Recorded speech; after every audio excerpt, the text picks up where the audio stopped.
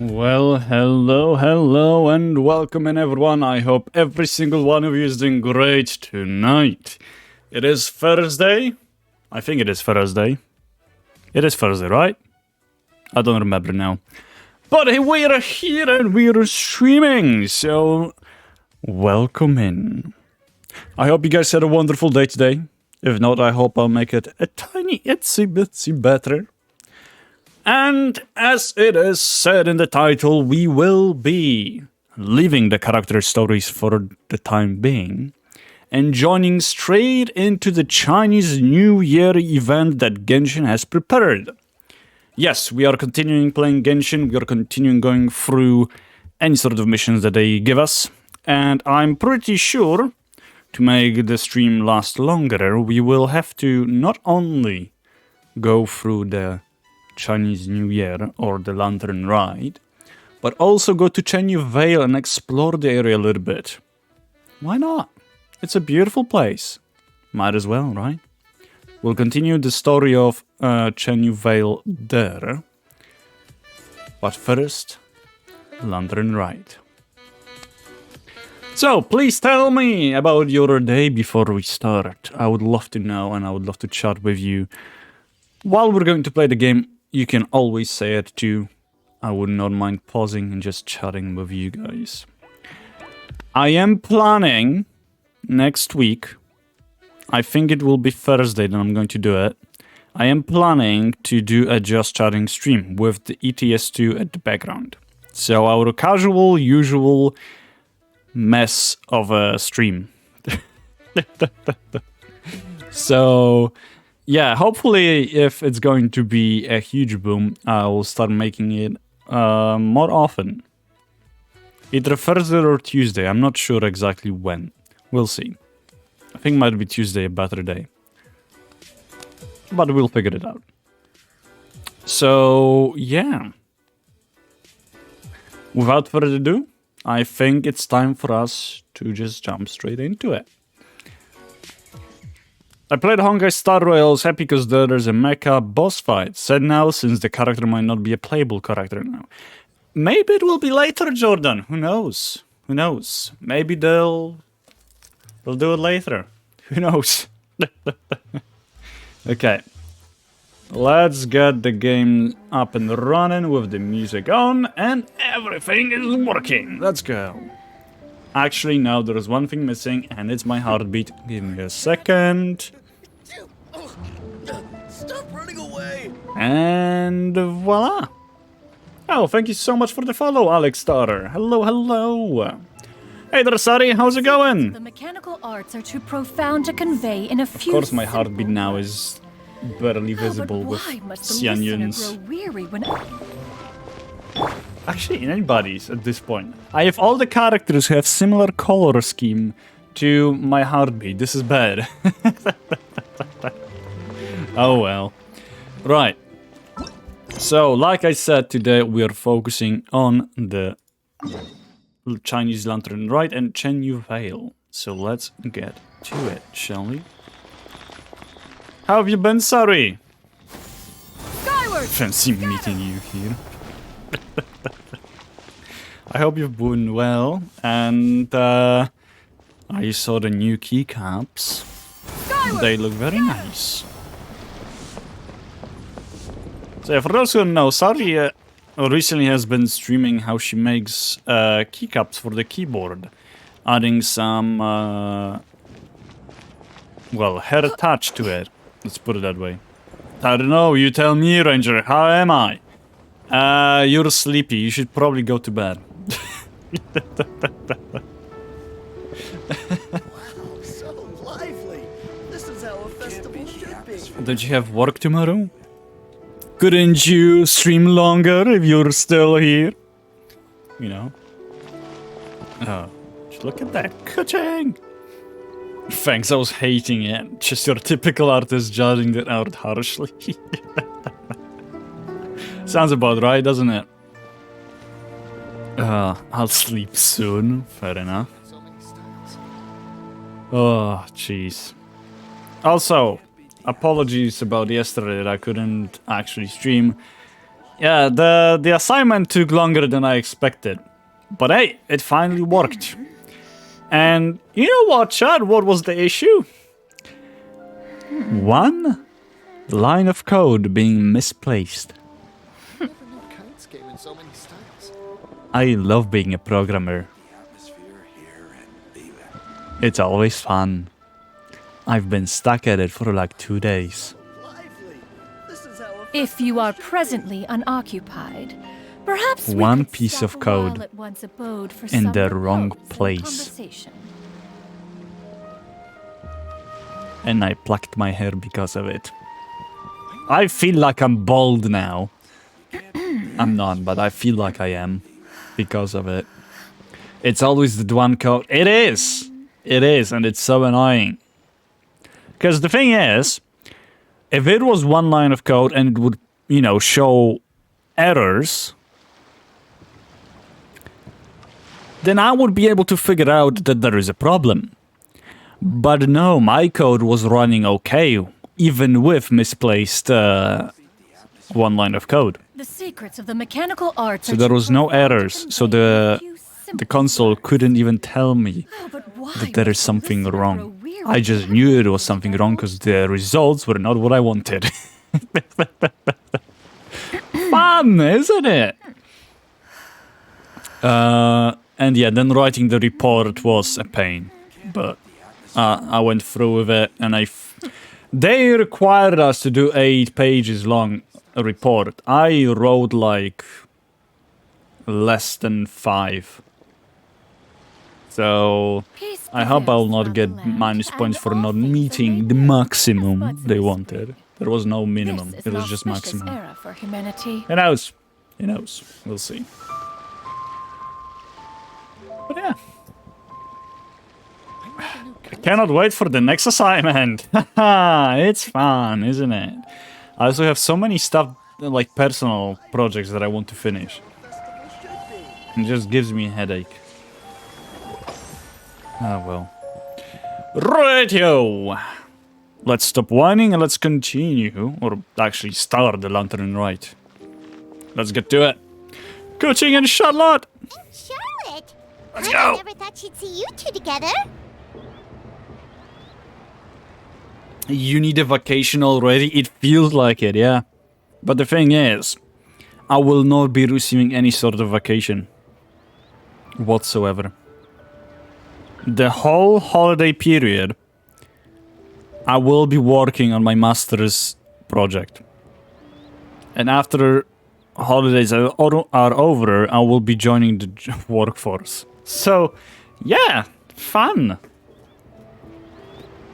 My master project was like that, very annoying. Oh, I have a feeling mine will be too. We have 3 months to do the project. I am not looking forward to it whatsoever. Because I know that I have to also write the report for it. And I still don't know 100% what should I do. We'll see. We'll see. Nice to see you again, Traveler and Paimon. Coaching! Oh, we're not interrupting anything, are we? Not at all. I wasn't in the middle of an interview or anything. I was just asking Miss Kuching about purchasing a kite. Shut up with a kite? Are you? I had 1 month of research and then 1 month of writing up 2 reports. So, yikes. Yeah, that sounds like pain. I will have a lot of suffering to do when it comes to holidays. Because I'm still leaning towards creating my own chatbot that you can speak to. And it will speak to you. So, you know, there will be speech recognition, text-to-speech, and the whole chatbot to do. So, yeah, that's gonna be fun, isn't it? Yeah, It will be difficult. It will be harsh. I definitely know that. And I'll have to work day by day trying to add even a tiny bit to it. We'll see. We'll see. Thankfully, one report was a group one, so that eased things off, since I basically did the main part of the research, which was to call many companies and interview them. So I just wrote my part and let my colleagues do the rest. That's good. They probably were struggling to figure out what was going on. Hello there, Johnny. What I'm doing, I'm currently chatting with the chat, or talking to my chat, while we're staring at Charlotte. I should have put it at Kuching. She's more pretty. But how have you been, Johnny? Hope you've been well. A kite? Are you buying some regional specialties to bring back to Fontaine? Oh. Well, yes. And... It seems you haven't heard yet. The theme of this year's Lantern Rite is kites. Oh? Oh, so that's why Paimon has seen so many floating in the sky. Liyue Harbor is always changing, so it is only fitting that Lantern Rite should change in turn. Nice. Been doing alright, just took a shower and I'm about to eat breakfast while watching your stream. Hey, yo. Wait, isn't it super late for you? It's what, 11? Or is it 12 now? No, it's 11. You're 8 hours behind me. I guess it's not that super late. That's fair. Also, what the hell my phone wants? I'm saying this right now. There might be a moment when I will have to... what is it called? I'll have to... just forget about the stream and just answer some questions. Because I am a... Oh, hello, Lee? Nerd. Of course, that doesn't change. At this point, I'm just not going to answer your calls, I swear to God.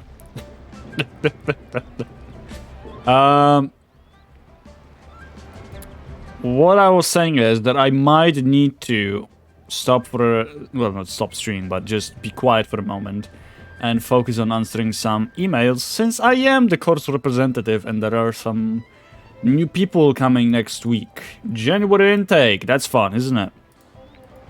Or for your dinner. Guess you can consider it brunch. No, I would consider it a second breakfast. Lunch, some would say. So, yeah. I had to make sure I had a consent from form and transcript, otherwise the interviews were invalid, which I almost lost a month worth of work. Oh my god. Yeah, good luck. Good thing that you didn't, but goddamn. Late for me, so I'll be heading to bed in a bit. Oh boy. So yeah, just in case if anything happens. Now you guys know. Oh, there's another call from Lee. Hello. Ranger. What's up? Nerd.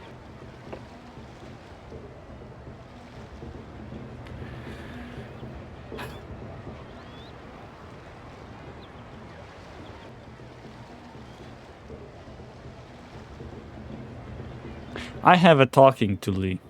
I need to have a talking to Lee. I swear to God. These calls are very educational. You think? How does those educate me, huh? Jeez. Are every way educational? Oh, that's what you meant. Yeah. Good.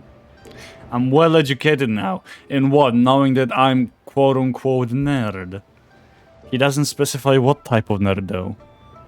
That's the problem, isn't it? Because there are various types of nerds. You know?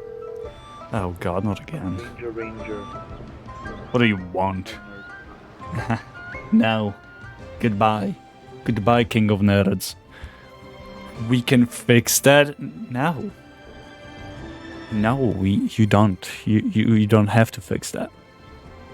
I am computer nerd. I am a book nerd as well. There we go. I love reading historical fantasy books. There we go. Is that good enough? Is that good enough? He's king of nerds, I'm just one specific type. He's the nerdiest nerd of them all. Okay. The Qixing believes it would benefit Liyue to build on our own cultural Ranger, my foundation love, by I think embracing you the are a lovely technologies of nerd, other my nations. beautiful, handsome, After all, intelligent nerd. it is said that the Hold stones me, of another will you? mountain may serve to better polish one's own jade. What? God damn it, Brian. But yes, I will hold thee close. We can be nerds together, Brian. How about that? Just get close, cozy. I'll run my hand through your beautiful long hair. No, you're not supposed to answer. Oh. He asked me, Oh, is Ranger Jesus. a nerd? Is Ranger a nerd? Haha, that's an understatement. They're the king, queen of nerds. They can rattle off stats and lore from any game and make it sound interesting. It's both impressive and kinda sad at the same time. Oh, But good. hey, we all have our quirks, right? You know what? I'll take it. Please shut the fuck up. No, lady! If they're going to make things like that, I will make it a bit. And you cannot stop me. And I hope it wasn't too loud. I've been leaning to my mic and I can see it speaking.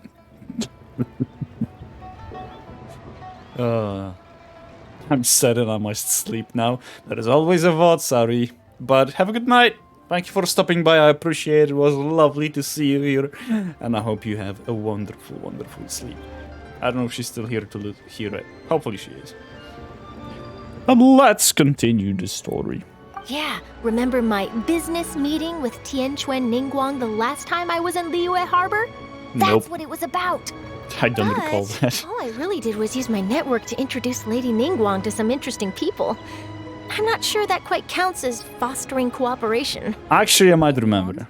We decided to combine Liyue's traditional art of kite making with Fontaine's mechanical vertical lifting device. What you mean I'm starting this? Have you seen what Brian said to me?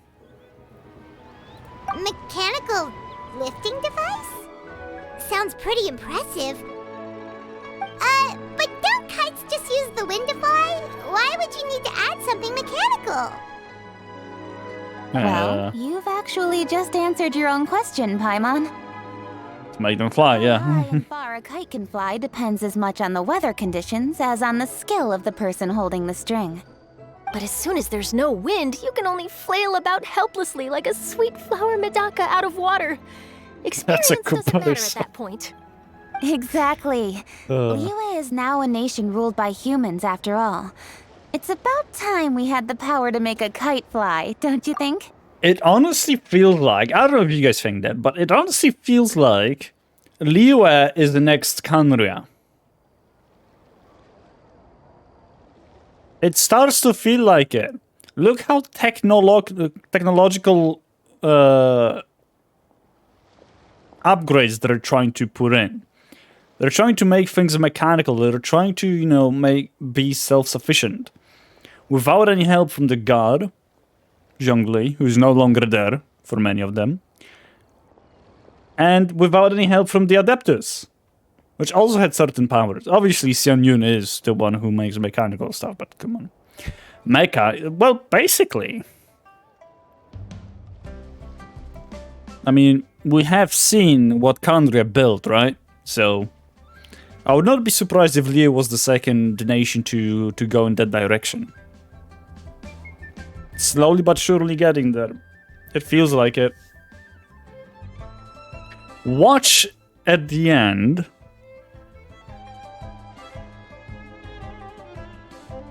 Like at the end of Genshin Impact, there will be another Archon War. I would not be surprised if there was.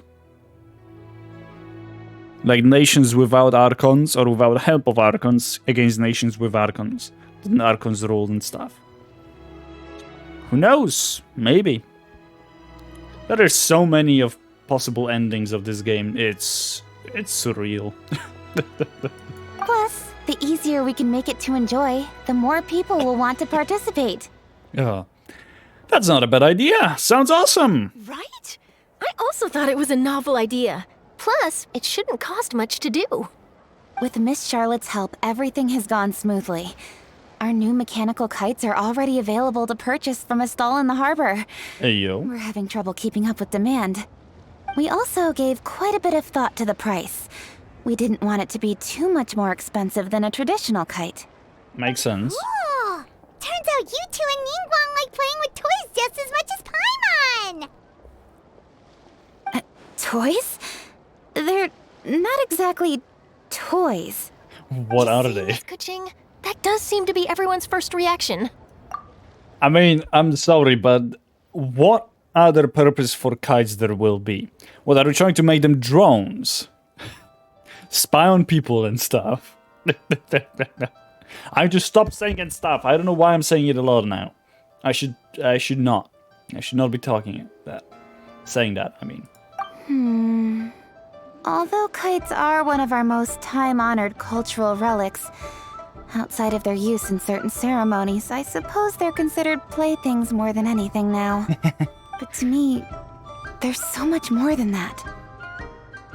Think for a second about how remarkable it is that a flimsy paper kite attached to a string has the capacity to touch the sky. It is this slight piece of paper that also carries the weight of Liyue's cultural traditions. There's an old poem that goes, "O kite born of paper, flying true in sound, a lone traveler wanders, just waiting to be found." Ah, do you know I was going to finish it? Send them love, send them word, send them homeward bound. Genshin, come on. You already screwed this up. We're going to sit here and stare at her for a while now. I ain't clicking it, I'm waiting for it to finish. You know, I'm gonna take a screenshot of it, because that looks actually pretty. There we go. So, chat, while we wait. How have you guys been? What have you guys been up to? Oh, Jesus. Will it never finish?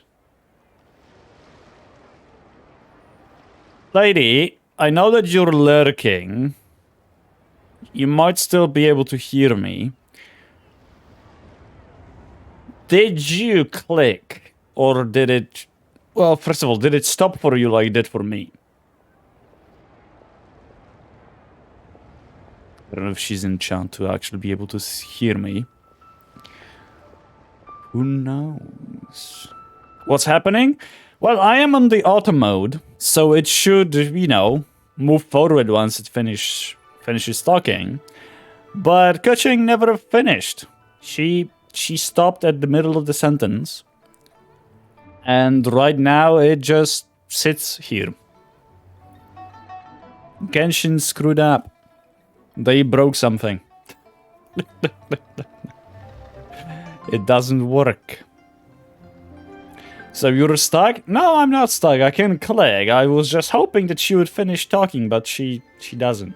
So I'm just gonna click. In the past, poets from Liyue used kites to symbolize a feeling of longing, or evoke the peacefulness of idyllic rural scenery. If the people of today can derive enjoyment from this activity, they will not only be more likely to better appreciate the tradition, but also to pass it down to the people of tomorrow. The devs don't like Kuching. If they didn't like her, she would not be part of Honkai Impact 3rd. And I think she will be in Honkai Star Rail too. That's the Kuching we know, always thinking 5 steps ahead of anyone else.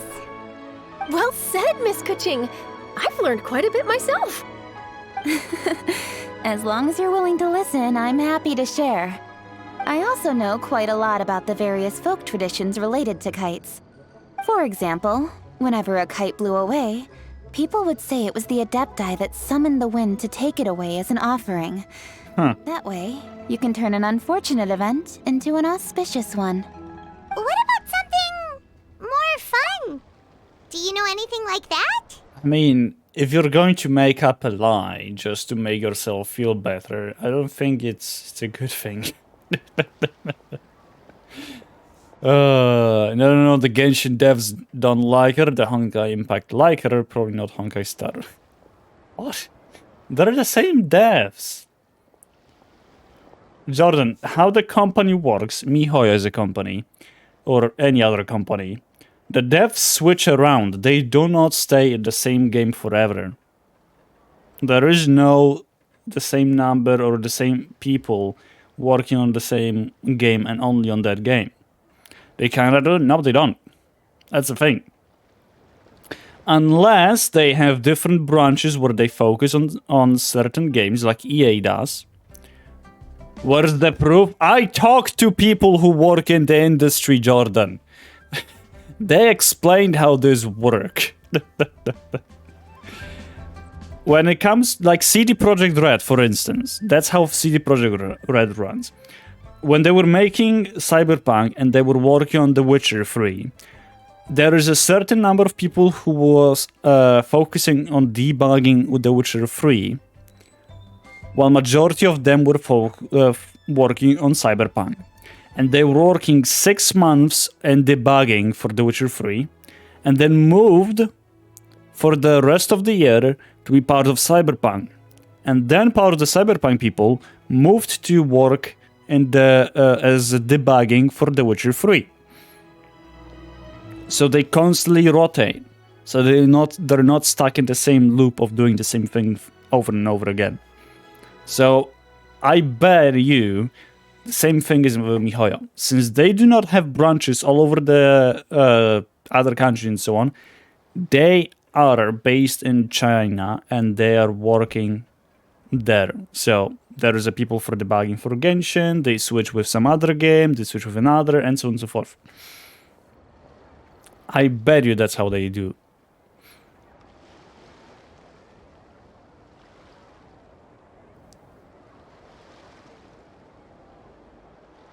Like, I don't know if for sure MiHoYo does it, but that's how majority of the companies do. So, especially the big ones.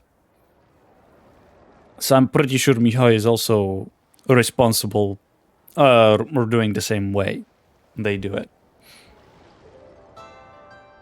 Once I am in the industry, Jordan, I will be able to tell you firsthand how it works. So if you don't mind waiting a year, hopefully less than that, then you can just then I'll tell you. And I'll tell you. At least from the perspective of the for the firm that I will be working for. So, but we'll see which one it will be. More fun. Let me think. Oh, I suppose we should first talk about how kites are made. It's another one of our precious forms of traditional craftsmanship. My grandfather told me that back when he was a boy, children learned the art of kite making step by step from their elders. First, you use the thin strips of bamboo to construct the frame. Then, you draw a design of your choice on a piece of paper, paste it onto the frame, and tie on the string. I think this is one of the events. You look towards the sky and release the kite to soar among the clouds. Some people write down certain names or desires on their kites, cut the string, and let them fly free. Others may place particular thoughts or meaning into the design itself. Are certain designs associated with certain meanings? I'm gonna jot all of this down. Well, for example, kites in the shape of a butterfly typically symbolize freedom, happiness, or the desire to break free. Sounds okay, yeah, I would say so. I like Honkai Impact because when they were designing the last 3 characters, they bought a chainsaw and a lightsaber. Oh, Jesus Christ. They are both cross-weapon users. Huh. Fascinating. What else can you tell me? The scissored-tailed swallow is the most classic design. It symbolizes good fortune and joyful tidings. Different colors also have small variations in meaning. Oh. Are these commonly understood meanings and symbols in Liyue? Kind of like the language of flowers in Fontaine. I believe so. Most have probably heard something about it from their elders at some point. If you're interested, Miss Charlotte, I have several books on the topic that I could lend you. They could be a useful reference. That would be a huge help!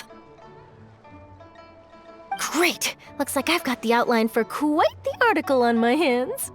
What was Paimon thinking about? Hope it goes well. Actually, there's only one character that uses a cross in Honkai Impact, and the chainsaw user is another version of the person. Oh, that won't make sense. Perfect! We're gonna take a look around. Then I'll show Miss Charlotte to my home for a little while. Bye-bye, Kuching. Bye-bye, Charlotte. I almost forgot. The Ministry of Civil Affairs is hosting a kite flying contest on the night of Lantern Rite. If you're interested, you're more than welcome to bring a kite and participate. The rules are simple. Whoever flies their kite the highest and furthest within the time limit will receive a special honor along with a secret prize. Hey, yo. I've already prepared more than enough empty film for the event. I can see the spectacle already. We'll be there. Oh, Paimon was on board the moment you said secret prize. Of course you were. Then I'll look forward to seeing your performance. Let's go! You bet! See you then!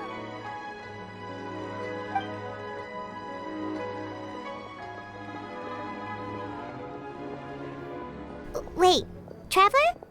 Take a peek to your right. Do you see those two people lurking over there? Aha! That's what she saw in that case. The lightsaber user actually has a cross weapon, but she's a JoJo stand user. The other versions just ditched the cross to become a Jedi. Right. Would it be Teresa in that case? The user that you were talking about. I'd assume it's a Teresa. Teresa is the chainsaw user. Oh, never mind then.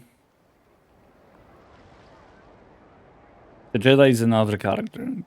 Got it. Yeah, I see them. Is it just Paimon? Or were they staring at us the whole time we were talking to Kuching and Charlotte just now? They seem fishy. The Chising do attract a lot of attention. Huh. Well, yes, but something's up. Paimon just has a bad feeling.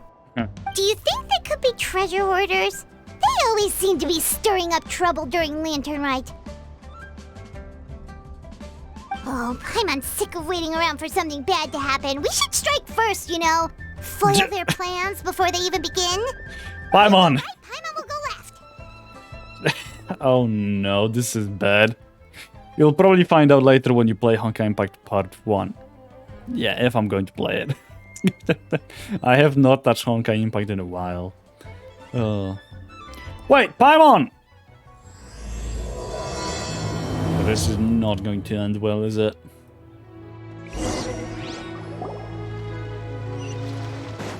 Paimon! Stop, you stupid flying lavender lemon. Melon. It is with such an air of urgency that you appear before us. Your comportment suggests you believe us to have committed some heinous crime. Perhaps you could enlighten us as to your intentions. Wait a minute. I recognize their voice. Is it Mooncarver? Are they also the Adepti? Whoa, where did this fuddy-duddy come from? You should be the one doing the enlightening, buddy. They do look like the two Adeptus. At least the color scheme-wise.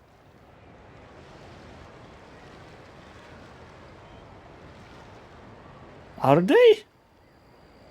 Don't think we didn't notice you eavesdropping. One look and we could tell you were up to no good. Tell us everything, starting with your name.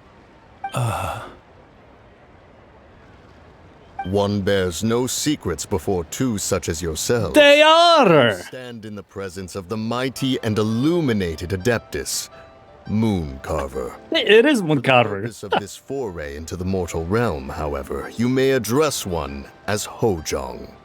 Hojong. Okay. Jesus, I wanna turn Paimon to rugby ball. Why? She's such a great companion. Why would you do that? You kidding? That deer's got his head stuck so far up in the clouds, there's no way he'd humble himself down here with the rest of us. Okay, Paimon. You may want to hold your tongue, Paimon. Don't think that Paimon is gonna believe you just because you know her name. Let Paimon guess, you're supposed to be Mountain Shaper, right? Indeed. Mooncarver and myself have descended upon the mortal realm for a visit. The two of you may call me Jiavu. Huh. Looks like you did your research. But in our experience, the harder you try to lead us on, the more likely it is that we've got a big fish on our hands. So Geo and Hojong. Okay. We'll go straight to the Millilith and have you arrested for impersonating a Adepti. Why do I agree with Paimon? Utterly preposterous! If you really are who you claim to be, perhaps you can prove it. Right. Tell us something that only an Adeptus would know. And it better not be some common knowledge that any person on the street could tell you. During the last Lantern Rite, we gathered at Mount Hulau with Rex Lapis and made use of Cloud Retainer's supreme cuisine machine to prepare bamboo shoot soup. Perhaps you have some recollection? The Yeah, flavor we are of that part of soup it. was more than enough to whet one's appetite.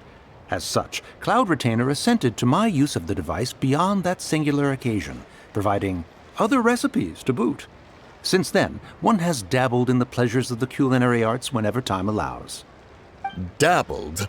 Upon one's last sojourn to your mountain, did you not immediately attempt to hide the device behind a chunk of amber as soon as one's presence was known? Did one not speak up on your behalf but a moment ago? This is how you choose to repay that kindness? One is simply trying to emphasize the veracity of our claim.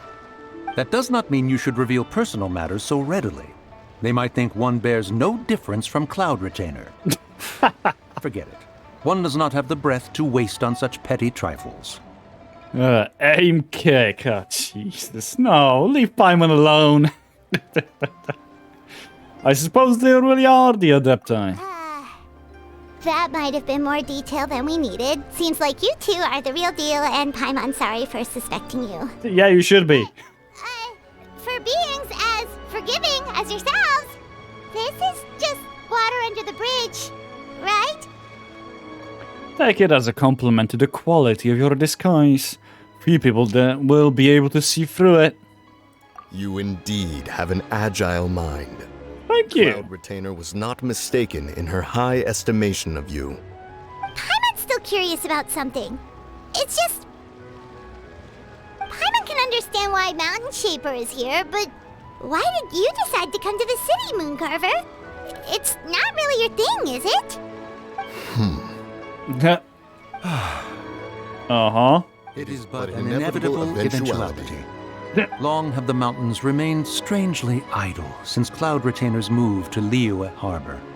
With Lantern Rite near at hand, one would expect Cloud Retainer to provide us with an account of the festivities in advance.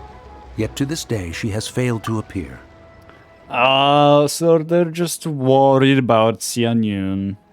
So, for those who are not aware, this Lantern Rite happens after the Xianyun's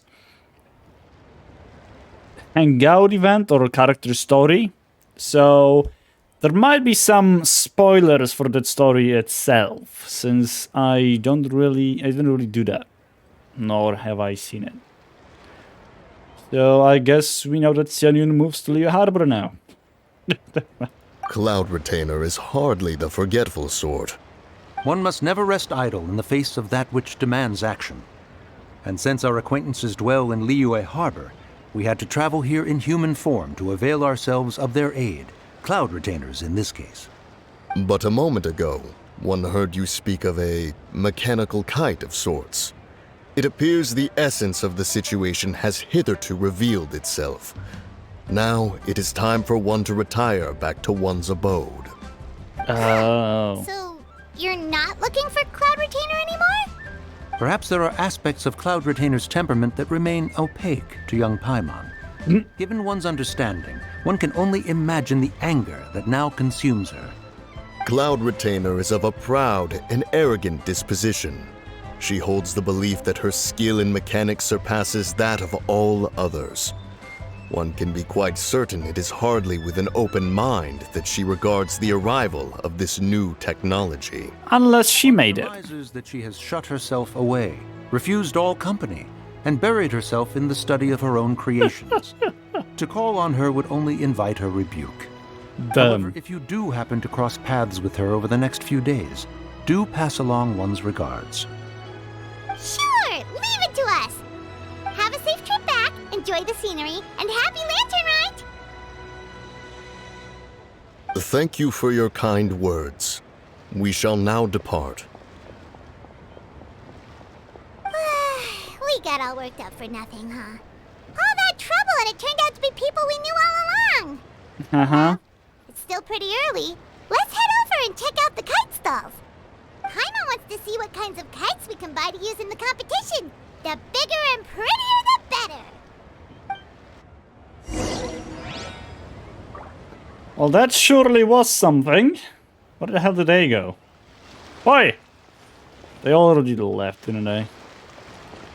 They should have stayed for a little longer. God damn. Welcome! Are the two of you looking to buy a kite? Would you like me to go over the different designs? Thank you for your kind words, even though you were screaming in our faces just 5 minutes ago. Yeah, precisely. Ooh! A scissor kill swallow! And a butterfly! And... oh! Paimon, seize! This jade chamber design is our newest. It's been selling like crazy over the past 2 days. Does it also have a unique meaning? Of course. The jade chamber symbolizes wealth and abundance. The kite bearing its design is said to bring riches in the future to those who fly it. Oh, Paimon will want it. Oh, now that's Paimon's kind of kite! Of course. I apologize for the interruption, but are all your wares in order, Miss Genuine? Yes, they're just over there. The paper, bamboo, and dyes. All the necessary kite-making materials. Wonderful! I'll pack them up and get a guard to deliver the goods to Yilong Wharf for you. Yilong Wharf? Oh, wonder what that place is like during Lantern Rite. Paimon would love to go take a look. Oh, we're going to Chenyu Vale either way. Nice. If the two of you are interested in going to Yilong Wharf, then could I trouble you to find Gaming and deliver these goods together? Sure. Is Gaming the guard you just mentioned? Well, yes. The communications office handles shipments and transports around Liyue. He works for the Secure Transport Agency, one of our sub-organizations. Well, that I didn't know. The problem is, many of my colleagues have taken leave during Lantern Rite to spend time with their families. So, our available workforce has seen a dramatic decrease recently. If you were willing to help out, then I could get a head start on my next appointment. You do seem really pressed for time. We'll help. We expect to be compensated. Of course. Hard work deserves ample rewards.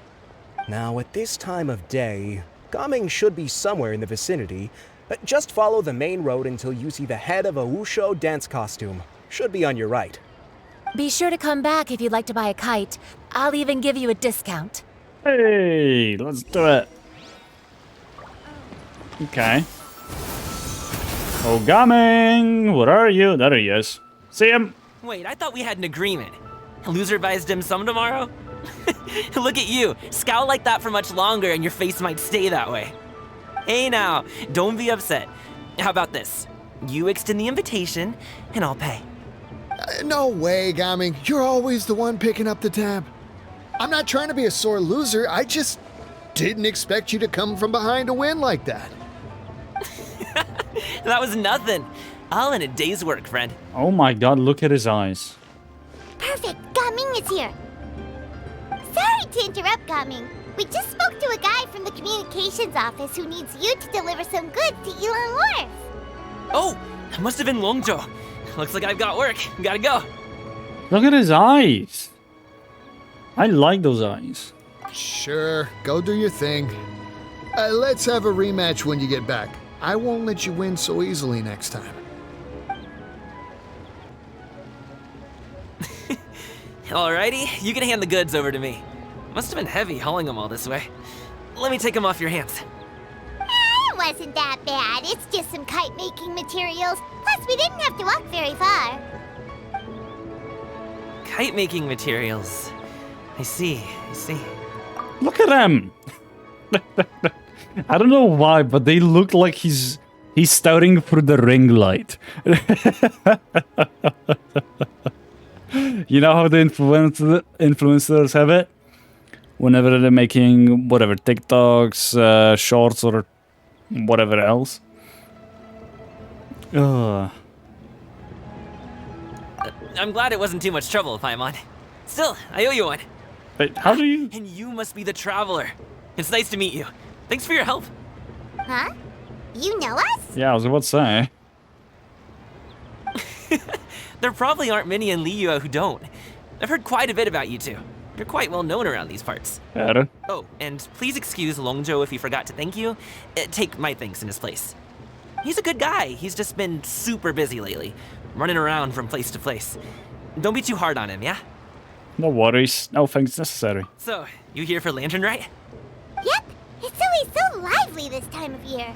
We were actually hoping we could tag along to Elon Wharf and have a look around. Perfect! We'll go together then. I'm good with directions, so just follow me. Trust me, I know my way around. We can exchange stories, tell jokes, or just chat along the way. Oh, and there are a couple of good places to eat along our route. We can stop and grab a bite when it's time. The ingredients are fresh, the portions are generous, and the prices won't break the bank. You can order anything, and I promise, you won't be disappointed. Order anything? Paimon seems to be drooling already. Hey, did you really have to call Paimon out like that in front of our new friend? Don't worry, I understand. I joke around like that with my friends, too. It just shows how close you are. Do you need to pack anything up before we hit the road? I can wait. Nope, our things are always packed and ready. We're pretty much travel experts at this point. Oh, that's right. Then let's get going. If we run into any trouble, you can count on me to protect you. I am a guard, after all. I don't think you'll have to guard us, but I'll appreciate it. Hey, yo.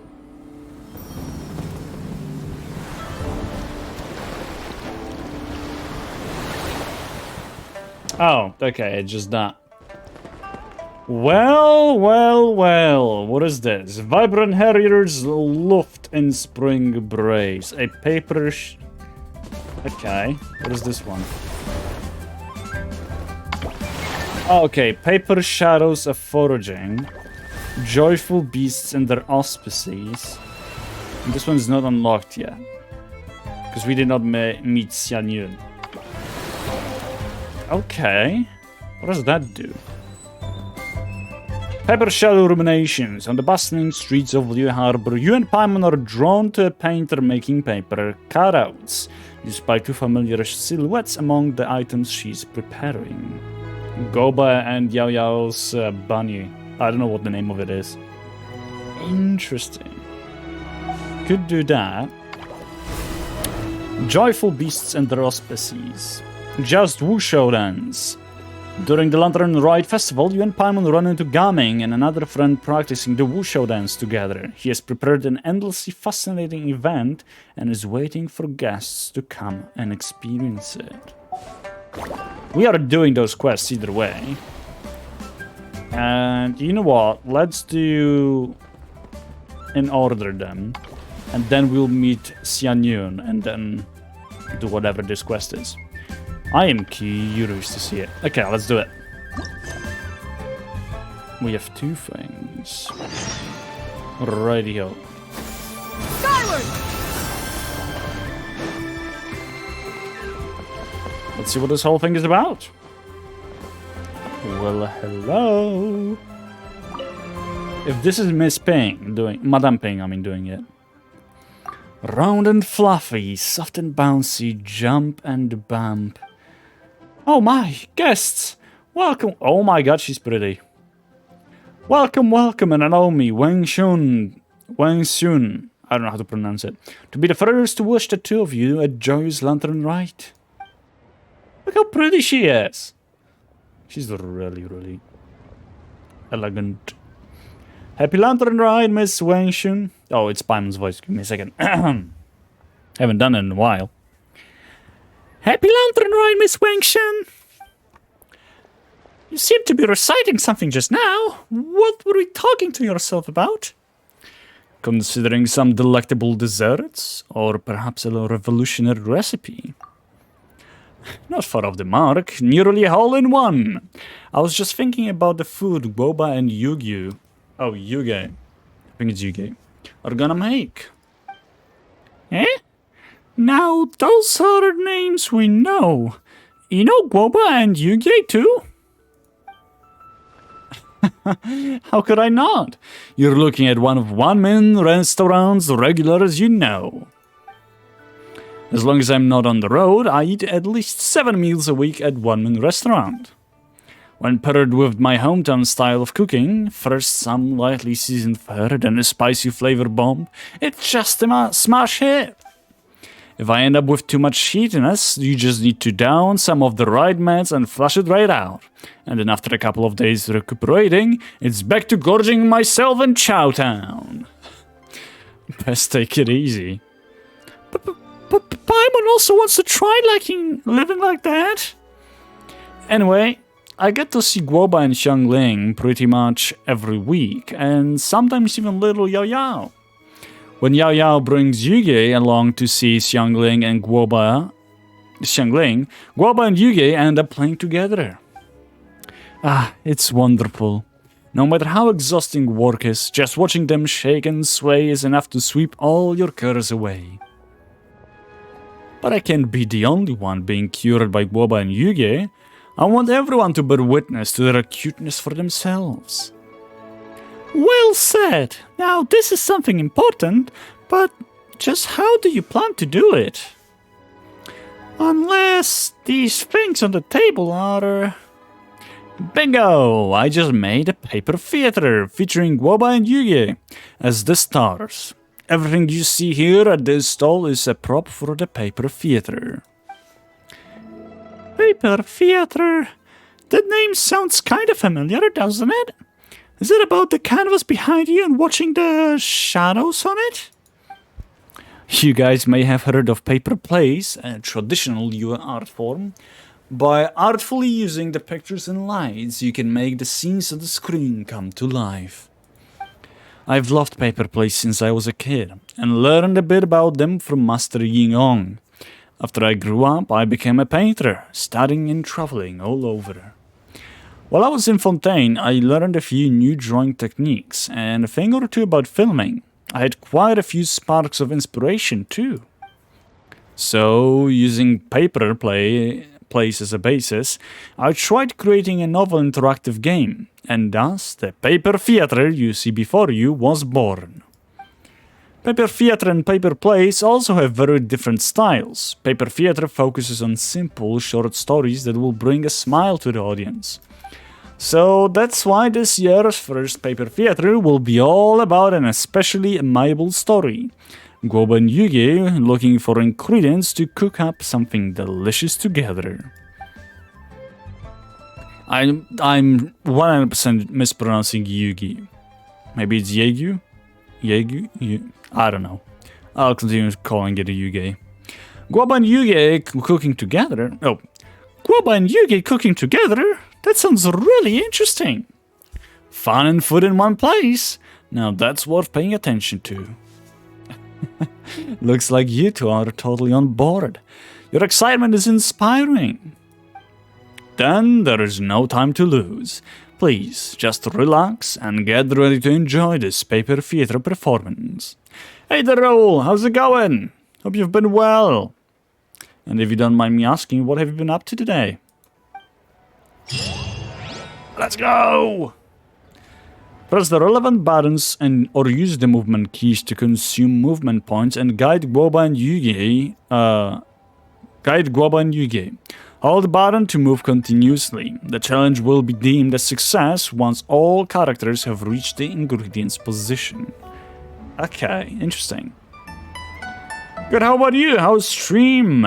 It's going alright. I'm pretty well. I've slept quite long after the assignment and, well, relaxing with the gaming. With the gaming off, ready or not. And the stream goes well so far. We're just enjoying a little bit of Lantern Rite. Just job searching and gym. Oh, tell me about it. At least the job searching part. It's pain. I still need to finish my portfolio to be able to start looking for the job properly. Like, I'm almost there. I almost finished. But it's something, isn't it?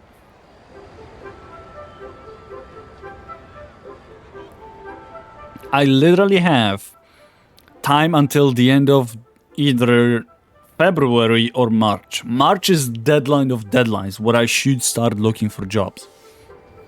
I want to finish my portfolio and start looking for it before the end of February, but we'll see. I wish you the best of luck with it. It can be rough. Oh, I know. That's why I'm starting at least 6 months prior to the time I'm going to finish school. So I actually have time to, you know, find a new place to live. Because that also involves that. Oh, jeez. But we'll see. I want to start working in, like, October. So I have... Because I will finish my master's degree at the end of August. So I want to have a September for time to move, prepare everything, and be ready for the job that I hopefully will start in October. But yeah. Gotta find the job first, then I know when and where do I have to move. So it's going to be a process. It's going to be a process for sure. Okay, without further ado, let's continue. Each move of the starting point card or box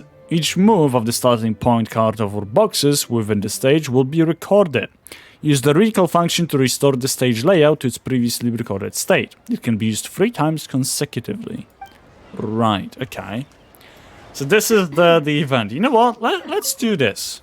Let's see how this actually plays out. Might as well do it. Welcome, customer. Ready to enjoy another paper theater performance? Let's do it. What? Please enjoy.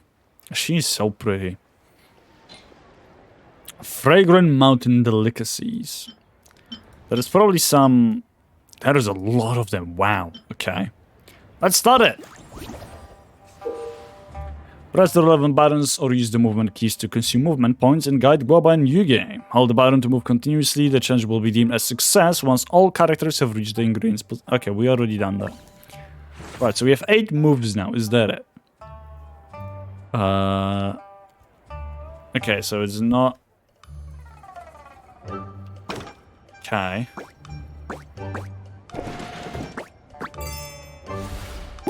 There we go. Okay, that's quite simple. For now, that is. When Guoba or Yugi leave the starting point card, the areas they pass through will be marked. Marked areas will be inaccessible. Oh, so you can walk on them? Touch the key to release the corresponding lock. If you cannot reach the key, try pushing boxes or some other method. Right. Okay. Not enough moves? Huh. How else are we supposed to do that?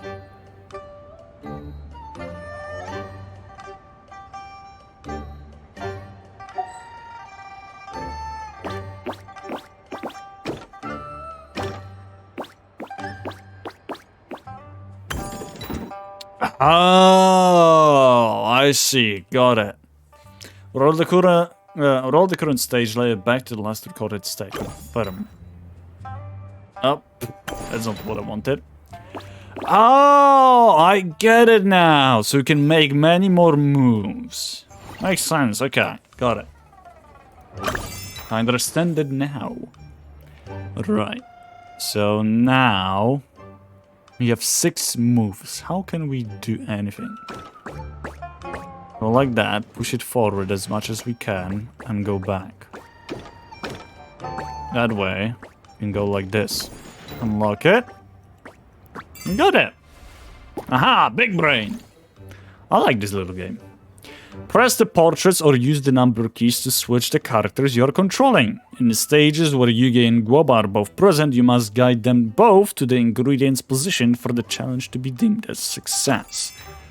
Got it. Right. So I think, first of all, we gotta do that, right? Perhaps even that.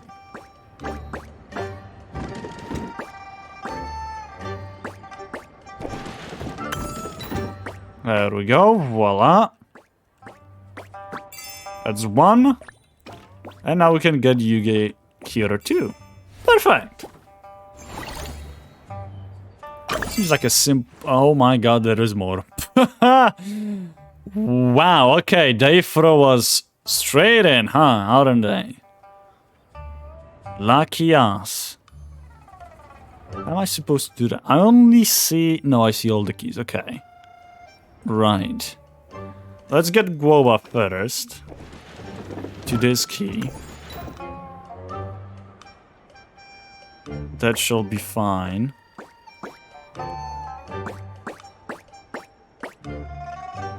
Oh, I cannot reach it. Okay. What about you?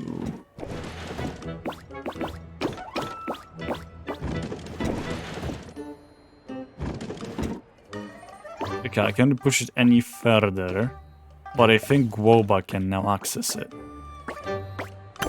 Voila! Okay, so Guoba got it. Now, let's get Yugi too. There we go! Oh, too far. No, come on. I like this gameplay. It's actually cute and enjoyable. I like it. I see that Yugi is blocked now.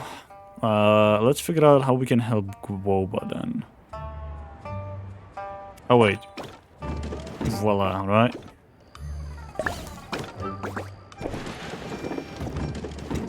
That's how this needs to be done for now.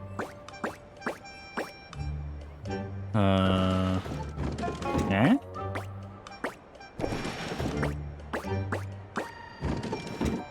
Oh no. I pushed it a little bit in the wrong position. There we go.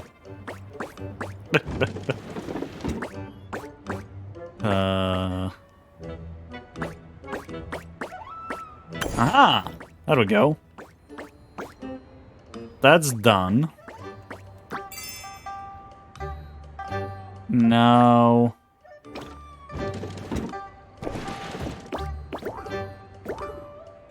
Oh, I see. We cannot go through the same things.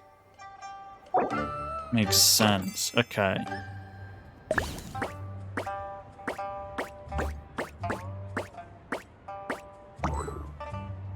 I don't have enough moves. Okay. What am I supposed to do then? Can I push this forward? No.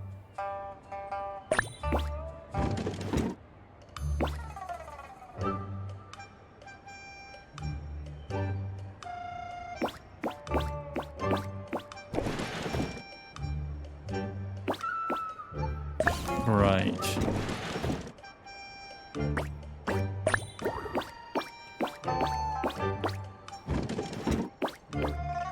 Now I have to go all the way around again. God damn it. There we go. Now it makes sense. Perfect. Voila. Wow, that was quite a brainer, wasn't it? Hey, we did it. There is probably more, but they're most likely locked, aren't they? Let's see. Yeah, they're locked. They will be unlocked in 6 hours. It was a fun gameplay. I liked it, and I don't mind doing it more next time to finish up the Lantern Rite whenever we're going to finish it up. You just collect all those rewards. That's nice. And let's go and talk to Gaming now. See what he's up to. What is he? Right there. I've been there. I should have actually do Gaming's first, I guess. But yeah, also, though, good luck with your job hunting. Let's hope it's not too long. Yo, happy Lantern Ride, my dude and dudette. Jesus Christ. Say, you two wouldn't happen to be the backshots who came looking for Gaming, would you? We saw you before. You were hanging out with Gaming, right? Totally. Hot diggity, you remember me. My luck's on fire. Why is he speaking like that? Can he not? Oh my good God. I heard you two are the best of the best, and there ain't nothing you can't do. I pop on over to Geo Rock to buy groceries every day, and even though it's so close by, I still always hear people singing your praises along the way. Paimon the best at eating, ain't nothing she can swallow. Hey, Paimon's good at stuff beside eating too. No, we're not. Maybe, actually, no, traveling companion. Kind of. Wait, let Paimon think for a moment. What else is she good at? I've got it. Can ordinary people float? You're so white and light and fluffy like a pigeon adeptus. Flying alone is amazing. I mean, it should be super easy to carry stuff and makes work a cinch. You should help your friend more. You're the pigeon adeptus, Paimon? Let's just ignore whether it's even possible for a pigeon to turn into an adeptus now. Paimon just wants to point out that she's always been helping Ranger. With what? For example, if Ranger falls from a really high place, Paimon will grab onto him and make sure the fall isn't too painful. That never worked. By the way, she never grabbed me and saved me. Even though Paimon's not strong enough to actually do much lifting, if Paimon really was a pigeon adeptus, she'd give Ranger a boost while he's using the wind glider and help him fly higher and further. You two gotta practice more. Just like when I practice wushu with Gaming. The more you practice, the better you'll work together. Rapport ain't easy to build. It just so happens I've created a fresh new game. Hot off the press. It's called Just Wushu Dance. Wanna have a go? She's gaslighting. Yes, she is. Not only can you work on your teamwork, you can learn all about wushu dance. Just wushu dance? You wouldn't happen to be talking about that big old doll next to you, right? Bingo! Authentic wushu dance is downright devilish to learn. Even if you've got a pro showing you the ropes, you won't be able to stick with it unless you love it and have got the perseverance to match. So I changed the rules for one style of wushu dance, switched out some props, and boom, this game was born. And it's also Lantern Rite now, yeah? It's perfect for helping everyone enjoy themselves and work up an appetite or work off the extra calories.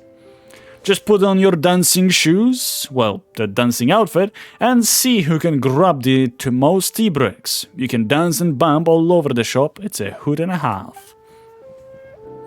It sure does sounds fun, but Paimon doesn't think she's strong enough to wear such a big outfit and play with other people. But Ranger's really good at games like this. Paimon will watch and learn from the sidelines first. Bring it! I'm the dancing king. Terrific. Those tea cakes will be a piece. Oh my good God, no. Huh? A pigeon adeptus, will he not personally participate? Ah, a pity. Ah, it's not a problem. Ranger and Paimon will be traveling together for a long time to come. We'll have plenty of chances to level up our teamwork. Also, who's to say Paimon will learn a bunch? Sorry about that. About working with Rachel just from watching. You two are so close. I'm starting to get a bit jelly. Then please, right this way. Let the dude of legendary deeds step right up and just wusho dance. Pigeon Adeptus, you just sit back and enjoy the show. Let's do it, I guess.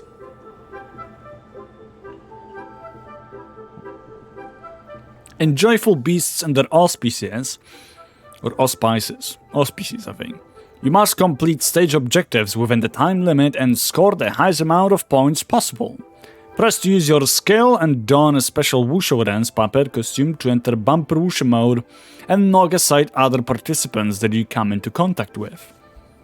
So it has to be a co-op game. When two parties in Bumper Wusho mode come into contact with each other, both parties will have their Bumper Wusho mode deactivated. I see. Joyful Beasts and their auspices has a total of 3 stages for players to choose from. Different stage and game mode rules can be viewed under gameplay details.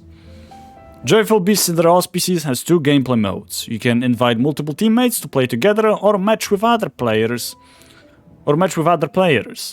4 participants are required to start the Joyful Beasts and their auspices. Howdy, Ranger! Hey there, Swift, how's it going? How have you been and what did you do today? Should I actually play it? You know what? Sure, why not? Let's see. Not yet cleared for the first time.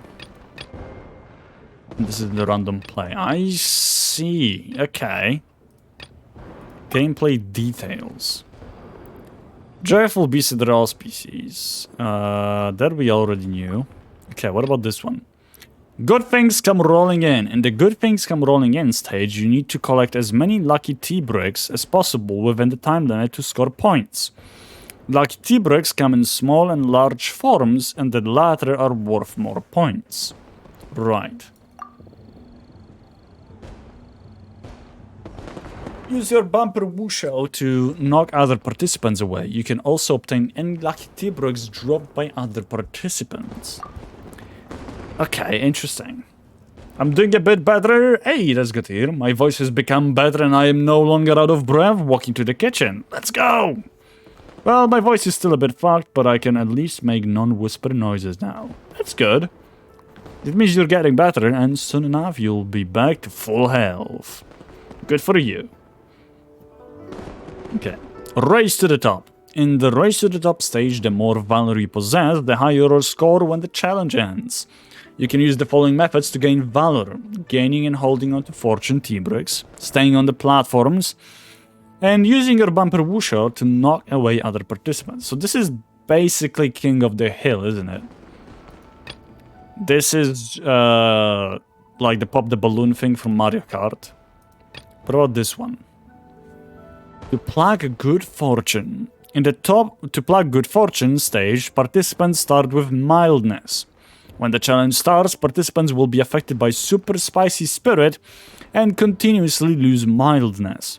When the challenge ends, the more mildness you still have, the higher your score will be. So I presume there is a way for us to restore mildness. Okay. Everything still smells like smoke though, but it's less than before, so a lot of positive things. Hell yeah, that's good to hear. I'm glad that you're getting better. Safe zones will also appear on the field at intervals. Enter them to avoid the effects of super spicy spirit. Makes sense. Prosperous T-bricks will appear on the field at intervals. Collect them to gain a certain amount of mildness. Okay, makes sense. Super spicy wok hay will explode across the challenge area at intervals. You will receive a warning before super spicy wok hay appears. If you're unable to get into a safe zone, avoid the super spicy wok hay shockwave before it hits, you will lose a lot of mildness.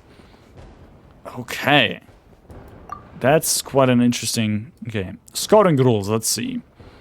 Completing at 100, victories 200. And honestly, the best thing to do is go to 100. Furthermore, and it's, I guess, pointless. that just everyone else received this. Knock at least 5 other participants back is 100. Obtain 50 T-Brooks in total is 200. So yeah, scoring to 100 is good. Or 80 at this point. Race to the top. It's similar. 80 is the best option. Knock at least 5 other participants. Hold the fortune T-Brooks for more than 5 seconds. Worth it. Obtain 50 valor in total. And this one to plug. Final monies retained reach 200. Wow, okay. That's quite a bit, isn't it? Knocking at least 5 other. Lose no more than 60 miles in total. That's going to be difficult. And obtain 50 miles in total. Interesting. Interesting scoring. Okay. But enough about me. How have you been, Ranger? Well, today was quite a day, I must say. Because I had an assignment due to noon this day. I finished it about 3 or 4 a.m. I think something like that. Writing the report and all. So I submitted it. It was all good and dandy. But I didn't feel like sleeping, despite me being so exhausted. I needed to play something, to relax playing something. So I plugged in Ready or Not, played with a couple of friends. And all in all, we finished around 7 or 8 a.m. my time. So that's when I went to bed. But since I'm a course representative, I had to also wake up and greet some new people that will come in, you know. Since now, January intake will be with us. They will be starting to, well, they will start their year with us. So, like I said, since I'm a course representative, I need to send them an email saying that, oh, we're here, we have this WhatsApp group chat, it would be nice for you to join, and so on and so forth, and make sure they are also, you know, welcome in the group chat.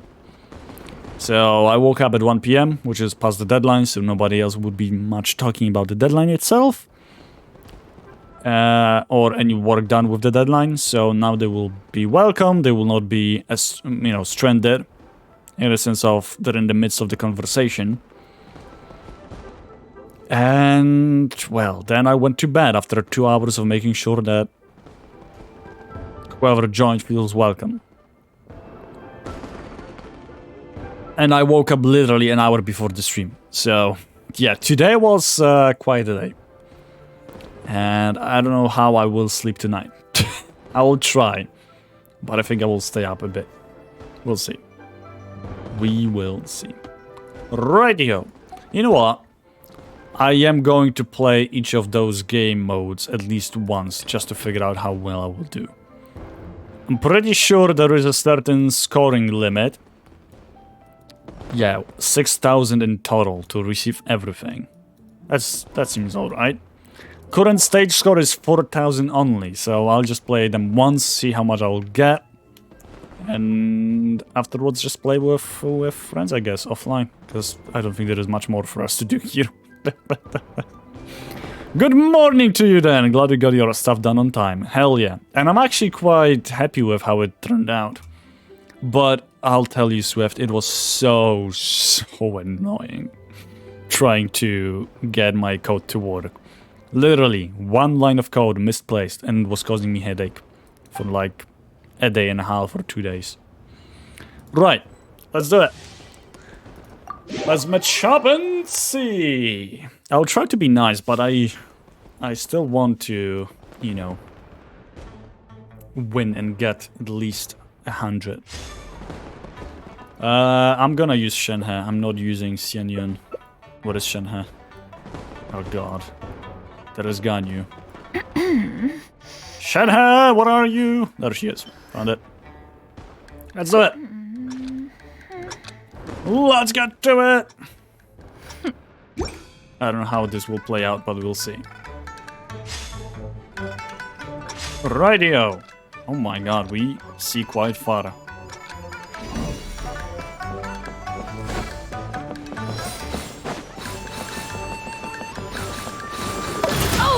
There we go. Just to make sure. You will regret this! God damn.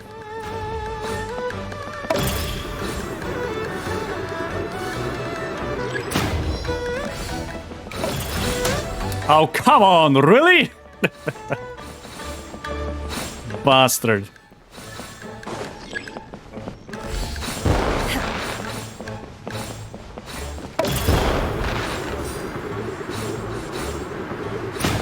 Damn it. I was able to get it. 124, holy shit.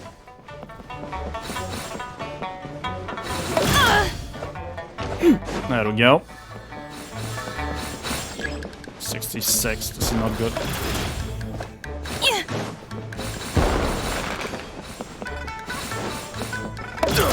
There we go. Got him! Oh, jeez.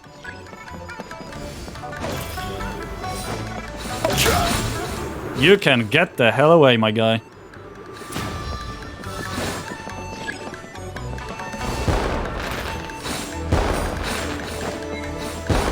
Come on, I can score it.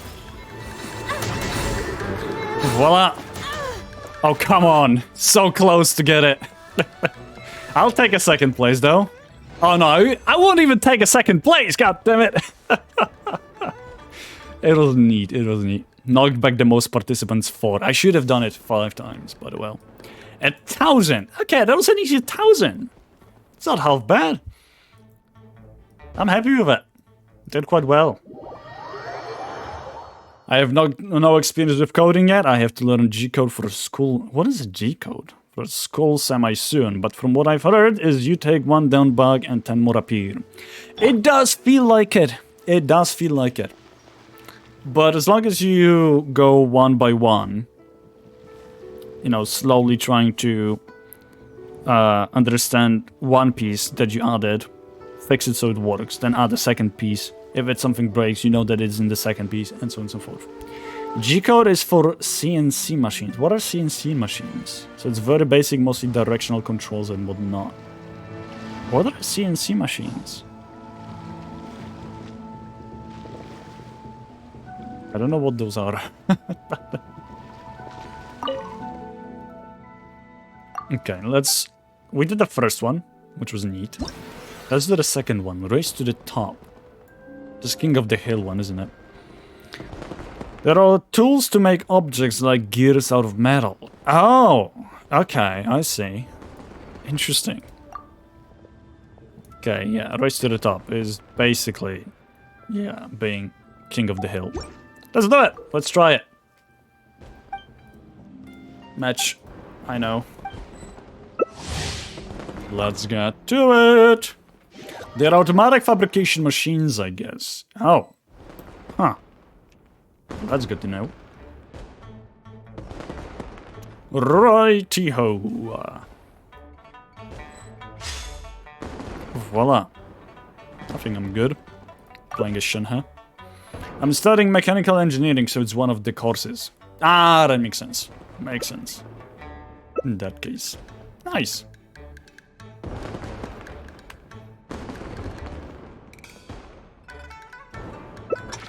Collect fortune T-bricks to score higher.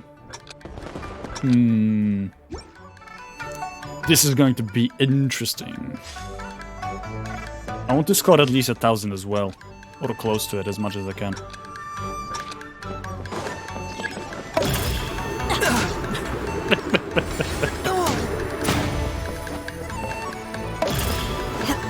No, don't you dare.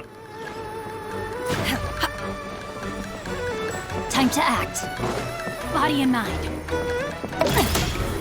Get the hell out. Time to act.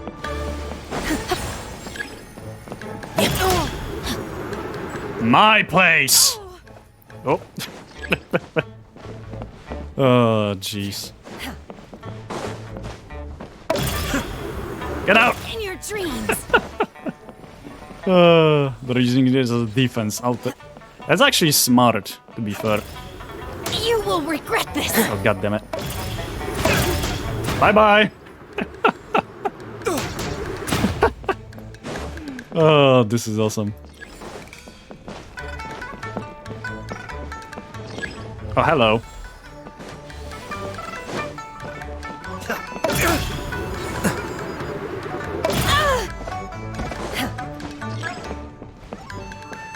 $245. I'll take it. Oh, wow.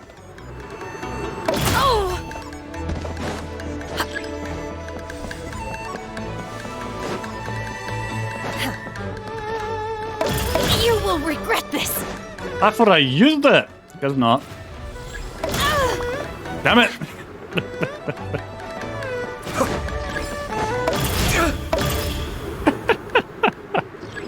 Hello, people. Oh, jeez. Again? Oh, you suck. Okay, that's just stupid. That should not be like this.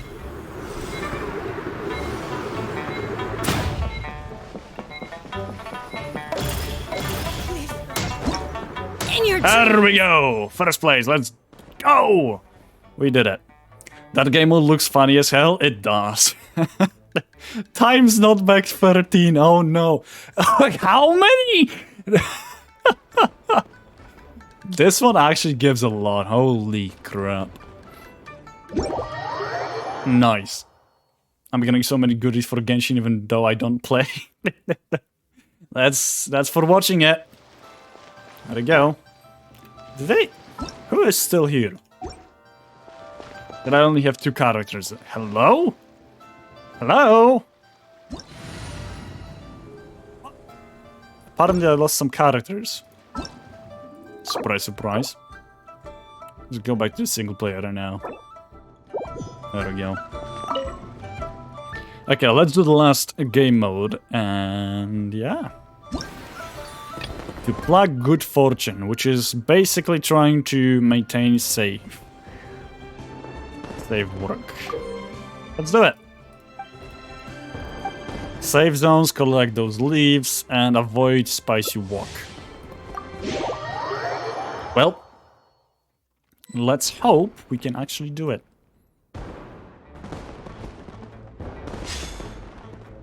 There we go. Hey, I'm also... So they're joining my world, nice.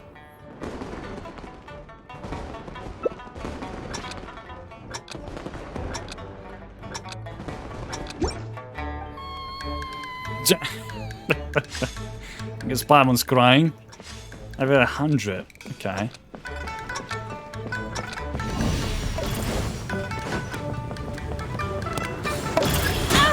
Get the hell out from me.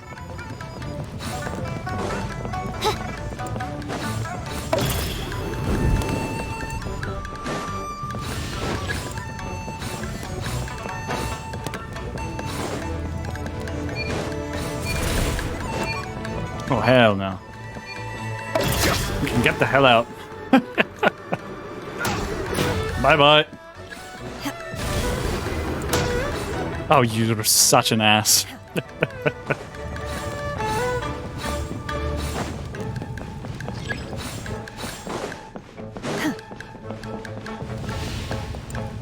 Come on.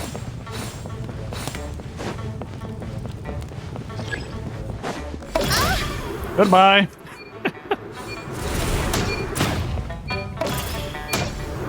Oh, obviously they got it.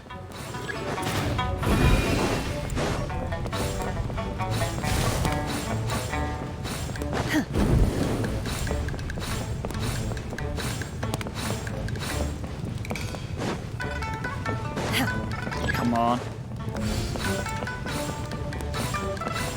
We can get it without getting involved with them. Bye-bye. Get the hell out. Feeble. I lost 20 because she decided to be together with us. In your dreams. God damn. Well, we cannot let them win. We cannot let her win. You will regret You can this. fuck off.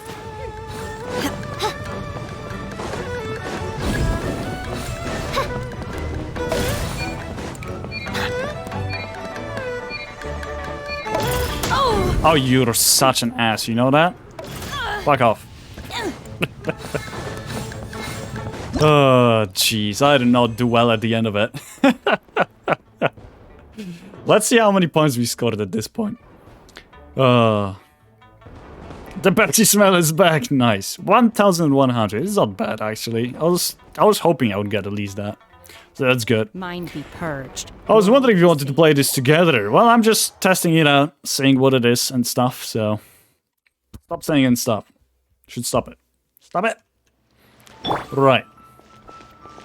Let me go back to single player. We've done those. That was fun.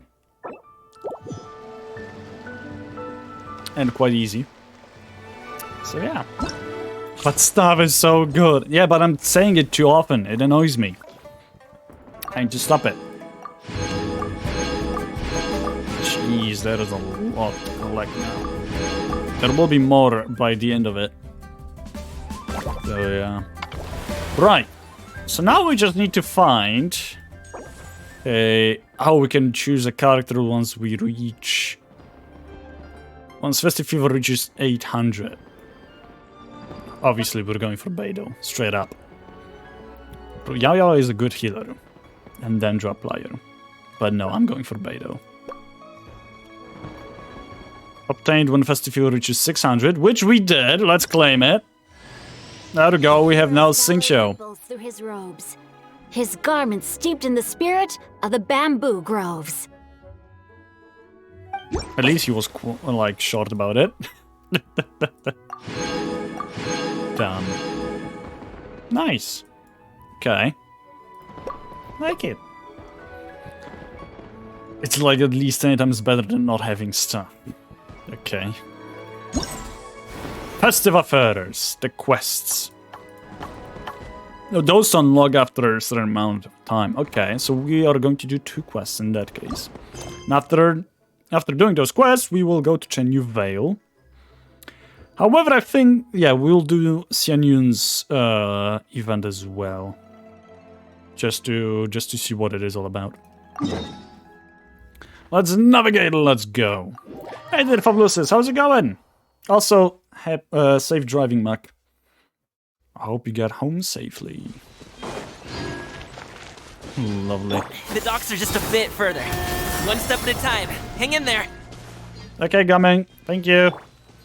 Alright, I should probably just go to Xingqiu. I don't use Xingqiu whatsoever. But I think I like his new outfit better. Actually, no. Those shorts look so ugly. I prefer his shorts here. The ones you have here. I'm sorry, they're like... No, I don't know. I like his old outfit better. Those shorts are like classic Victorian kind kiddie shorts. Kinda, yeah, I guess. Yeah, I prefer his normal outfit. I'm sorry, but... Nope, not for me. Not Gaming. Xingqiu, you're staying with the old outfit. Okay. Jeez, there's going to be a lot of popping stuff. Oh, would you look at that? Get behind me.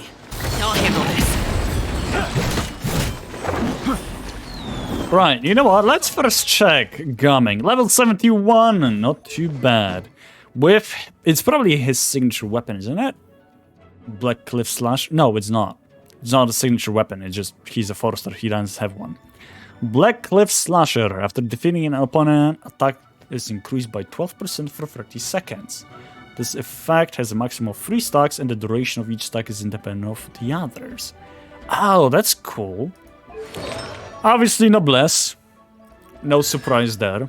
C3 with 585. Cool.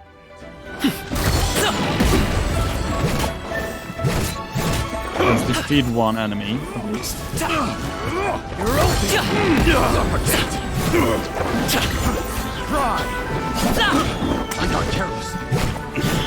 Attack should be increased now to deal damage to them. Oh wow. Up to it, Montai.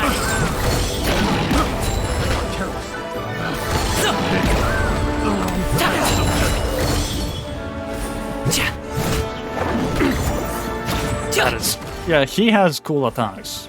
That's for sure. Free!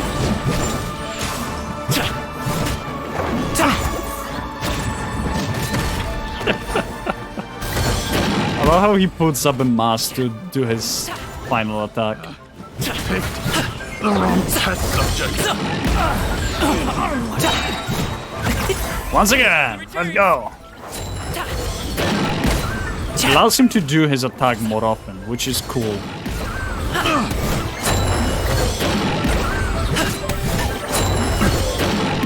God dang! Picked the wrong test subject. Seems like we really can't go anywhere without running into treasure hoarders, can we? Wait, they straight up named a guy Gaming. Yeah, I mean, that's... Why not? That's a little too on the nose, what do you mean? That's like the guy who legally got renamed to PlayStation 2. Okay, it's not gaming as many people like to call it, it's Gaming, which is a name in Chinese. He is Chinese, so... Or Liyue is considered to be China. So, they're not going to think of, oh, what it will mean in English, for instance. It's the same thing with Pal World. Because now, Brazilians, when you're talking about someone's pal, in Portuguese, Brazilian Portuguese at least, it means as if you're talking about their penis. You know, those who created the name Pal World did not think, oh, Brazilians will have a problem with it. We both know I ain't gonna do the Chinese pronunciation. Dan, you're a dipshit. Come on, it's his name! It's his name! Don't butcher his name! I 100% am a dipshit. Okay. God damn it. I think the translation of Gaming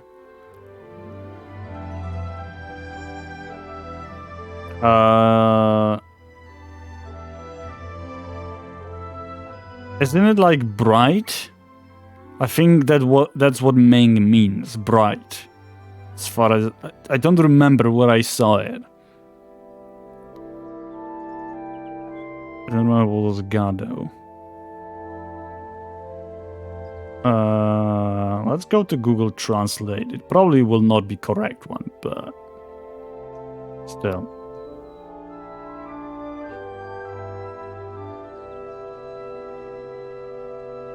Google Translate. Can I just get Google Translate up for crying out loud? This is so stupid. Right. There it is.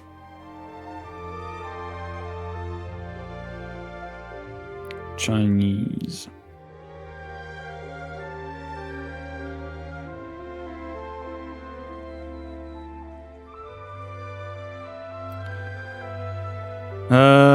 Right. Can they give me symbols, please? I would appreciate if they could give me symbols.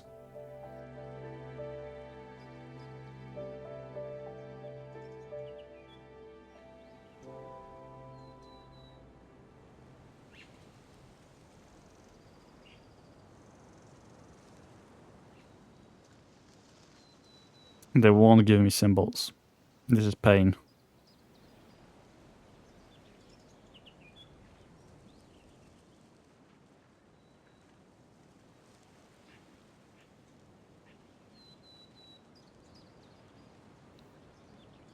Oh, Google Translate doesn't work because I don't know what are the symbols in Chinese to make the word gaming. Oh well, it happens. It happens. Yeah, it's not uncommon for deliveries to get intercepted. That's why this job needs guards like us. Paimon was impressed by your moves back there. You seem like a real pro at your job. Like, I understand it's funny to make memes about it. About that his name is Gaming. And so on. I've seen so many memes about it. And it's fine. It's fine to meme about it. But like, come on. If you're actually going to like speak about him, please use his name. And not the meme version of it. Like, come on. It means kind and bright. Oh, there you go. Well. Like, so I was right about Ming. That means bright. Nice. We both know I live for the memes. Oh my god.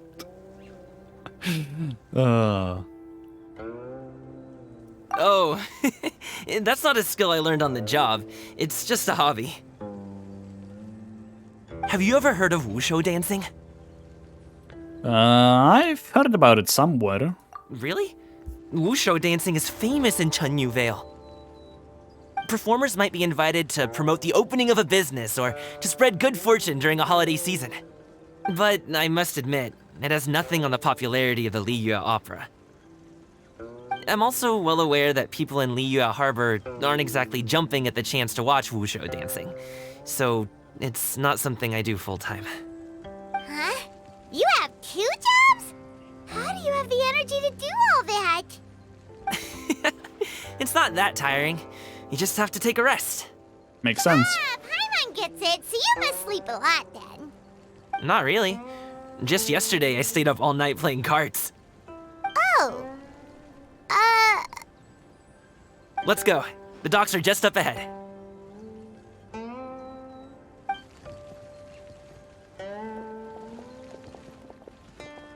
My favorite meme is that he is an RGB gaming lights on the PC. Oh my good god.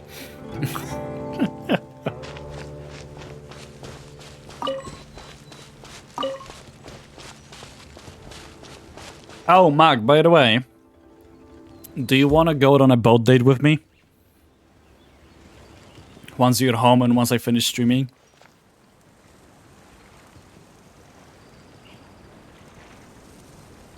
I'll take you on a beautiful ride.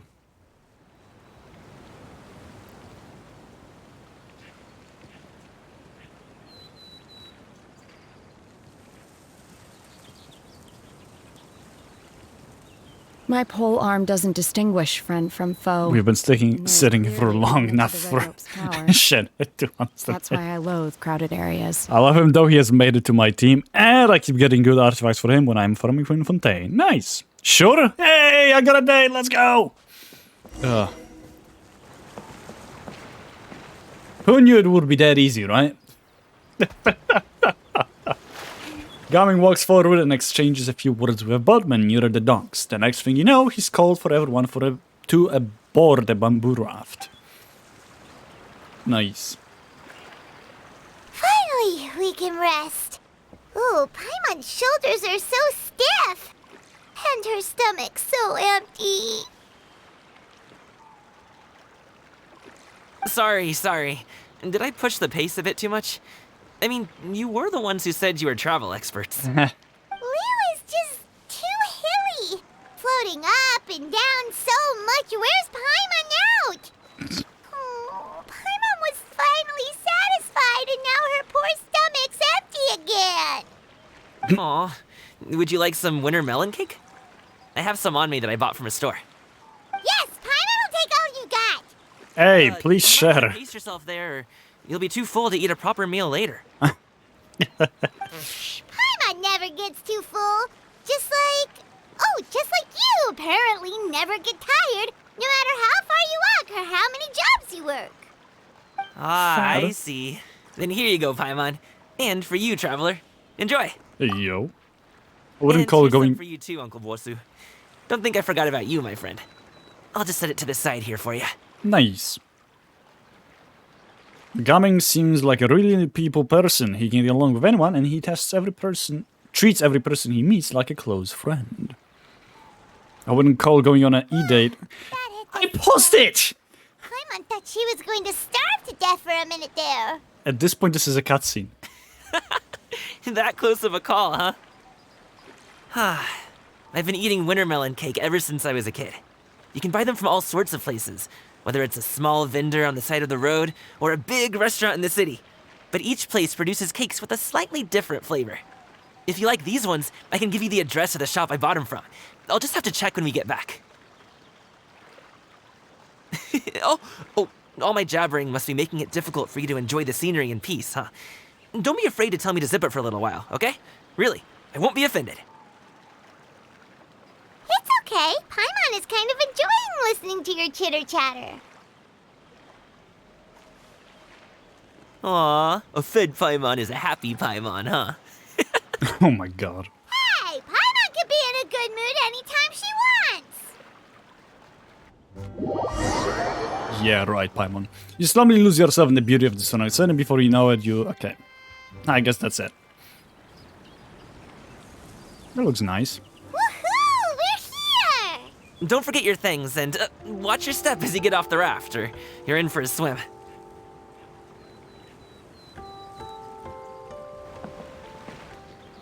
Yep, this whole thing was a cutscene. Thanks for the ride, Uncle Bosu. You take care of yourself now. I'll see you some other time. Hell yeah! So now it's no longer a cutscene, I can actually read what Chad said. I wouldn't call going on a date with your e-sister a true date. Hey, I still will take it, okay? You're my sister, not a real sister. Oh, God. To be fair, in this economy, I take whatever I can get. I could go for a swim, the weather looks great, right? I would love to. If only there were so many rivers or whatever IRL that you can go swimming in. And not have to worry about anything else. Okay, follow me. This way is fastest.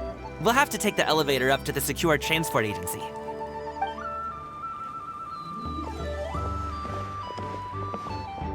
Fair, but it's like going on a date with yourself.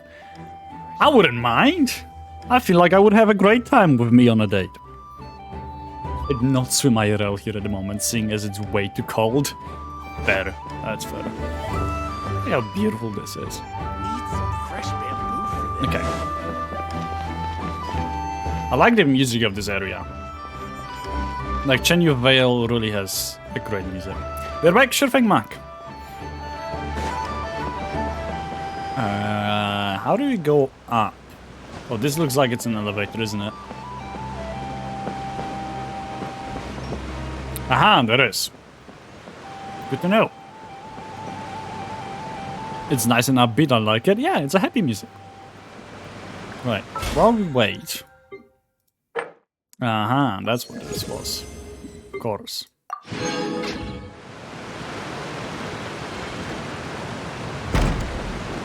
There we go. Let's go up. Oh wait, we'll have to go this way either way. It is quite beautiful, but I bet everything here, especially the wooden stuff, will rot real quick. Mind be purged. World be Wow, saved. we're up here. Nice. This looks nice. I like it.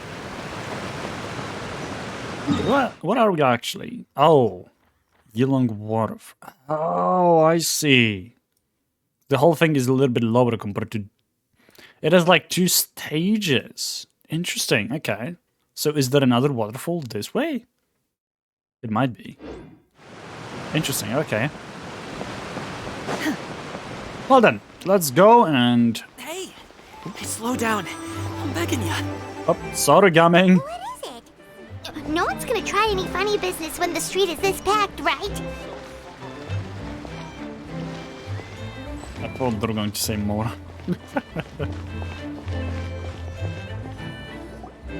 Oh, well... how should I put it? Come on, spit it out! Do you see that group of people over there? Those are my relatives. Wow, you sure have a big family. Once they start buying things, they won't stop perusing till it gets dark. This is bad. Oh boy. They're your family, not your arch enemies. What's there to be afraid of? Unless... Oh, did you do something horrible to them? No, it's not that. I'm just not that good at dealing with my family. It would be best if we could steer clear of them. I'll explain more when we have the chance, but right now, we've got a job to do. I really want to know what is his connection with family. Did it not like him that he's doing wushu dance, maybe? Then we'll just have to sneak past them. Oh god. The left side looks pretty packed. Let's go straight. Slow and steady wins the race. Right. If we can move now. Go on, Gumming, let's go.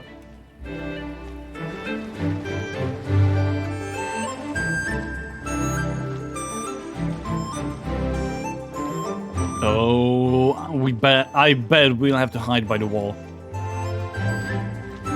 Yep, there it is. Let's wait here for a second. Maybe my aunt will leave. Wait, he pronounces it American way. He said aunt instead of aunt. I'm disappointed, Gumming. How could you?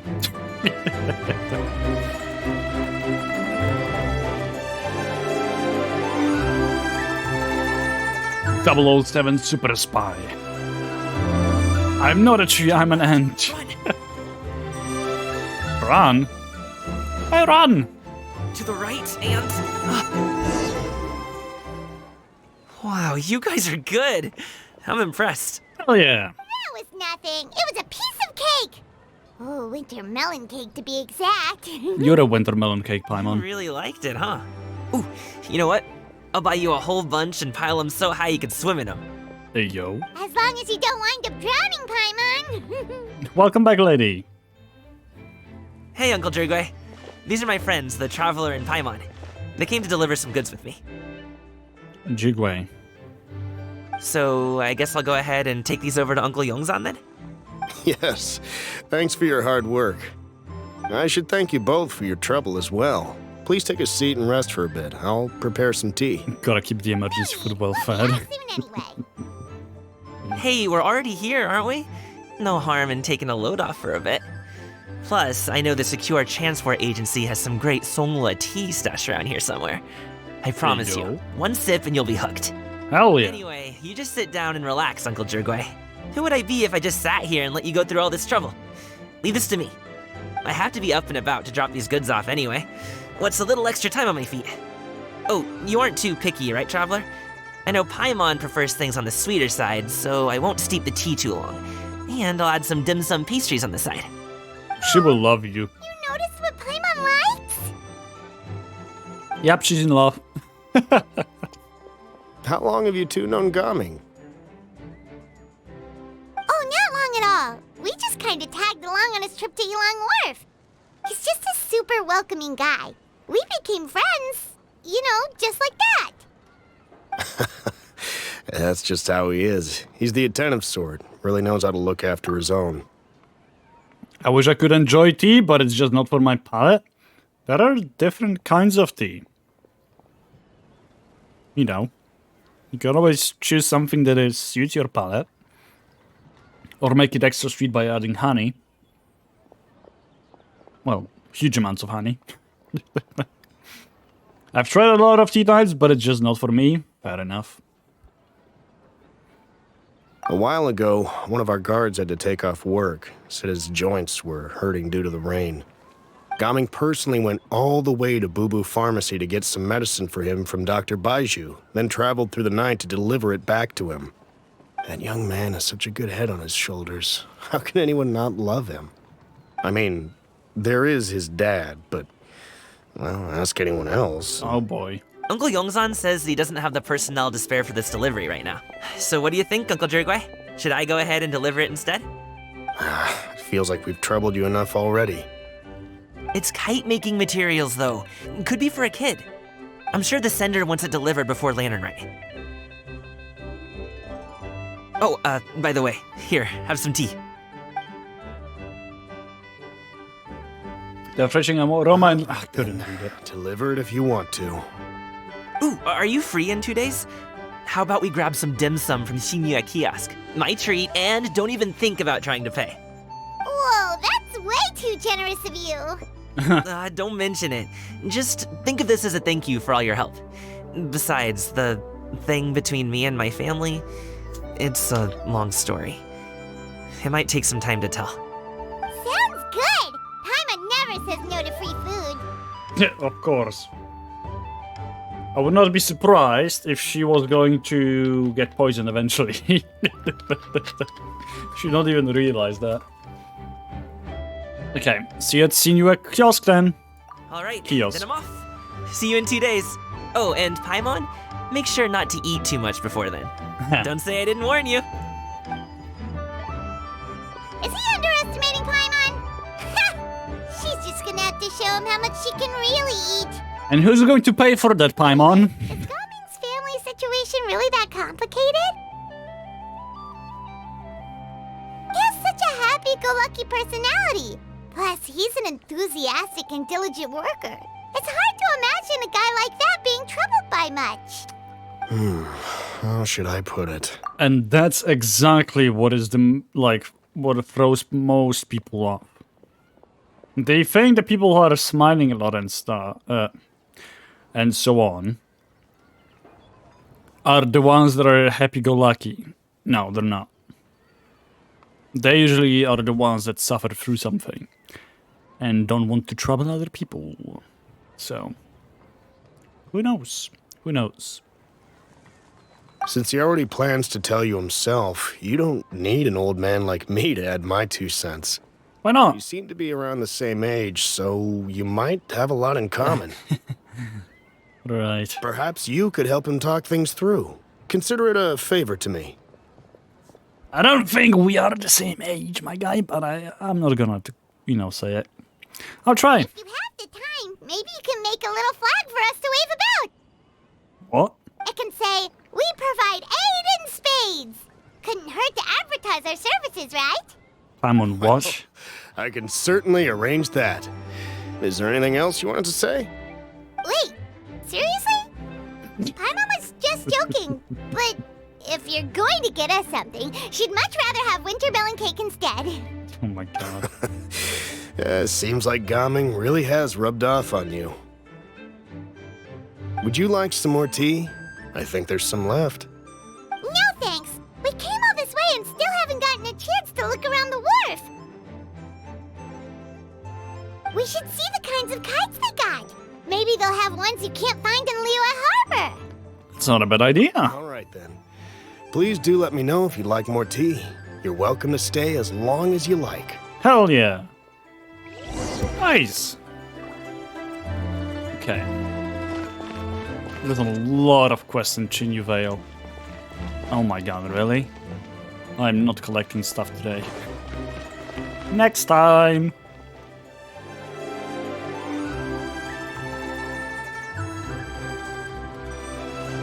No free chest? There is a free chest, I'm just not gonna collect it. What are you doing here? Ah, Xian Yun! The way you speak. One might have presumed you were displeased to be in one's presence. Yeah, that definitely did sound like it, Paimon. I always like a good chest, especially when it's free. Yeah, but when it comes to me and collecting chests and stuff, I mark it on the map, and I don't want to do it now. I don't want to look for it and mark it on the map. Greetings, Cloud Retainer. Xian Yun! Cloud Retainer, one of the mighty and illuminated adepti who has long lived atop Mount Aoxiang, now walks amongst mortals under the name Xian Yun. Xian Yun is passionate about culinary delicacies and delights in delving into mechanisms and engineering. Though she claims not to enjoy social interaction, she has extensive connections. Alas, it is rather unlikely that normal folk interacting with her would ever link this jocular and enthusiastic woman with the legendary Adeptus who would marshal the winds to deliver the clouds. Take note, Paimon. You could learn a thing or two about how to respect your elders. Ugh, starting on the elder stuff already, huh? Shouldn't you be back in your cave tinkering away at some kite-related thingamabob or something? What brings you out here? Wow. And what's with that huge box next to you? Ah! Paimon gets it. You're here to do some shopping, aren't you? And what of it? The Qixing's decision to integrate Fontanian technology into said kite-flying competition is of no consequence to oneself. Yikes. Did you expect one to willfully compete against the whimsical trends of worldly sentiment, or perhaps even fall to petty sulking over such? It's not that we think those things exactly.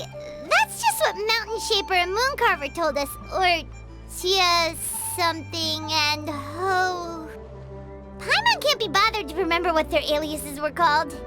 Anyway, they went to Liyue Harbor to look for you. They even asked us to pass along their regards if we ran into you. Oh, huh. Tianyun?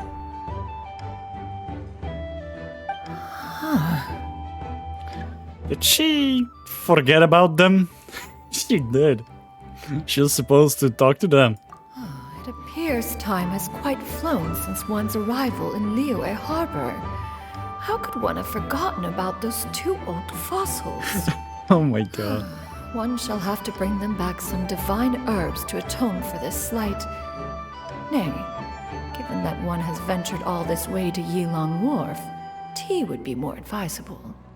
A great thought has illuminated one's mind once again. One is reminded that certain purchases have yet to be made. Perhaps you two could wait here whilst one performs this task. It'll be but a moment.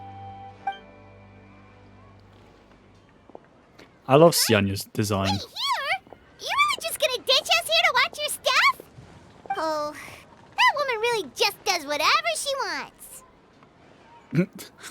Let me go see what's she up to. I'll leave the stuff watching to you! Hey, not you too, Traveler!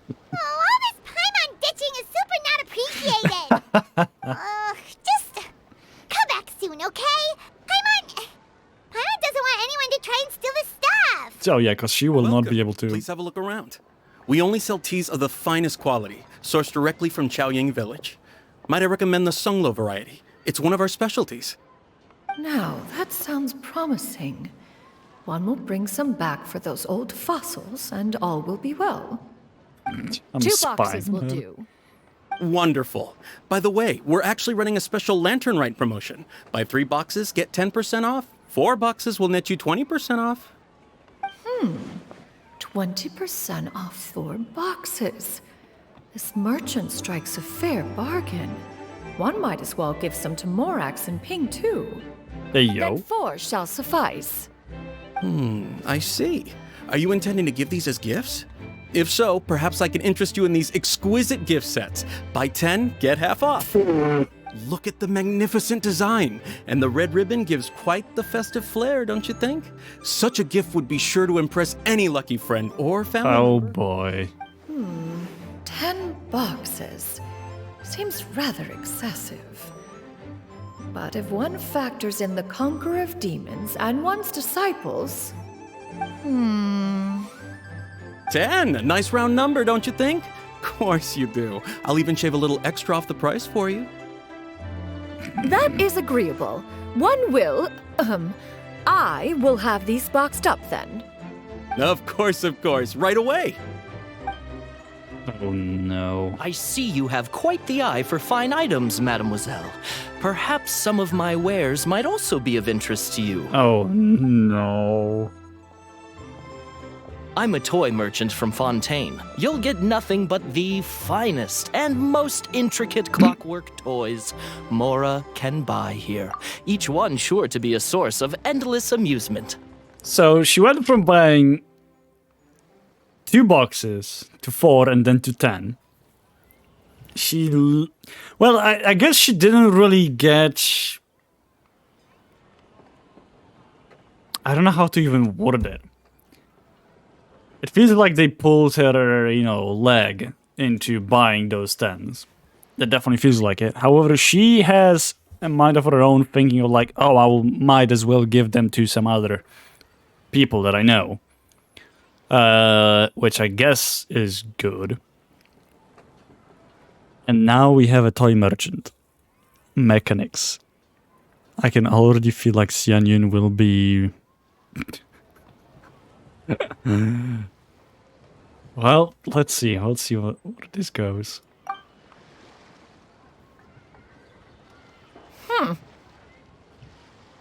Perhaps Perhaps you could enlighten me then.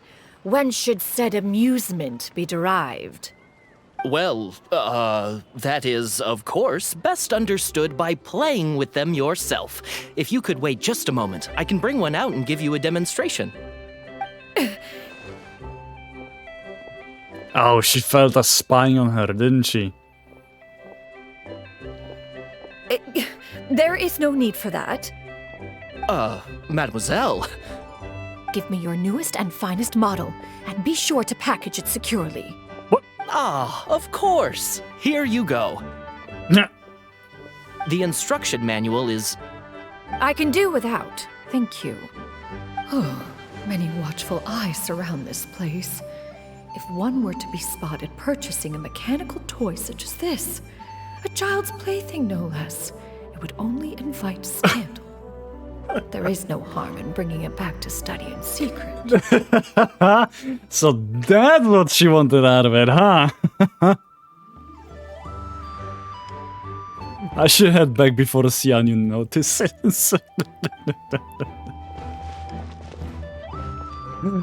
Oh, this is amazing. Oh, Xianyun, did your shopping go smoothly? Naturally. One may not delight in social interactions, but that does not mean one lacks said faculties. It seems like Xianyun is easily swayed into buying things. That box looks fit to burst already. Are you not here to purchase things? We just haven't had time yet.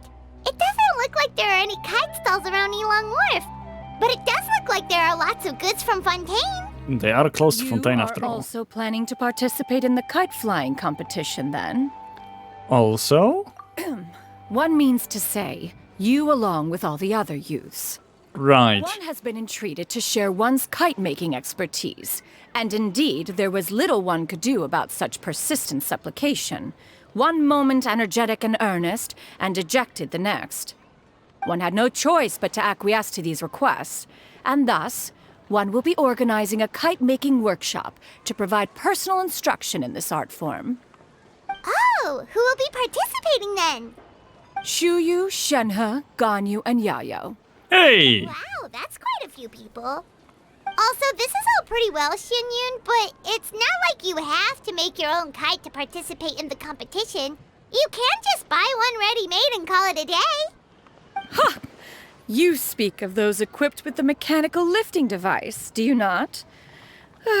'Tis nothing but a crude piece of mortal machinery. The mechanism that one has developed was the fruit of millennia, of meticulous study. Right. Let us not speak of the source of the mechanism's power, but rather its structure. It will break. It is composed of materials as light as bamboo and as strong as iron. This composition grants it the lightness of weight to ascend into the sky and the durability to follow the wind for many a mile. It is built with a series of intersecting rods that... Never mind. It is unlikely the two of you will understand, even should one expend the effort to explain. One is better off saving one's breath. Yeah, I guess. Sure seems like you want to talk about it, though. So, will you be attending the workshop or not? Hell yeah! Wait, you've been trying to invite us this entire time? We're going to talk to Shenhe and Ganyu. Let's go. Of course I was going to go. Seems interesting. All right then. No need to prepare the materials in any case. One has it all sorted. Arrive at Mount Outsong in 2 days. I shall be expecting you around midday. Are you leaving? Don't you want a guide to help you with that big box of yours? Surely you jest. One goes as one pleases. For what reason would one need to rely on another? Oh, come on, Xianyun. Well, that works. Right. It can float? What kind of invention is that? It's based on you, Paimon. The floating toting device. What? A loading toting device. Pretty proud of that one. Look at her walk down the street. She seems so confident, but everyone around her is looking at her all funny. Paimon wonders...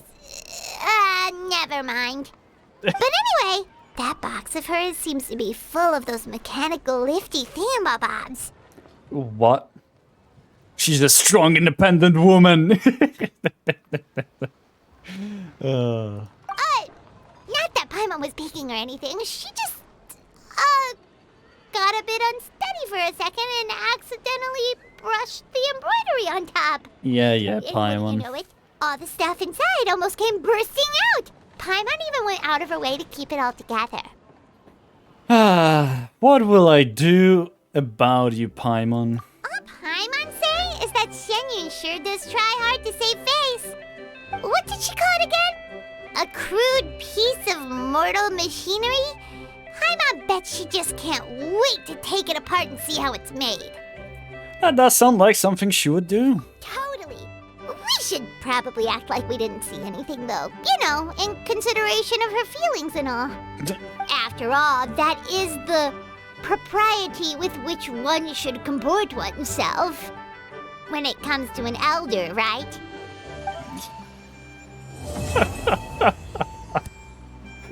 God damn, Paimon. So salty.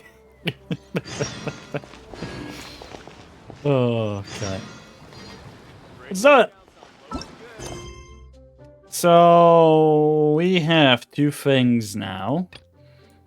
One is the event. So let's do the event to see what it is all about. And after that, we will continue the quest of Lantern Rite. Once we finish all the quests of Lantern Rite, since the others are still locked, we will go and continue Chenyu Vale quests, since we have not done that yet. Go, Juanshu.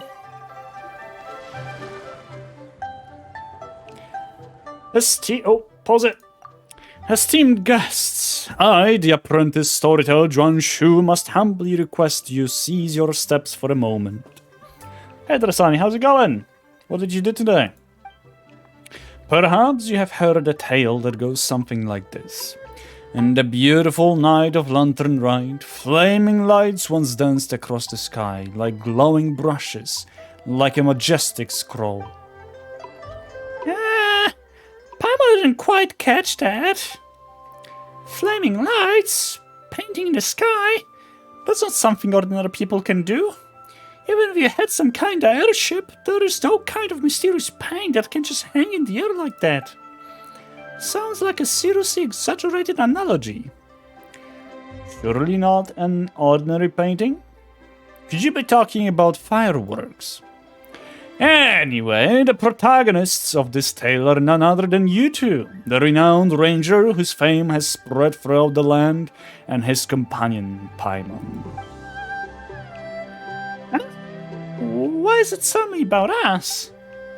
Perhaps you have already forgotten, but this time last year, you accepted a commission from the adventurer Tianshan and participated in a special speedrun challenge. That speedrun challenge was illuminated by the glow of fireworks. I do remember this one. A sight most majestic, a splendor scene not oft seen. Now that you mention it, Paimon kindly remembers that we helped some promoter from the Adventurers Guild. It was nothing, really. She said she wanted to use the event to recruit new members. No idea if it actually worked, though. I guess something like that might have happened. So, what's your point? At the time, I was drowning my sorrows in liquor near the Wangshu Inn, and as I looked up, I saw your silhouettes framed by the fireworks. In a moment, the sadness from flunking the exam, my confusion about the path that lay before me, it was all dispelled in a flash by your radiant figures, blazing bright with vitality. So I pulled myself together and continued my research into folk tales, and thus came to Chenyu Vale, drinking deep of my favorite subject. I must thank you for the encouragement you gave me. And it is not just me. Many were moved by your splendid silhouettes, joining the Adventurers Guild and finding new direction in life. I would never imagine anything like that. We didn't even notice anyone watching at the time, and didn't even think us joining in a little race could inspire other people. When you put it like that, it's kinda embarrassing. It's good to see that your spirits have improved. Congratulations on getting it together. To run into you today is truly my good fortune. There is one thing I would like to ask, in addition to expressing my sincerest gratitude. Please pass your radiant glory onward and continue to inspire even more people. Though we aren't nearly as great as you say, you've got a good idea going on. You've got a good idea going. If we can cheer up more people, we're in. Happy lurking, lady. Though, now that you mention it, just what should we do? In accordance with usual practices, I used Genshin Racing Challenge as a reference and teamed up with other adventurers inspired by you. We've planned a brand new activity, iridescent cloud striding. There are many wondrous things here in Chenyu Vale, including a strange carp whose power allows you to travel most swiftly. All you need to do is vault over valleys and mount in the mountain tops with your nimbless, showing your vibrant dynamic. God dang. Well, all you need to do is vault over valleys and mount the mountain. Let me do it one more time. All you need to do is vault over valleys and mount the mountaintops with your nimbleness, showing your vibrant dynamism to all and sundry just as before. Easy peasy! Of course, beyond the more I have prepared as a token of appreciation, we've prepared a variety of other words to express our gratitude. Such paltry gestures pale with the hope you have gifted to so many and the excitement your past deeds inspire. But that is not all. In the future, we will find more chances to repay you. Hello? That sounds good. You're too kind. We'll keep on journeying and helping out those in need along the way, even without any rewards. But after hearing you, we're even more inspired to keep on adventuring. Let's give this iridescent cloud striding a try. Hell yeah, let's do it. Sounds like it's going to be fun. Okay, so we can do 3 of them. Got up to 3,000 points, okay. Well, let's do it. Let's see what this one is about. And let's hope I can score 3,000 points, since this is basically a parkour challenge, rather than anything else. And I am looking forward to it.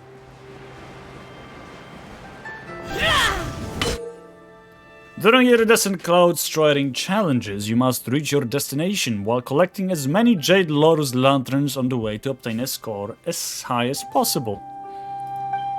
Ominous lanterns will be present during the challenge. You will have point deducted if you pick them up. After you come into contact with firework lanterns, they will explode and you will trigger the pickup effect of all objects within the explosion radius. There will be cunning plants to be picked up near the golden carp's leaps pearls. These can help you complete the coming challenges. After picking a cunning plan Cash Advance up, Jade Lorus lanterns will appear before you for a limited time. This will help you obtain a higher score. What about the rest? Okay, Jade Lorus pick up to score points, explodes on contact and gathers all items within the explosion radius. The life points when picked up, creates a limited time Jade Lorus lanterns in front of you. Sounds good!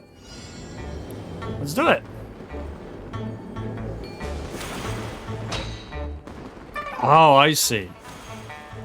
That's neat.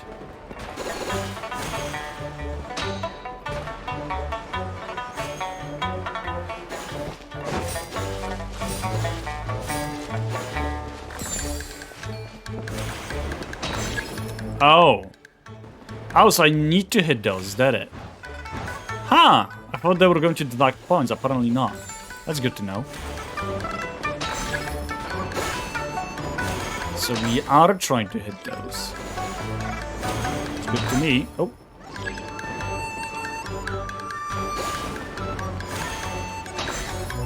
There we go. No, come on!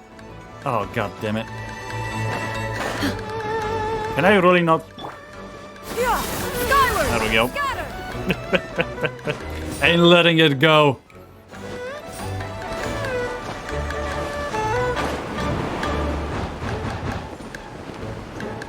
What are we going next? Oh, that's right. Okay, got it.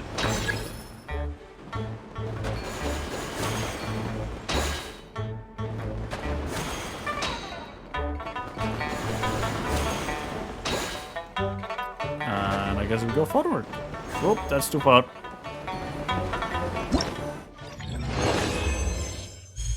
$4,460. That was nice. I like those events. Oh, I did not mean to leave like that. Nope, not that either. There we go. God, I love Oreos. You always crave them when you haven't had them in a while. That is true, Swift. And that's why yesterday... Yeah, it was yesterday. I went out to Tesco and just bought myself a bunch of Oreos and ate them. It was like, hell no, I need them. The secrets of the mechanical arts are too profound to convey. Like, I just opened the roll and I'm already on the last one. Yeah, I ate them all yesterday too. It was good stuff. Okay, what are those? Tranquil lanterns. Pick up to score points. Changes ominous lanterns into tranquil lanterns at fixed intervals. Hey, okay, I see how it is. Good to know.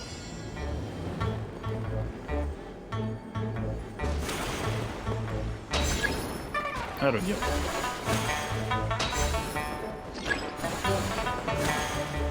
Nice.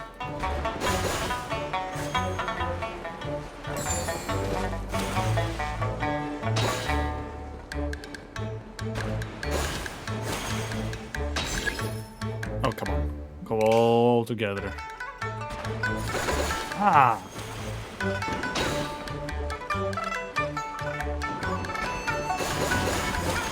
Aren't you what I... Okay, I'll read it later. Give me a second. Gotta make sure that I do not lose anything. Oh, completed. Nice. Aren't you what I did today? I went to work and trained a couple of people and had some... What cake? Bunted cake? My worker brought. And now I'm heading home. Hey!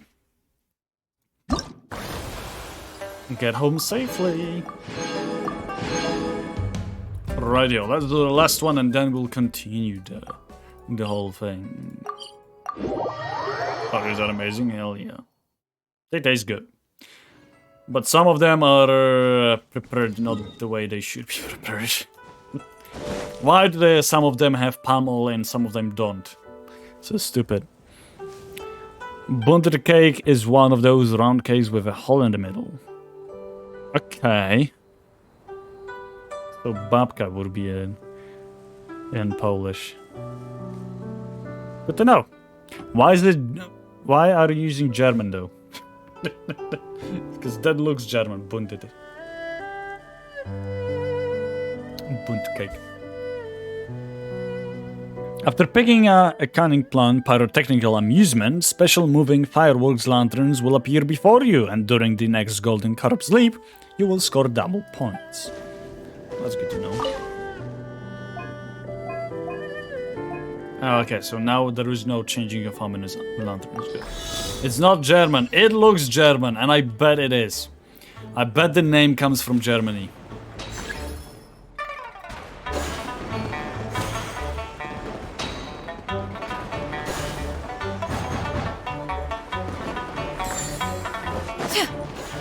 Babka is similar, yes? Nice. How do you know how to spell that? That's what I'm surprised about.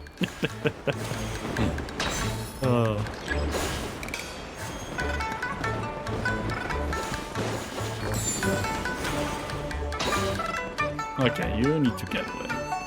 There we go. Oh.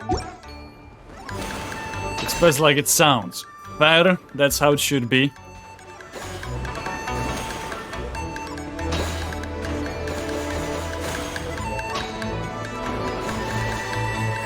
Somebody knows how to do it.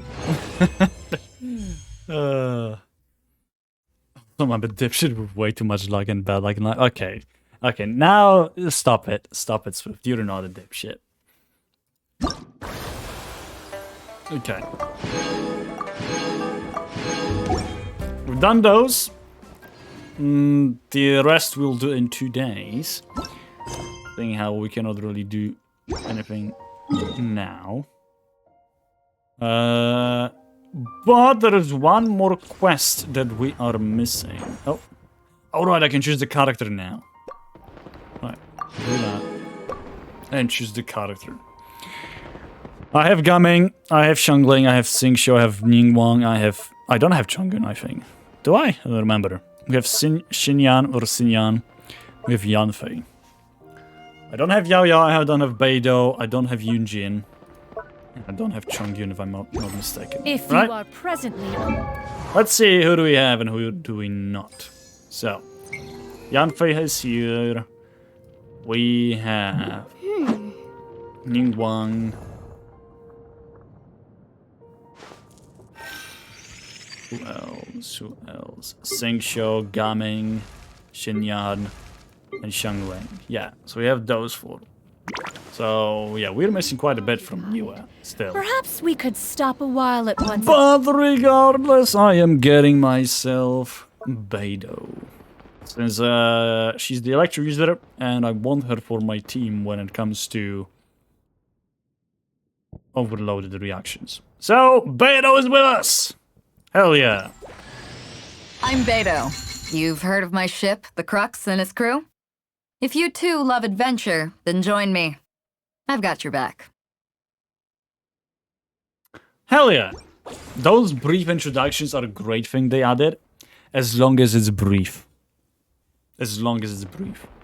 I was debating between Yao Yao and Beidou, mainly because Yao Yao is a great healer and she's a great Dendra player. But I don't think I will use her that much, so I'm going with Beidou since I will definitely use Beidou more often than not. So yeah. Apparently Bunt Cake is American. Probably, but the name is probably from somewhere else. So let me just quickly... Let me just see. But not that. That's not what I wanted. Bunt Cake... name origin. Bunt Cake comes from the German word Bundkuchen, which roughly translates into cake for gatherings. What did I tell you? So yeah. German. It may be American cake, but the name is German. Okay, we completed the first quest, let's do the second one, and we're going with it. I'm still on Team Amber. Fair enough. Fair enough. Wait until the appointed time, 8 to 12, 2 days Some later. repose and conversation. Okay, wait. 2 days later. 1 day after tomorrow, that's 2. Between 8 and 12. Let's get right on 8. There we go.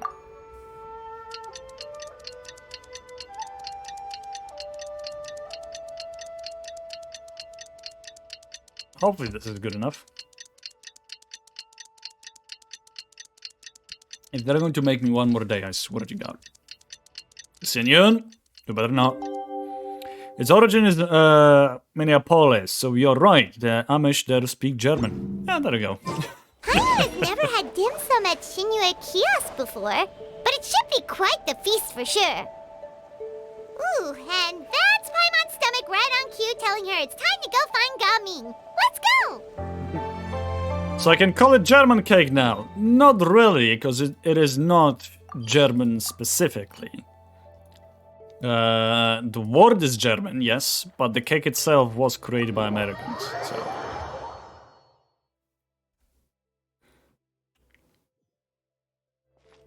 You can call it tulpan cake in Dutch, which translates to turban cake.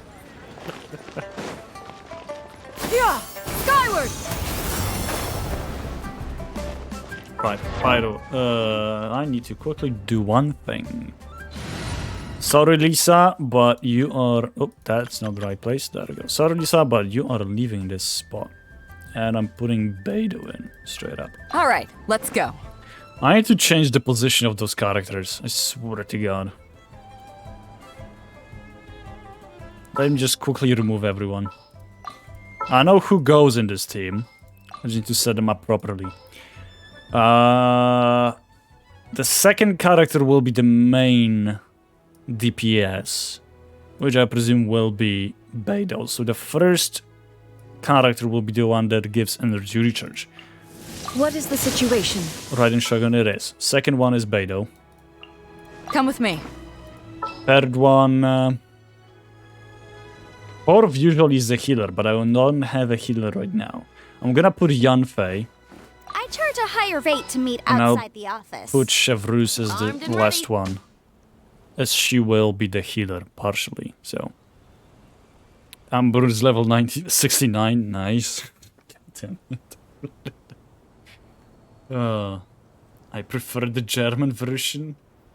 Many places have different names for the same cake, like babka technically also is the cake, just pick what you wanna call it. Fair. Though, I'm pretty sure Bunt cake is most likely there is a special way of making this cake. Right? Actually, no, it looks very similar to babka. Holy crap.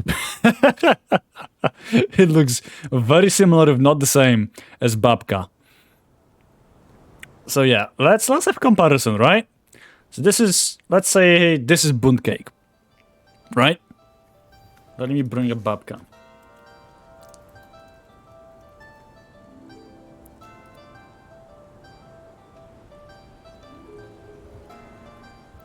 I mean... Like, come on.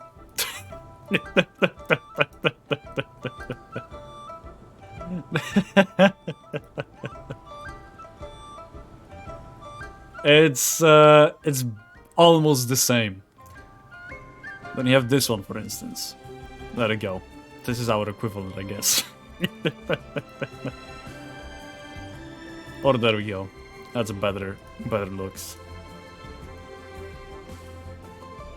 It's almost the same.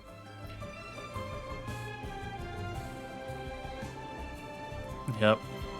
That's all there is to it. We just have a special form for to create babka. This is usually the form that we get. Or we just make it into a pan-looking thing. But usually this is the form that you get, or this is the form that you get. Yeah. Yeah, they are very similar.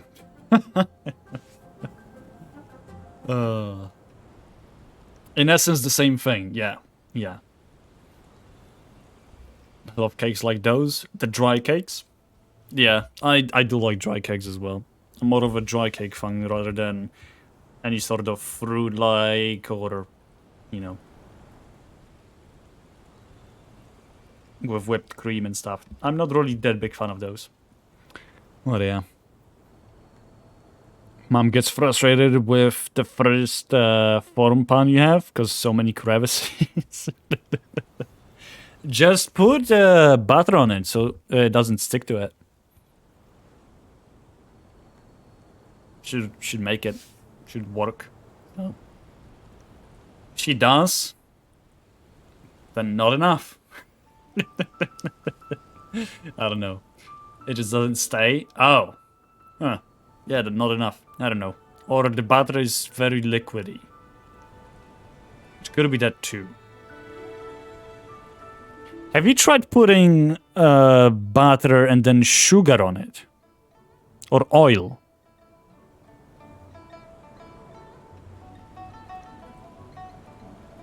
Instead of butter. If the cake sticks to the form too much, it hasn't cooled down enough. That also is true.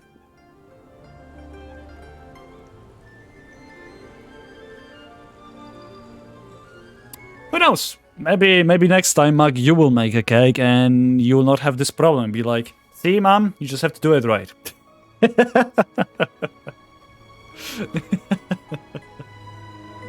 No, she waits. Okay, so it doesn't... So it's not that it's too hot. She forces us to wait. Nah, you're not going to make it? You could have proven her wrong, you know?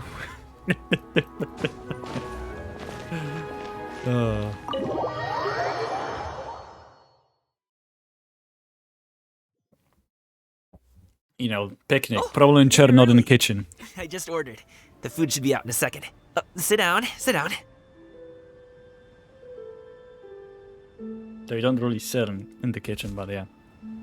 You know what I mean. She's the baker, I'm the cook, fair enough. There's always those two roles when it comes to family, isn't there?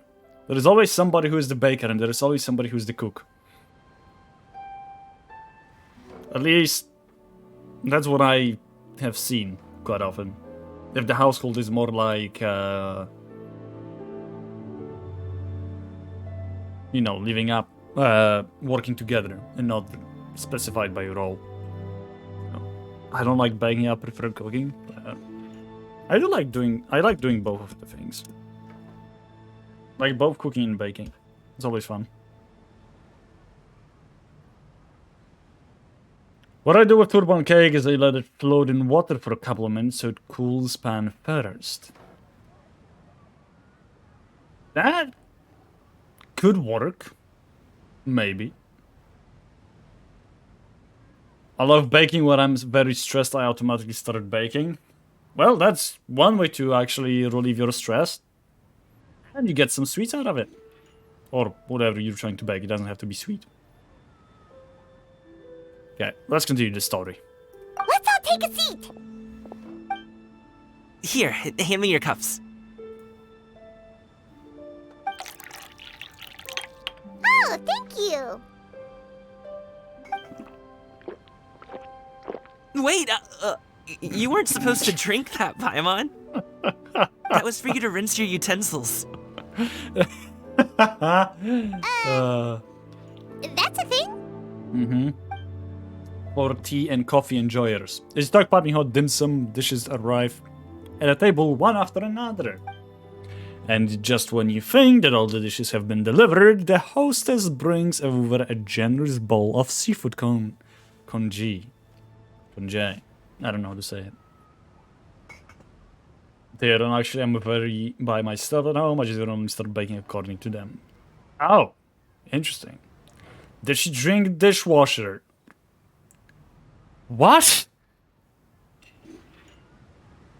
How can you drink a machine? What?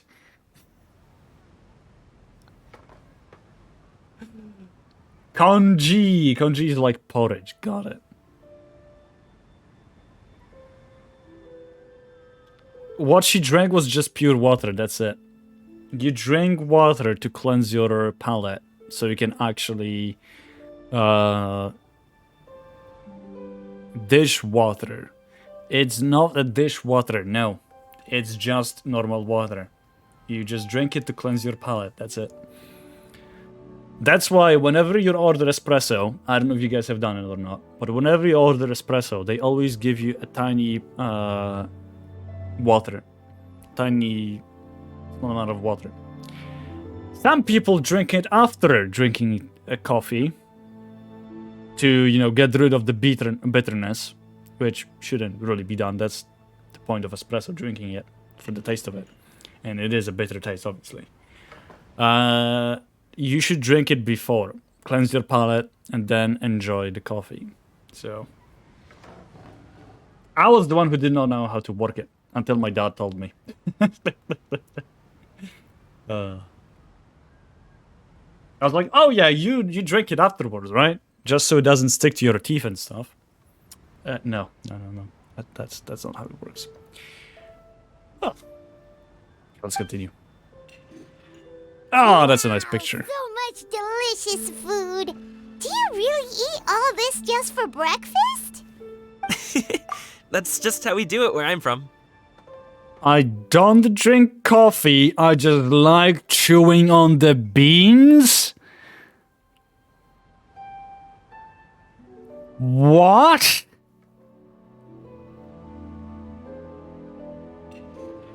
Please tell me you're joking. You're not actually chewing on the coffee beans.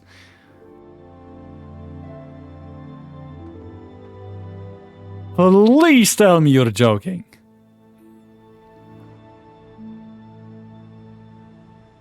I am actually chewing on the beans. Oh boy. There are roasted coffee beans and chocolate. Wait, what?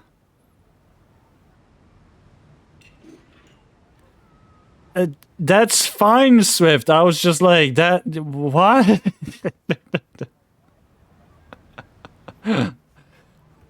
May I know why? Like, is there a reason, or is it just because you want to? You can eat chocolate-covered coffee beans. Huh? It's not even a taste thing, it's a texture thing. Right. I think there are other things that have similar texture that you could chew on. I think. That is a thing? Huh.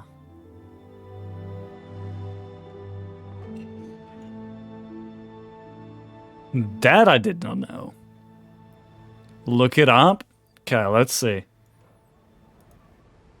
Chocolate covered. Chocolate covered bacon? Oh my good God.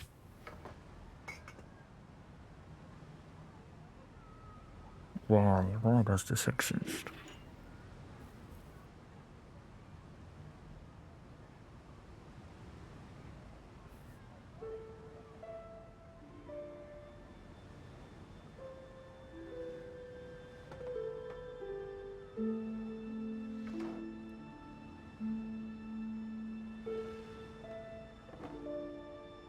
Two things that are wrong with it. First of all, bacon. Second of all, it's sweet and sour and savory. Like, what is wrong with you?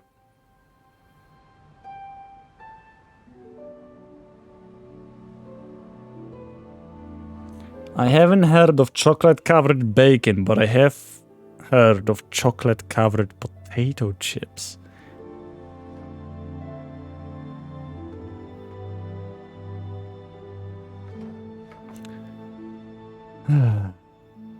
Okay, let's not look up. I don't want to see chocolate covered bacon. Okay, chocolate covered coffee beans. Huh. Interesting. Dark chocolate covered coffee beans. So it's basically like a nut that you chew on and just gives you a coffee flavor. Is that what this is?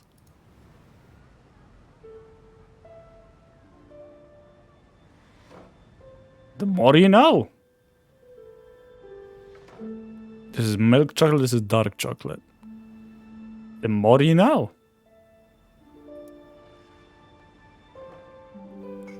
You know what? At this point, I'm not gonna question Swift's chewing habit of coffee beans.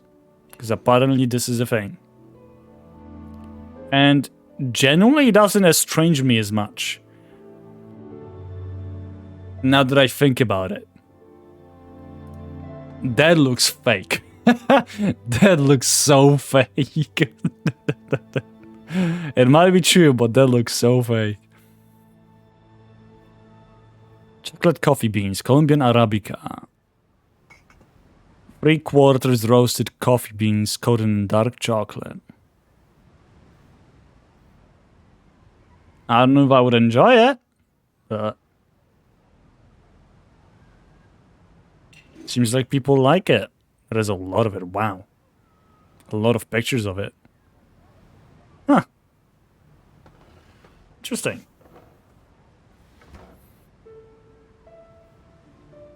It will get crazier. They are apparently they're popular. It looks like they're popular. There's a lot of it. Similar to deep frying everything, you can chocolate cover everything. You shouldn't. You just shouldn't. Straight up. Shouldn't. Some people should not be allowed in the kitchen. And people who are covering chocolate on, or covering everything in chocolate are the ones who should not be allowed. Same with those who are frying everything. You should not be allowed in the kitchen. You should get out and never come back. Straight up.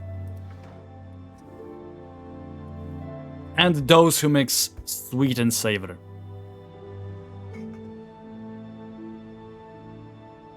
I really love the chocolate-covered coffee beans. Is it your delicacy that you buy quite often? I don't think you buy it quite often. I've never heard you crunch on those. My dad usually gets the really expensive coffee beans for his machine. They are so good. Are you just... Are you stealing his coffee beans just to chew on them? Oh no. There is another thing that was basically the equivalent of covering everything in chocolate or deep frying it. Suspending it in gelatin. What? Everything from eels to full-on salad. I think you know what... I think I know what you mean. There is a dish in Poland. Oh, I forgot the name of it. I'm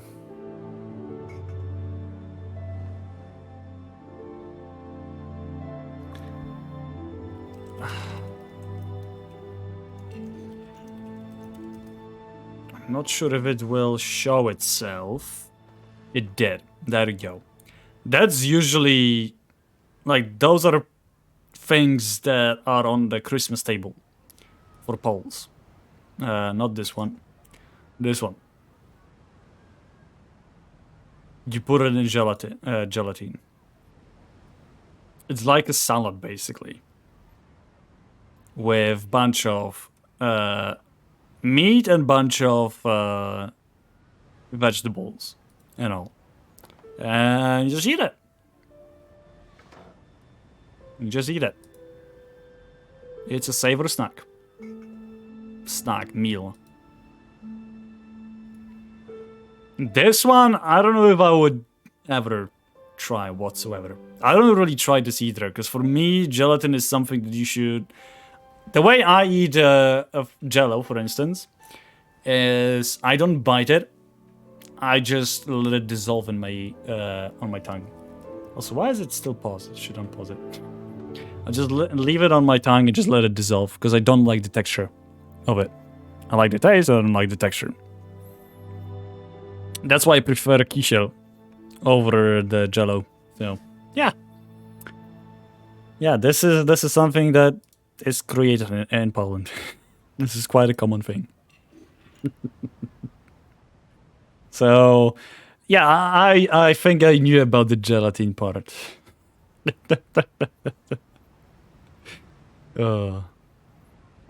Really? Why? What's the occasion? But cheers. Drink to that. What, the Jello? Okay.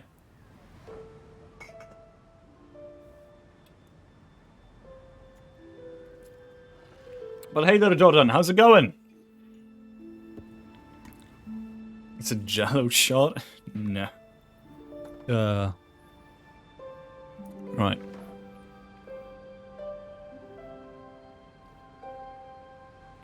I get them very rarely only from a specialty stores. I see. The oldest fast food in England is jellied eels. Nice. Non-clear gelatin is very off-putting to me. I'd not touch this stuff with a 10-foot pole. What do you mean? It's very clear. It's very clear gelatin. You can see anything that is inside of it.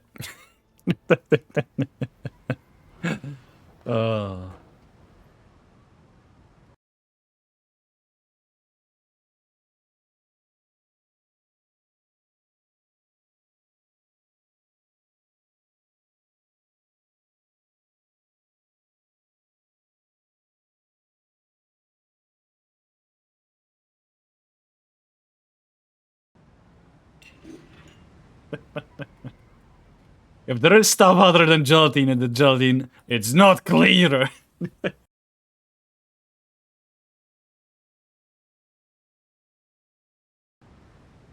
Thanks to share. Nice. By the way, I don't like it. Specifically because of the what is it called? The texture. I don't like gelatin in general. Texture, yes. To be fair, I have a soy sauce stock which is now gelatin, since after using, I place it in fridge for later use, and then I turn it into gelatin. I don't think that's how it works. I don't think you can turn soy sauce just by putting it in the fridge into gelatin. It may have the gelatin-like texture. Okay, context. Yeah, I think we need that. I know in the States in the 50s they made a ton of jello salads, like adding chocolate chips and marshmallows in it. Ew. What? With a salad? All of them are war crimes if you feed them to prison.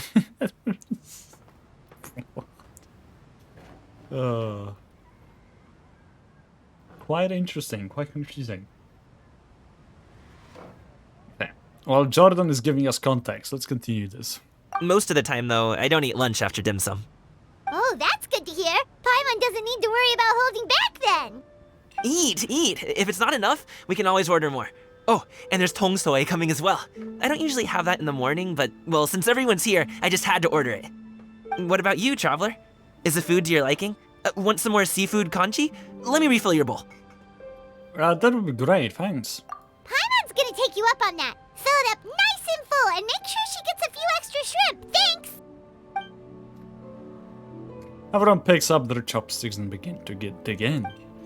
Each dish tastes exquisite and is uniquely flavorful. You slowly start to relax as you enjoy pleasant conversation over a satisfying meal. This goes on until even Paimon can't eat another bite. So full.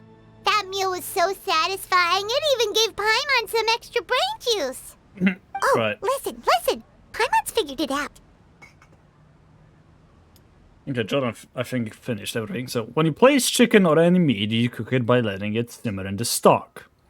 And the reason it becomes gelatin is because of the meat juices now in the soy sauce. What? I would need to see it. I love Gaming, he's precious. He's a very sweet person. And he had something dark in his past, for sure. I'll take a picture. Lovely. Figured what out? Let's think about this for a second, Gaming. You invited us to this awesome restaurant and ordered a whole table full of expensive dim sum just for the three of us. Well, you must be hiding the fact that you're some young master from a rich family. That would explain why you try to keep your friends and family away from each other. I don't think so. Or maybe. Are you confusing me with Xingqiu? Huh? You know Xingqiu? You sure know a lot of people. Well, when you're on the road as much as I am, you hear all sorts of rumors. Sometimes they're true, sometimes they're not. What it comes down to is being able to tell the difference. All the happy and sweetest characters have dark pasts. To some degree, yeah. I wouldn't say all of them, but a good part of them, yes. Mainly because they just don't want others to suffer, so they make them happy. That's just how it works. It was a soy sauce stock, but it's been used many times. I had this stock since August. I don't think you should eat that. As long as you boil it once a week, it's fine to use. No. I don't know if it is. Reboiling, reheating, reboiling and freezing stuff over and over again will... It never proves to be healthy. Let's put it that way. You don't freeze it. You cool it down enough so it becomes jello. So yeah, you freeze it somewhat.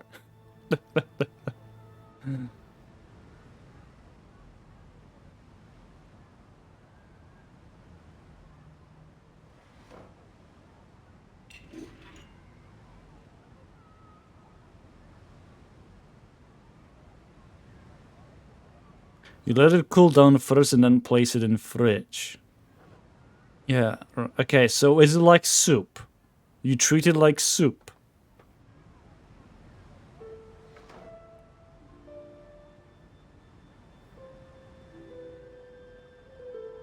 What you mean, fuck no? That's what you do with the soup. You do not drink that shit. Then why do you heat it up? It's salty as hell. Then why do you boil it? Why do you heat it up and use it?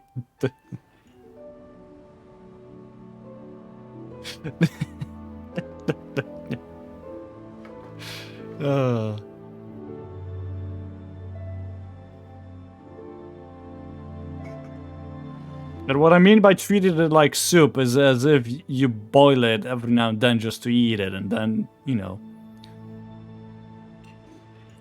Because the meat juices might have bacteria. So you kill off the bacteria. Right, yeah, because... I'm so confused now. Wouldn't meat basically take on the flavor of what it is inside of?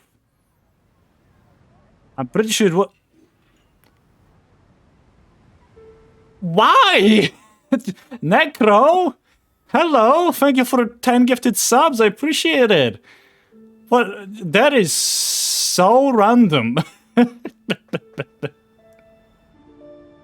Thank you so much for 10 gifted subs to Let's Play. You can enjoy now some emotes. Toby, Elephant, Inherently Bad Nibbles, Evie. Yeah, Evie can enjoy some as well. And Ryder, Dave, Iron Gravity Beam, Risa, and LMU.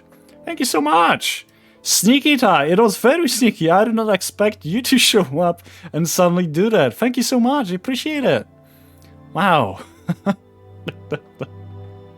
Jumping straight into a 5th position. Let's go. How have you been, Necro? What have you been up to? Seems like you're happy, I think. Oh. Thank you so much. Oh, you're right, Ranger. They treat it like soup and they're heating it and stuff. Okay, so that at least I understood. I just now need to know, is the meat inside of this sauce that you're doing, that you're reboiling?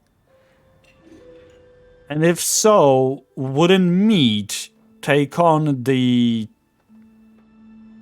flavor of the sauce? So if it's that salty, you wouldn't really use it? I'm so confused as to what this sauce is, what it looks like, and what it has, honestly. I think it is a stock, so just the liquid and not the meat. What is it a stock? I need to know what the stock is. Because stock for me is a stock exchange or like not a custom thing. What else could be a stock?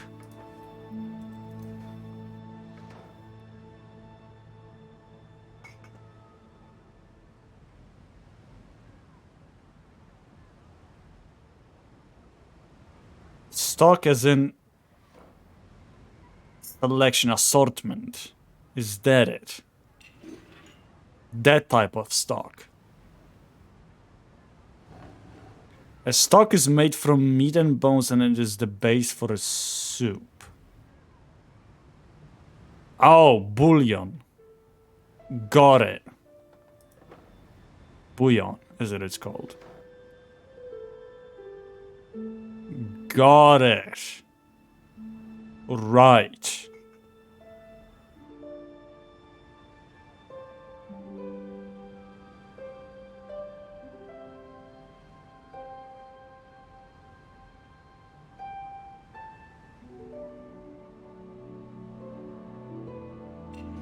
So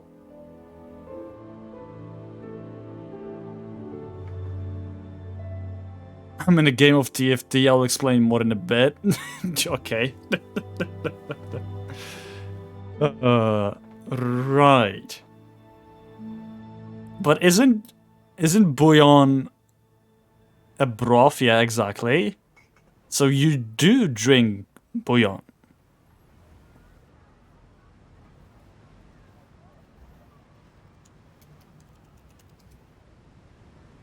This is it. This is basically a soup.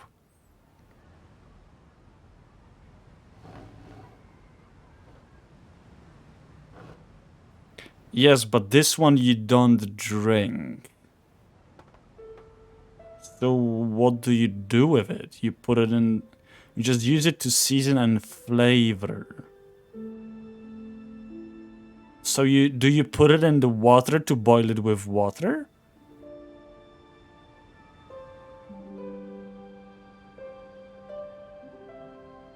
Yes, okay. So it's like a kostka bulionowa.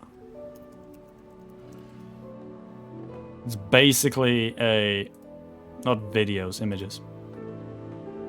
It's basically like this cube of whatever that you just drop in the water and let it... This is disgusting, by the way. Just put it in, so it dissolves in water and creates this broth. This thing is disgusting. You should never use those. They have so many chemicals inside of them. Just use fresh vegetables.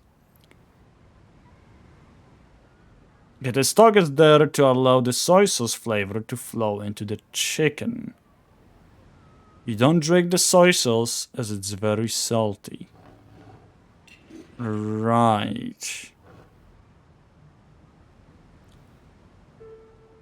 Yes, but it is a jelly now because the fat is what made it jelly-like. Fat in the meat. Right. But this is the stock you're talking about, right? The image that is right now on the thing. Just eat the kostka instead of doing raw. Oh, no! No, Necro, no!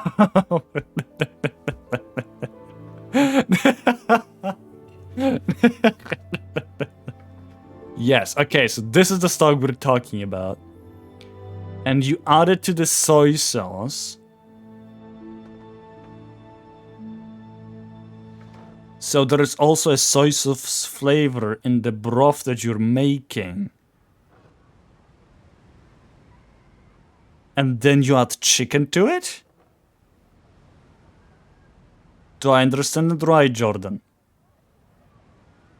Or you can drink hot water after eating it. Yeah, let the rosu become a thing inside of your stomach instead of outside of it. Good thinking, Necro. You have a big pot of soy sauce. Bring it to a boil.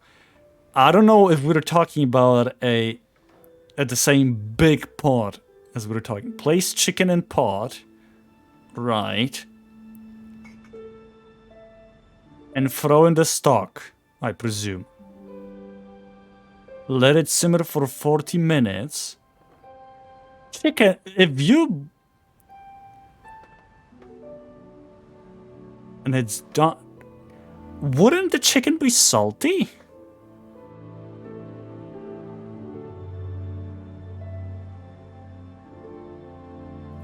This is the instructions for making the stock. Right. That's the point. The point is for chicken to be salty. So the stock itself is... Okay, there was making a stock. So then later on, what do you do with it? With the stock that you just created. You put it in the hot water, right? And put it to the boiling point.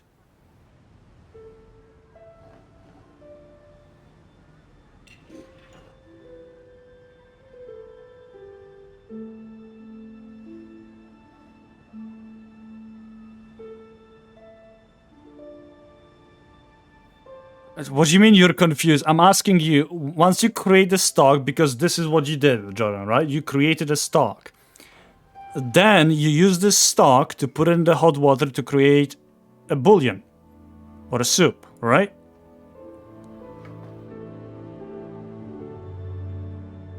You're not just going to eat the stock. I do not put hot water. Then what do you do with it?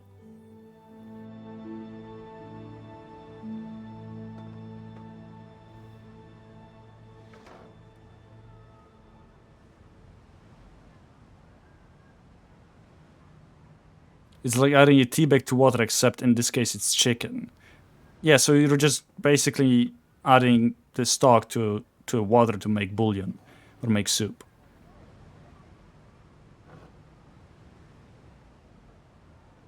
If you want to know what you do with your stock, how to use it, yeah, exactly.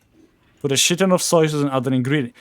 On the stock, you put more soy sauce. What?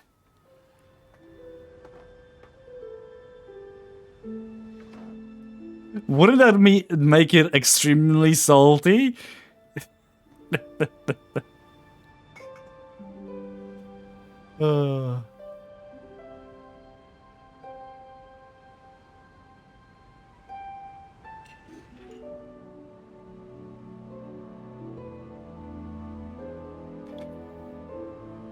Doesn't sound too bad, by the way. Put the cube plus soy sauce and something like noodles. Oh, jeez. Ingredients for the stock, initial. Okay, no, we get it, Jordan. You created a stock. What do you do with the stock?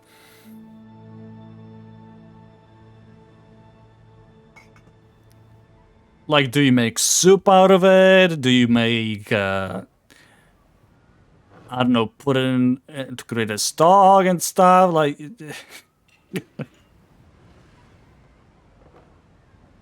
Yeah, we got that, Jordan. And we know that the stock is very salty because chicken absorbs soy sauce really quickly. We get it. What do you do with the stock? You don't just eat it, do you?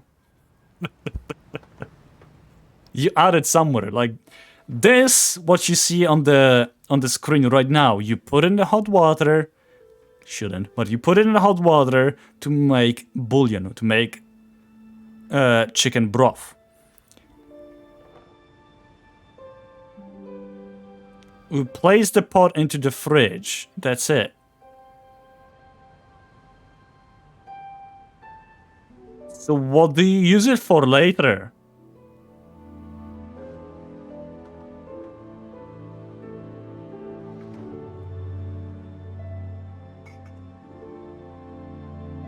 What do you cook with it? Yeah, exactly.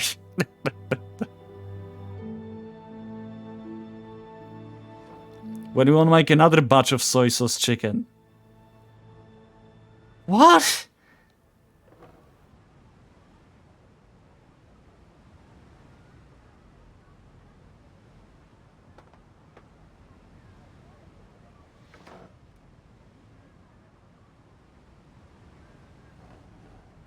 Yeah, I'm so confused.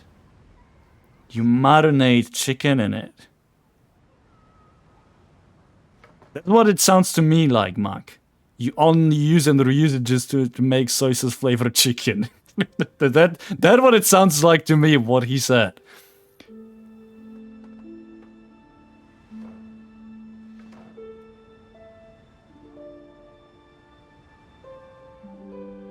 So we have a stock that has chicken, soy sauce, and other herbs in it. And then you get another chicken. And you use this stock to add flavor to the chicken.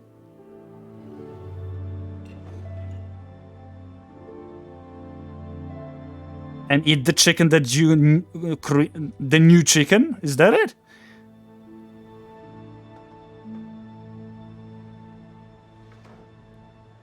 I can't believe we did Rite so hard for this. I need to understand, because so far I only got the information that we're making stock and we're using stock to make more stock.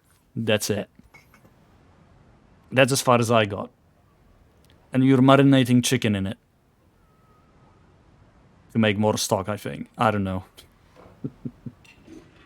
You want me to send a pic of what the chicken looks like? I want you to explain what you do with the stock. I need to know that.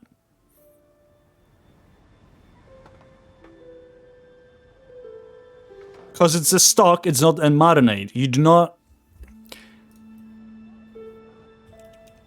How do you spell it? Marinata? Marinade.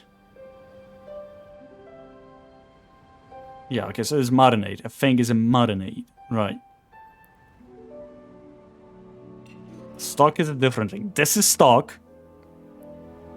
This that you see on the screen is a small piece of stock that you can add to water, boil it, and make soup with it. That's what you do with it.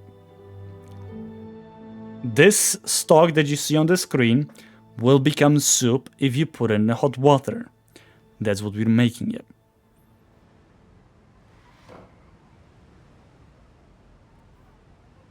Okay, the Dutch do something paired with our spaghetti. We add linguine to the spaghetti because the Dutch don't care. But we purely do it to anger the Italians. Oh my God, of course. This is on a manufacturer scale that we do this. Why? Why are you like stock to make chicken and chicken to make stock and stock to make yes, that sounds like it. It sounds like a cycle. The stock is used to marinate the chicken. I master stock chicken on YouTube. You don't make it into a stew. That's fine if you don't make it into a soup. Stock can also be liquid or paste. I understand that. Though I think liquid would be marinade rather than stock, I guess. I don't know, maybe that's not it. YouTube, what are you? Okay, let's see. Master stock chicken.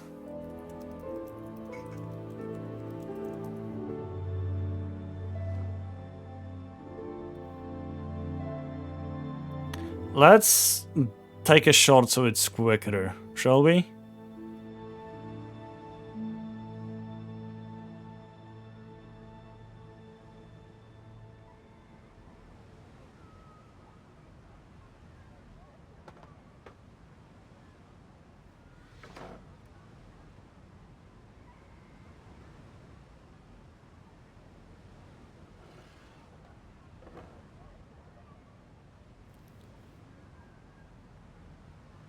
Got it. I understand now. So you have this stock, liquid version, and you add into it a chicken.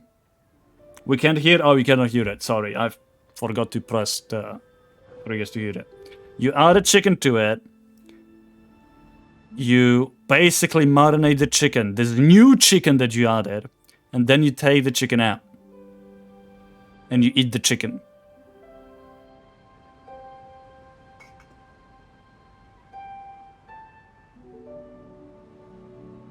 Okay, now that makes sense.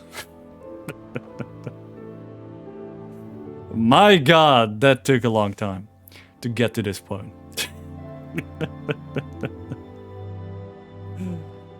Okay.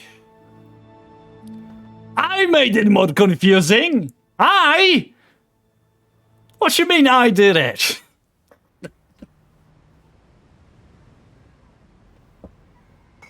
You made it so confusing. I'm going to make a chicken into a stock and then cook this stock to make more chicken to make a chicken and more stock. What the fuck do you mean? Oh, Jesus Christ.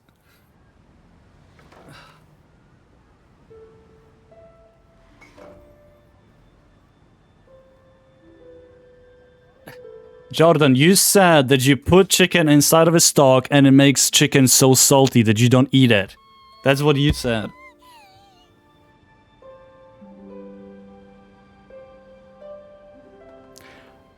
Jordan, I'll tell you this. You made it sound as if chicken is part of the stock. As in, it will be part of the stock, so it, stays with it.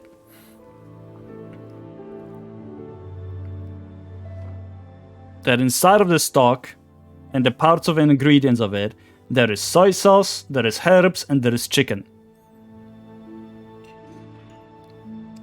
The chicken juice does become part of...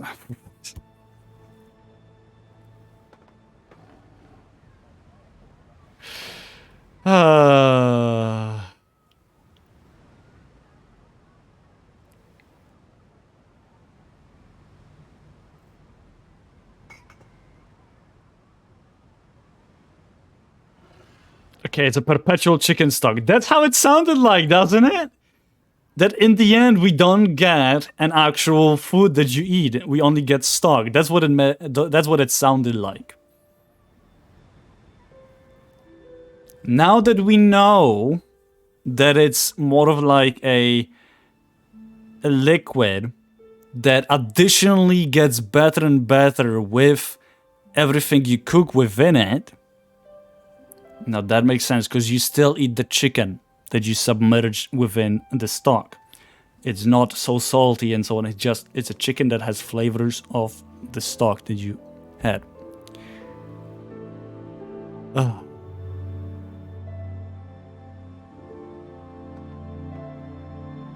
Now that everyone knows what is happening, now that we know what it is, we can move on. I said that when it cools down, it turns into gelatine. It's just very thick, isn't it? I doubt it actually makes it into a gelatine that is like a jello form. Maybe I'm wrong. I might be. You know better, Jordan, because you have it in your fridge. But yeah. It's basically sourdough. I have no idea how you make sourdough. The forbidden pudding? Oh my good god.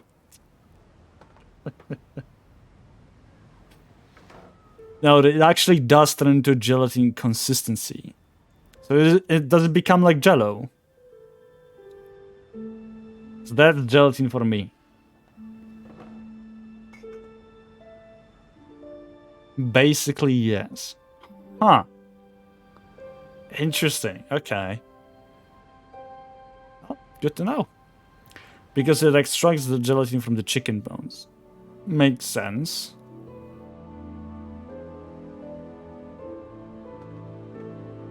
Interesting. Good to know. Okay, let's continue the story. We've derailed it for so long. We're not doing Chen Yu Vale today. I guess. More often than not, that means knocking on some doors to find out for yourself. Oh, you truly are a man of many talents, young Master Gaming. Okay, enough with the teasing. Sorry to burst your bubble, Paimon, but you're wrong about my family situation. What? Oh, Paimon thought she was onto something there. My dad is just an ordinary tea merchant. Small scale stuff, you know? It wouldn't even make sense to mention his business in the same breath as the Feiyun Commerce Guild.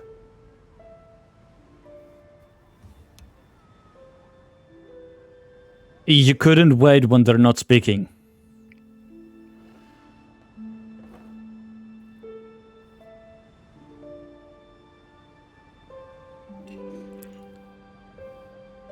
You couldn't.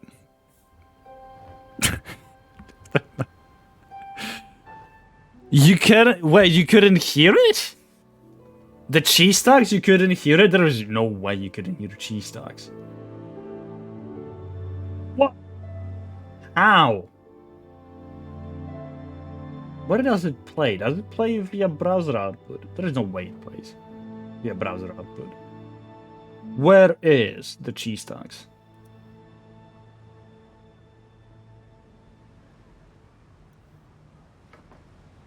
It only bothered you. Okay, somebody press the button again. Or not press the button, but play the song again. I need to figure out which audio is it part of.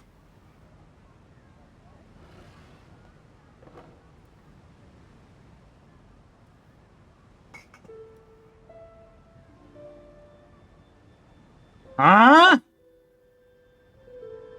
It's not part of anything. It literally is not part of any like sound whatsoever. What? What is this? Why is it playing in my ears? I don't understand this. It's trigger fire, yes. I think it's trigger fire, was it not? Why do I not have in Mixer a trigger fire one?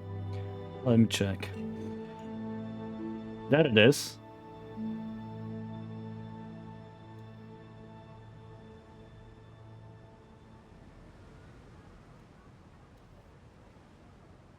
I don't get it.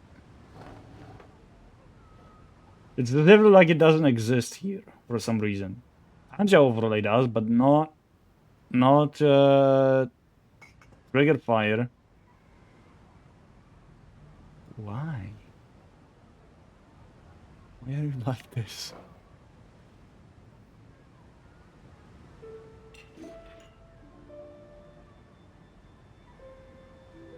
Is it because it's a sound source? No, because Throne Alert is here. And then it also can make noises. Or maybe not. But Tanja overlay is here. Yeah, there you go. Okay, you know what? I'm gonna create a new trigger fire browser source.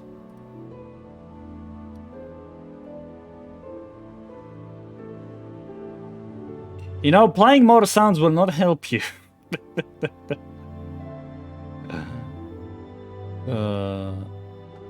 Right. No, it just doesn't pop up in the mixer for some reason. I don't get it now. Yes, I can hear it. Right. What if I...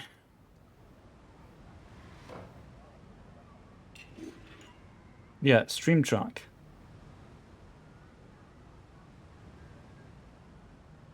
It does not show up. Like, what is the reason?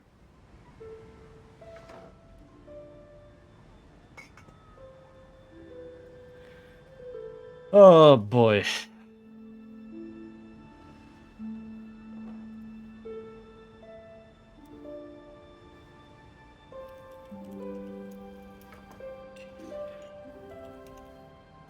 Let's see.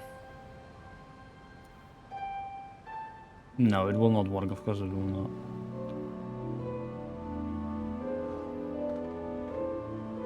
And now it showed up.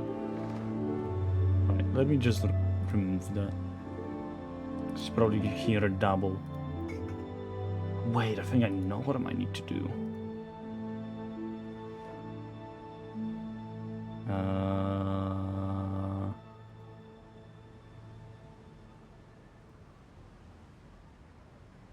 Nope, I have no idea.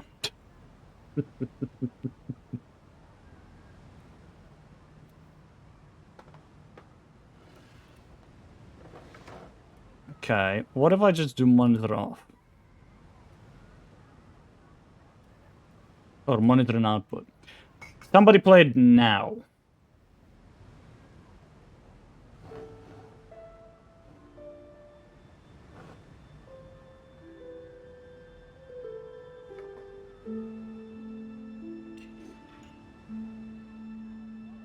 Did you guys hear it?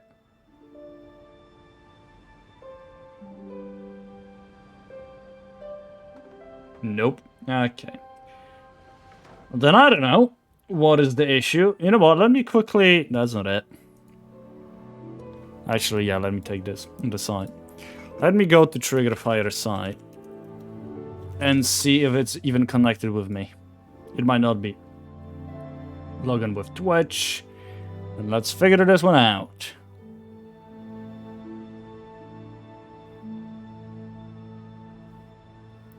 Okay. Sounds.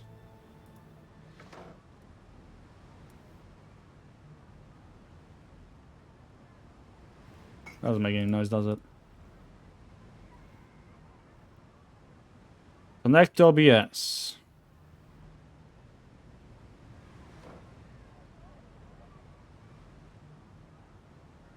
Unable to establish a connection to OBS as the OBS WebSocket plugin been installed.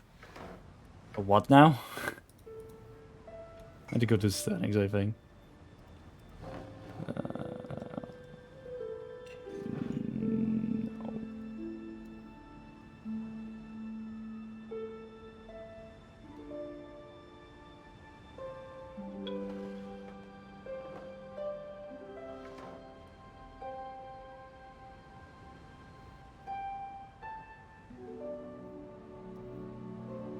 Why are we not working? That's what I'd like to know.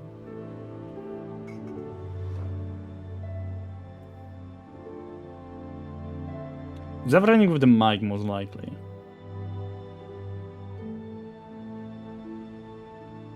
You know what? Let me quickly go to wavelength. See from which side it actually goes through. So it might be that being an issue. Okay, this one is in the browser. Of course it is in the browser. What about when I do OBS?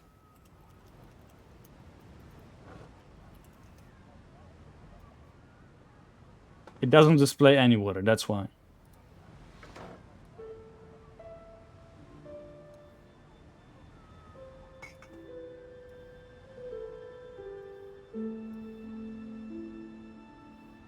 Okay.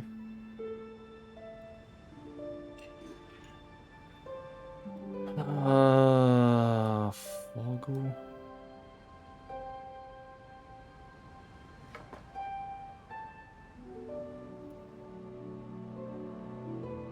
Huh. Okay, I need to know. Whenever you guys use certain rewards, like hydration or take a shot, do you guys hear the sound they make too or not?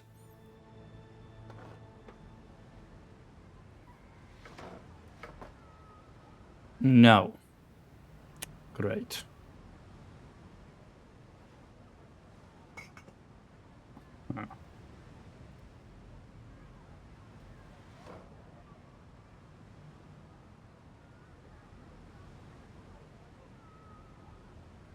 Then why the hell do I hear this?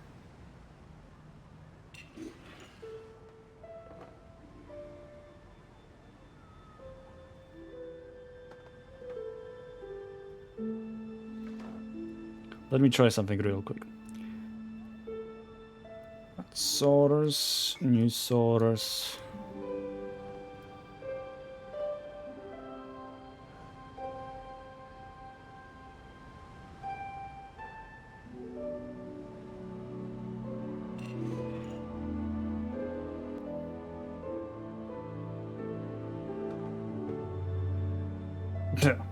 Well, this didn't work, did it? Specifically for the alerts. What? It's probably software side that it doesn't have a sound input source. No, it's something with the OBS having issues because now I'm using wavelength, and wavelength most likely does not recognize the sounds that are being made during the stream. Which is dumb, because OBS does record them. But they should be in the mixer. That's the most annoying part. They should be in the mixer of the sounds. They're just not. Because for instance, not that, this you can hear, and I can.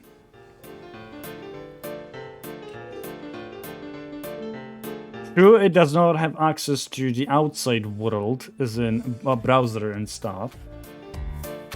It has access to my personal files. It still should technically work. Because sound alerts, which is also a browser thing, works okay. Anja works okay. This just doesn't.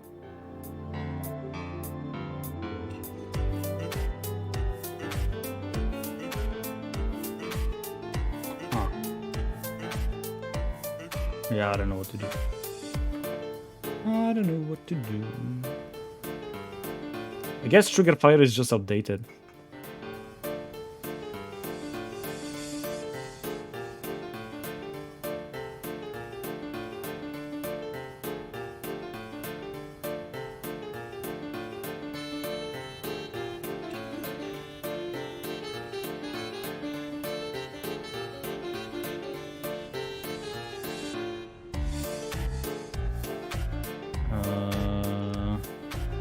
Yeah, it just feels like Trigger Fire is just outdated.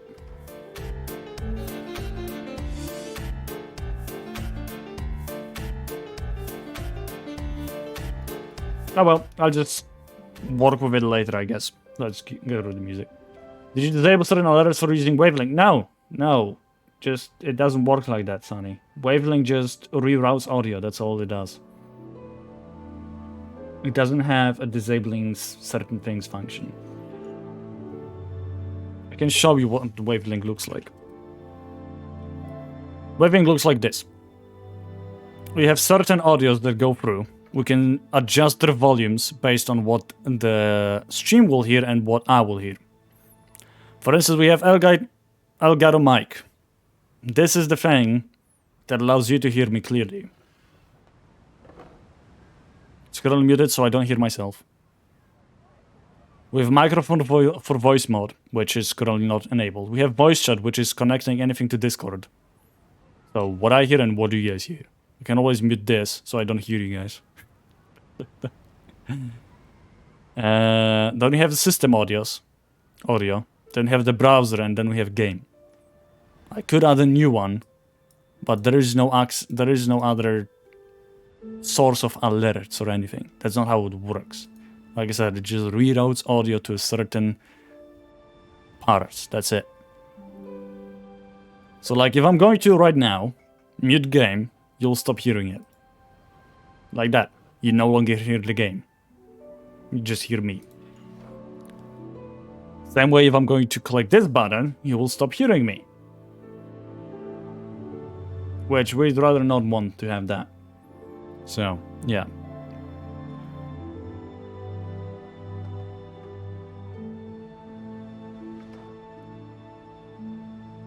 Oh well. I'll just leave it. I'll just continue. No cheese stocks. My dad... He always wanted me to inherit the family business. To be a merchant like him. But that's just not who I am. It's not who I ever wanted to be. Gaming always seems so happy and kind of carefree. This is the most serious I've ever seen him. The stopping must be very important to him. Have you ever talked to him about it? You know, about your interests and aspirations and stuff. Ha! No! Of course I have. I told him I wanted to be a wushu dancer. That I wanted all of Tevat to see what I could do. According to my dad, though, that wasn't a real job. Just a child's pipe dream. Oh, that's terrible. I'm sure he thought I would come around eventually, but wushu dancing has always been the only thing I wanted to do. One day, he tried to get me to visit some other tea merchants to start building the right relationships, but I refused to go. We got into a huge fight. We were this close to throwing hands. In the end, I was so angry that I ran away from home. I haven't been back since. Don't get on my case just yet, okay? It's not like I think I'm completely without fault. No, I know that it wasn't the right way to go about things. But my dad's stubborn. No matter how hard I tried to convince him, it just went in one ear and out the other. There was no changing his mind. Huh. I knew talking would only get me so far, but if I made it big in Liyue Harbor, the results could speak for themselves. Gaming. But I'm sure you both already know how that's going. Wushu dancing's just not that big in Liyue Harbor. In the past, I would go door to door from store to store, asking if they would be interested in hiring a performer. Most times, I wound up eating nothing but humble pie. And you can't just rely on dreams to put food on the table, right? So, I found a job as a guard to make some money. And now I have enough to get by and then some. Still, change takes time. Gotta take it slow, you know? Paimon understands. Okay, enough of all that serious talk. Our tea's getting cold. Ooh, let's do something fun this afternoon. What do you say, huh? I'll organize. Like, I understand the thing that Gaming wants to do. But I also understand his dad. That he's looking out for his son, trying to make him quite a decent living. It's not the best way he went about it. Both of them went about it. Like, yes, you can still have wushu dancing as a hobby. But you can see that making money out of it is not currently proficient? No, profitable enough to live a nice and healthy life. So...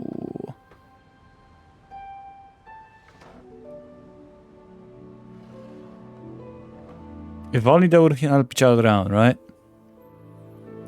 Actually, we kinda already have plans this afternoon. We told Xian Yun that we would go to her kite making workshop. Oh? Are you interested in kite making, Gaming? Oh, no. It's just that I happen to know Auntie Xianyun. What? Auntie Xianyun. Oh, there's no way to address a mighty and illuminated Adeptus. Do you not know who she really is, Gaming? Oh, I know that she's an Adeptus. I met her during a delivery once. But hasn't she been in the city lately?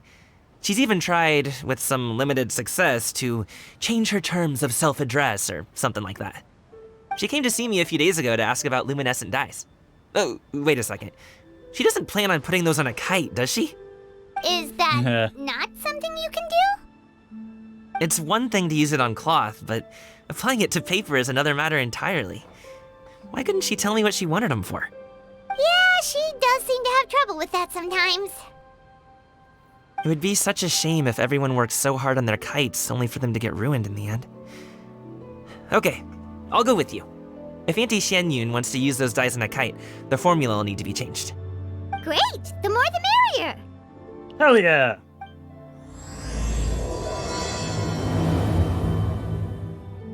But I don't know if... I guess we can do it now, yeah? Hey, we can, okay. We can go to Mount Aoxiang. Let's do it!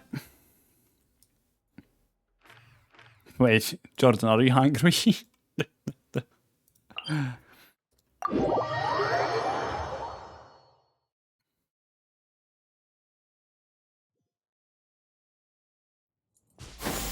Skyward!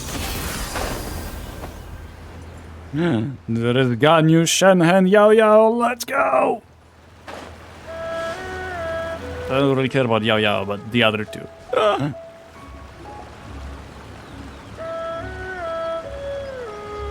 Ganyu! Ganyu! Come on, wake up! Some friends have arrived! Hello, friends.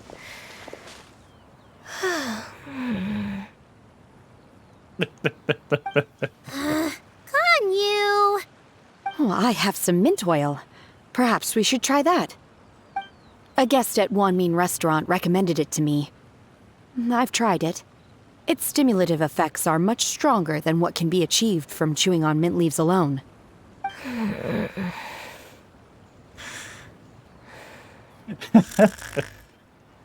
Oh my god, she's actually snoring.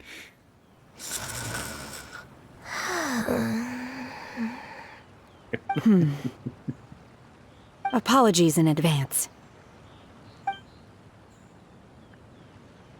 Wait! Shenhe? Not there! You see Shenhe take out a small green ball, extract some minty smelling liquid and apply it to Ganyu's horns. Oh no. Oh, this is great. I guess I'm just gonna watch the event from your gameplay because I haven't finished it. Oh, I thought you already did. I am quite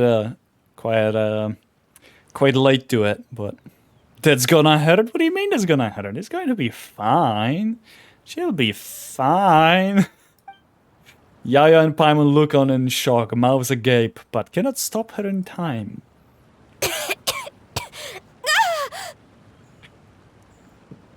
See? It worked. She's awake. Good job, Shenhe! Are you okay, Ganyu? Do you need some water? Or maybe something to eat? I'm fine. I just feel chilly all over. Huh. Was it that effective? Chilly, huh? Master always says a cool head leads to a calm heart. So, does this mean that heat's what we need to help you, Ganyu? Paimon doesn't think that's what the expression means exactly. I feel a bit better now. Was I asleep? Must have been around the time I usually take my midday nap. Seeing that Shenhe is the only one who was able to touch Ganyu's horns is amazing. I love it. I tried to finish it, but I was too tired from work. Makes sense. Fair enough. Did you not sleep last night? That does seem to happen to you often. Perhaps you should come work at Wanmin Restaurant with me. We get off at 10 on the dot every night without fail. Look at Shenhe trying to... take care of Ganyu. This is adorable. I could never. I'm sorry. I seem to have missed your name. You are... Me? My name is Gaming. I work as a guard for the Secure Transport Agency. She works at the restaurant? Yippee! Yeah, she does. She delivers food. She's delivery girl, basically. I don't know. It was during Ganyu's quest, I think, that it was mentioned that Shenhe is running on top of the rooftop scaring people away sometimes, thinking that she is not human. Oh no, it wasn't during Ganyu's quest, it was inside of one of her quotes, one of the things she says. We really need to go through the voiceovers of each character. You know what, that would be a good thing to say today. To do today. Instead of reading up the story of either Kokomi or I think it's Lisa left. Because they don't have more level 6 friendship with. We could go over the voice lines. But I don't know if you need level 10 friendship to get all of them. I would have to look into it. Let's look into it after the quest is done.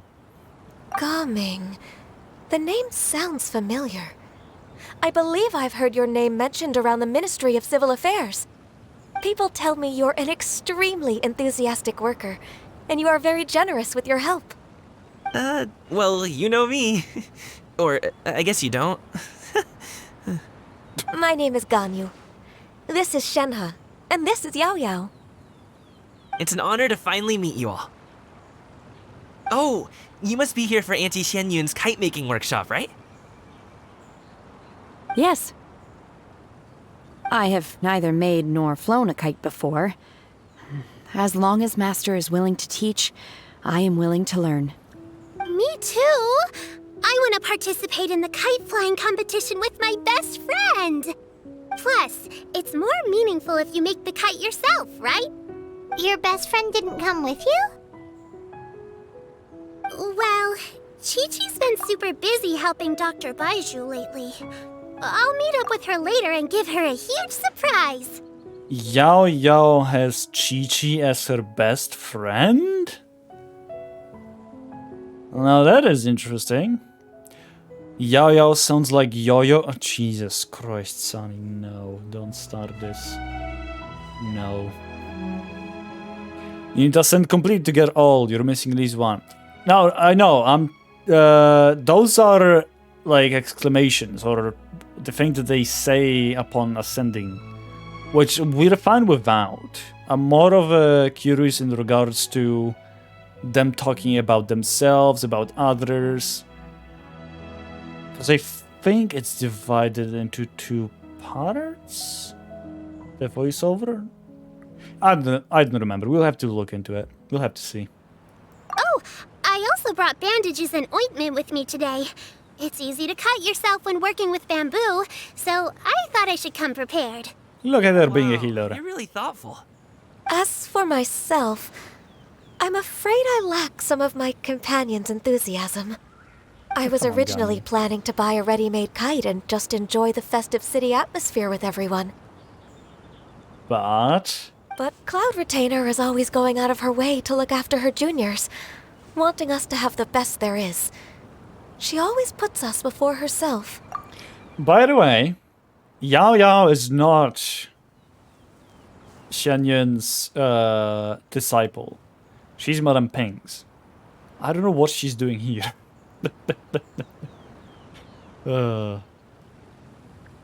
I guess because they were invited, or Madame Ping invited them. Said that Cloud Retainer is doing this and this. Maybe. It was so thoughtful of her to arrange this workshop, so I simply couldn't let such consideration go to waste. Nice. My motivation for being here might be a little different, yes, but I'm ready to put in just as much effort as everyone else. Well, we're all here, but where the heck is Xianyun? Shouldn't she be here by now? I think it's story locked some lines, like some are locked behind the story quest, character story quest. Most likely, yeah. That might be it. I know for sure that there are a couple of them that are locked because of the friendship. Like about someone or something. It usually is because of the friendship. But some of them may be as well because of the character story quest. Who is it that speaks of oneself in such an ill-tempered tone? Hello. Come on, you clearly heard Paimon! Master stopped to buy grilled tigerfish to share with everyone. Come get it while it's still warm. Oh, Paimon, sorry, Miss Illuminated Bird! Paimon always knew you were the smartest, coolest, and prettiest Adeptus. Someone as wonderful as you is sure to have brought enough for Paimon as well, right? Look at Paimon's eyes. I love Xianyun.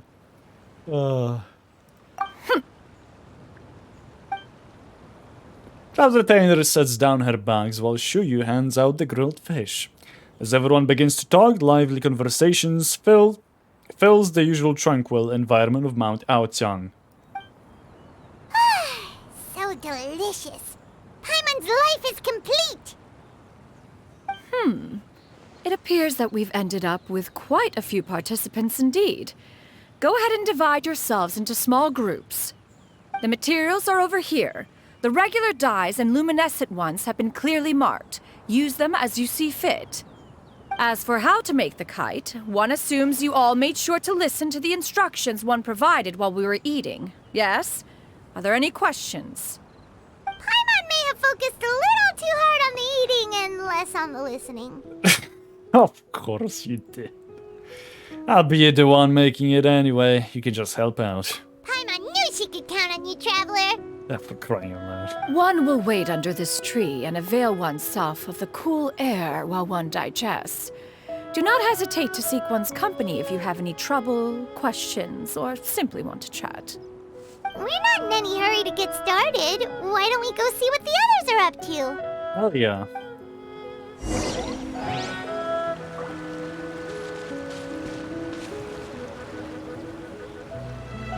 This is nice. Hey, Gaming! Want to team up? Huh? I have to participate? I thought I'd be done for the day after adjusting the dye formula. You're that unenthused by kite making, huh? That doesn't seem like you. No, it's not that. It's just... it would take too long to explain. I guess I'll just make one then. What shape should we go with? How about a butterfly? The butterfly symbolizes the desire for freedom. Perhaps that's also what Gaming's searching for. What do you think, Shuyu? Is there a particular design you want?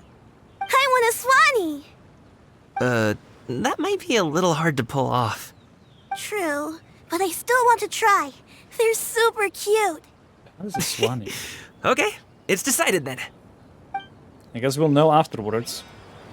Okay, let's go talk to Yao Yao and Xianyun. Auntie Cloud Retainer, look! Am I doing it right? Very good. Your frame is nice and sturdy. this design, is it a finch? I think it's supposed to be Xianyun. Yep. Never mind. One is looking forward to seeing your finished product. Oh my god. Why? Why Xianyun is giving out such a mommy vibes now? Oh, she's a great parent. What color are you going to make it, Yao Yao? I haven't decided yet. If I make it blue, it'll be more like my friends. But if I make it gold, it'll be more like me. Because she is. If you are asking for one's own opinion, one would advise choosing gold. When giving a gift, the key consideration is the recipient's feelings, is it not? One imagines your friend would much prefer a kite that reminds them of you. Oh, hey, I never told you the kite was for Chi-Chi. How did you know? Mommy's instinct. With age comes wisdom, child. One simply has a way of knowing things. Oh, cool. Thanks, Auntie Cloud Retainer. I'm gonna start painting it gold right now. Good. One will watch. You two seem strangely unoccupied. One was under the impression that one was supposed to be doing the relaxing. Is your kite finished? Actually, haven't started yet, but we're going to start, right now. She is the greatest mom you can ever have. Oh my god. Yeah. Oh. Shenhe, it would be great if you could refrain from putting things on my horns from now on. They're really quite sensitive. I see. My apologies. I shall remember that in the future. Thank you. No harm done. Good. Could I touch them just once more, though? No oil or anything this time. I've just always wondered what Miss Ganyu's horns feel like. Hey, yo. Huh? Please, I told you. Just call me Ganyu. Well, all right. Just be gentle. Huh? Firm to the touch with no discernible temperature. Oh, not unlike certain medicinal plants I've eaten before. How are you going to eat her horns? Ganyu appears to be shaking like a cat whose whiskers have just been touched. I should stop. I see. Then I'll apply the oil to your forehead next time. Oh, no need. I'll just refrain from taking afternoon naps outdoors. Anyway, we should probably get started on our kite. It won't be long before Cloud Retainer comes to check on our progress. Shenhe gets permission. This is so surprising. Though to be fair, they sort of grew up together, so I guess Ganyu's fine with Shenhe. But that genuinely was a surprise. I did not expect Ganyu to be like, yep, go for it. That means they trust each other a lot. Straight up. Perhaps we should just choose the most traditional style. Okay. Well, they seem to be getting along swimmingly. Let's not disturb them. Yep. We should get started on our kite now. Let's go. Right. Started making the kite. Let's go. First, we have to decide on the shape. Hey, what are you laughing at? Can I make Paimon shape? Yes! The obvious answer is to make a Paimon shaped kite.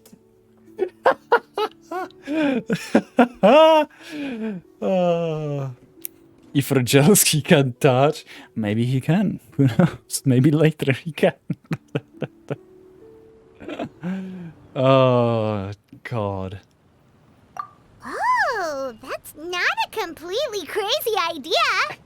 If nothing else, a Paimon-shaped kite could at least make sure you never get lost on your travels and always find the tastiest food and funnest things to do wherever you go. Can I just staple Paimon to to a kite and call it Paimon's kite? Or just put strings on Paimon and let her fly up. I googled it. Swanee is a Chinese dragon and loved playing with fire and was the son of Dragon King of folklore. That doesn't tell me what he looks like. But I think I saw some looks of it whenever we were in Liva. Now we probably will see it at the end either. Maybe we're not exercising enough artistic license. Ooh, we should exaggerate this a bit. How about this? The word Paimon means the guardian angel of travelers. Uh-huh. You built the kite's frame according to Cloud Retainer's instructions. Hey, that is Paimon! Oh my god! That actually looks nice. What expression should we give her, since the kite is going to be flying super high in the sky? Pleased with herself, afraid, look guilty about something.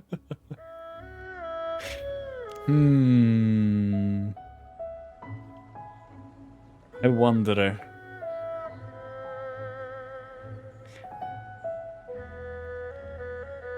I think Lady did Heather's thing, but I know. Guilty about eating a cake? I would... Yeah, that sounds the best. I would also love to make the afraid. Because she doesn't like flying high. For whatever reason, she just doesn't. So, you know, having her high in the sky, being afraid and all. The guilty about something also is good. Okay, let's do the guilty about something. Oh, Paimon totally didn't do anything wrong. And even if she did, she doesn't deserve to get shot up into the sky for it. Something like this, then. Exactly. Yep, that's the one. Now that we've decided, let's make it happen. I still want to staple Paimon to the kite. I wonder if there are 3 different looks of it. I will probably Google later. Done! Paimon has to say. Kai Paimon might even rival real Paimon in terms of cuteness. Now we just have to attach the string, right? All right, gather around, everyone. Oh, Shenyun's calling us.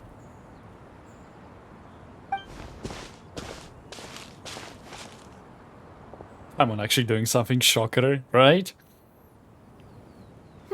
Let one take a look.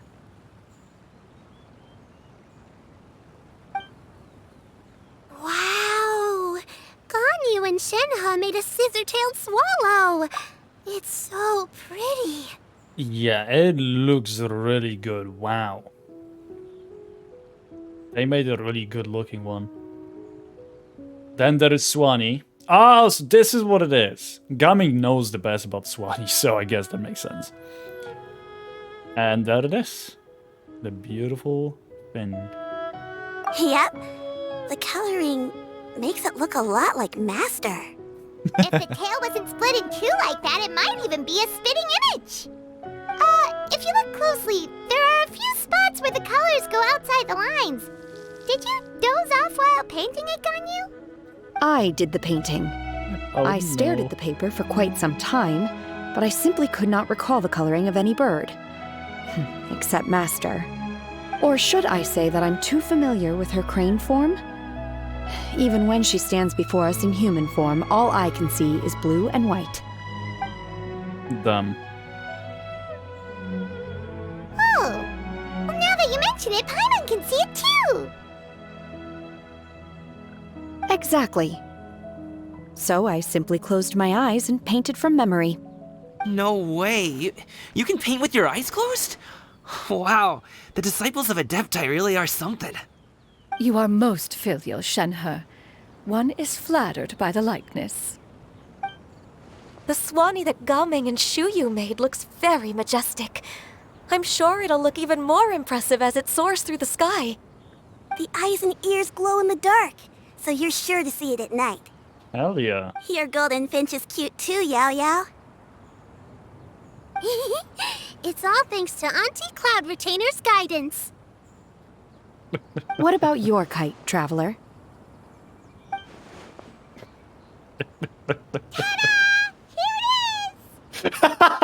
Very Paimon-like indeed. Why do you say that, Shenhe? I love the expression.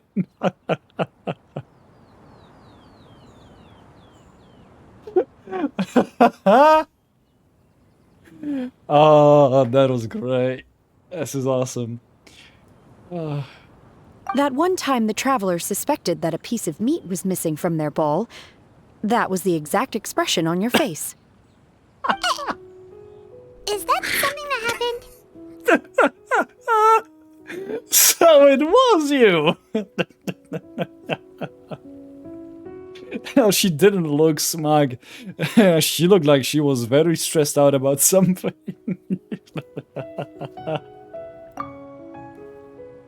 Is that the Jade Chamber? That was Oh. great. Ooh. As a gentle breeze brushes past, the Jade Chamber drifts towards... Oh, I guess.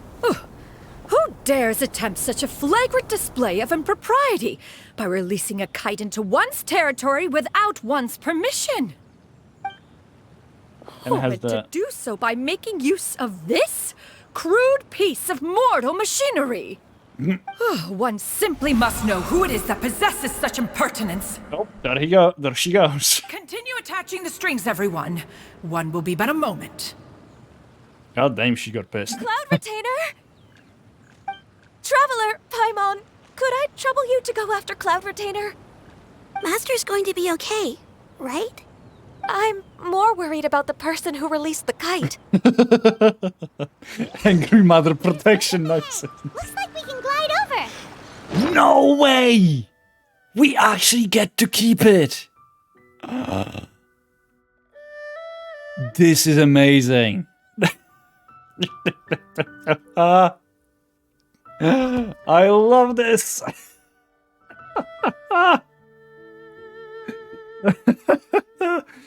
Oh my god.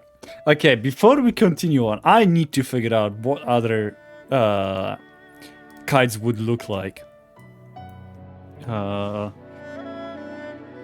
Lantern right event making kite.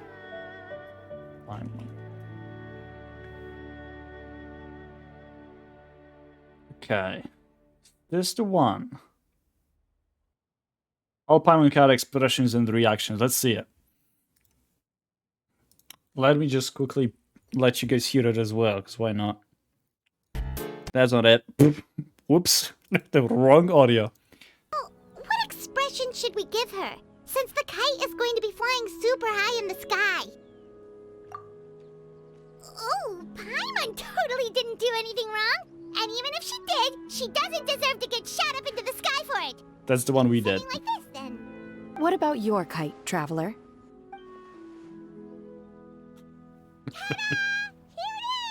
It still looks awesome. Very Paimon-like indeed. Why do you say that, Shenhe? That one time the Traveler suspected that a piece of meat was missing from their bowl, that was the exact expression on your face. Is that something that happened? This is the smug one. Happy about Its something. self-important countenance bears a striking resemblance to that of its namesake. It makes her look like she's already won the competition. Well, that's gonna happen one way or another.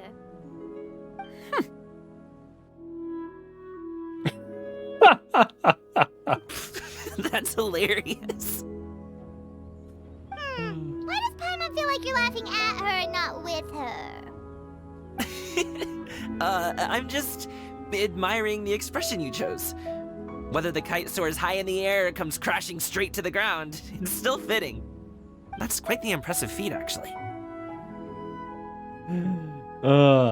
Honestly, I think I would prefer the skirt one over the one with the make.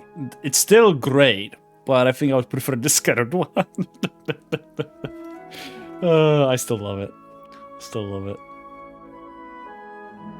I still like the one we picked. Okay. That's fair. Okay, let's talk to them first before we go after Tianyun. Master is not without her principles.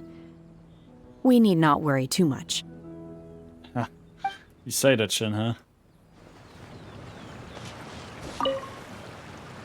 Be careful, you two. She's so considerate.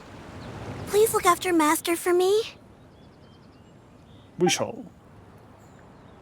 Maybe I'll get the scared one so we can visit and laugh. Now, feel free to choose which one you want, Magmos. Oh, he's already occupied with doing the strings. Ganyu's having a headache. I hope the person who released the kite is going to be okay. Yeah. Yeah.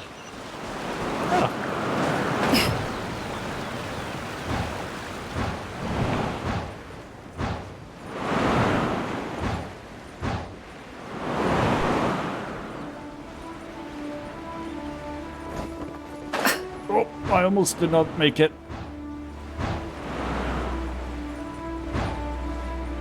It's right there.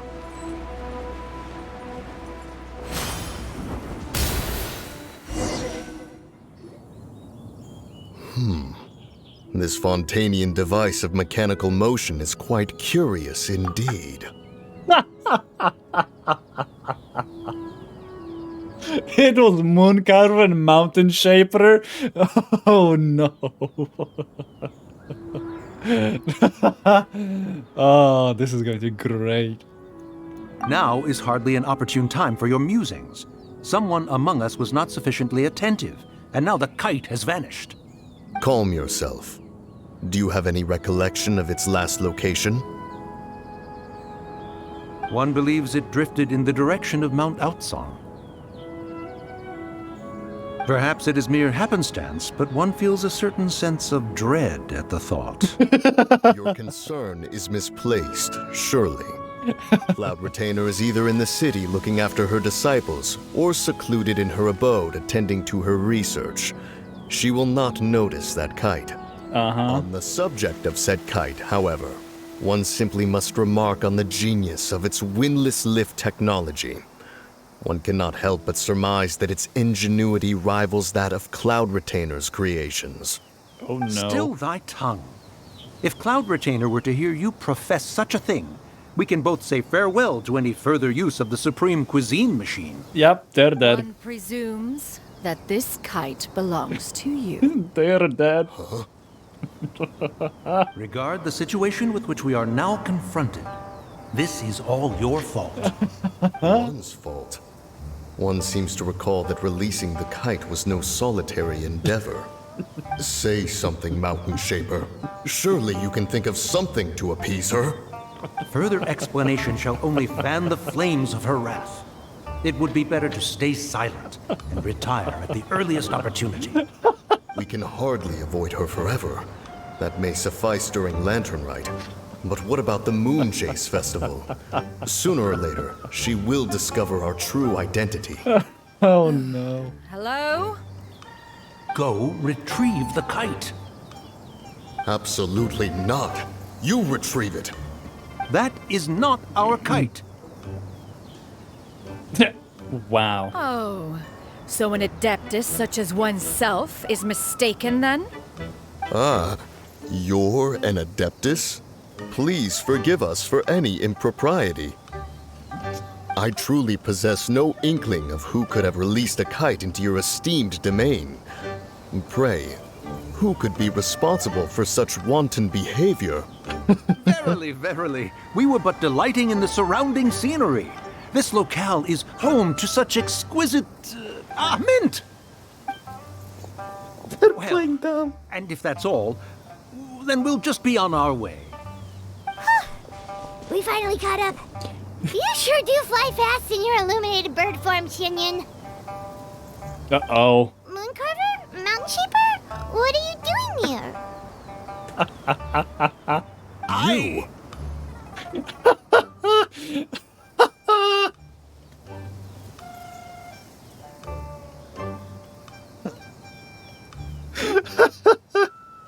Paimon to sell out everything. No secret are be kept to be kept with her. Oh, this is amazing. Okay, now Paimon's getting a weird vibe. Did she say something wrong? It is of no consequence. Long has one seen through their disguises. One was simply curious as to how long they would keep up the act. Then you are not angry?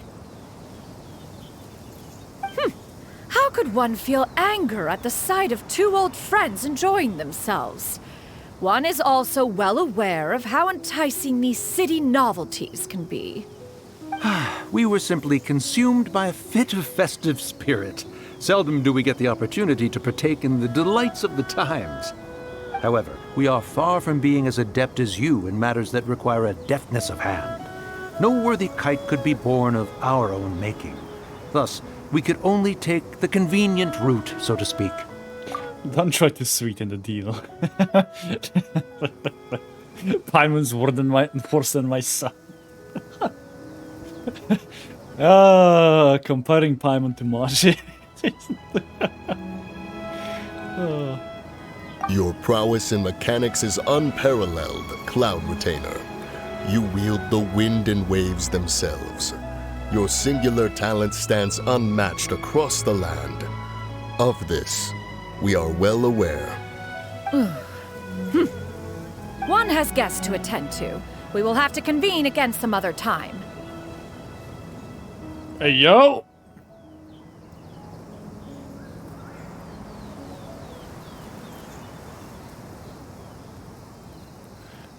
Now, who do I see coming close to the gaze of the warriors' camp?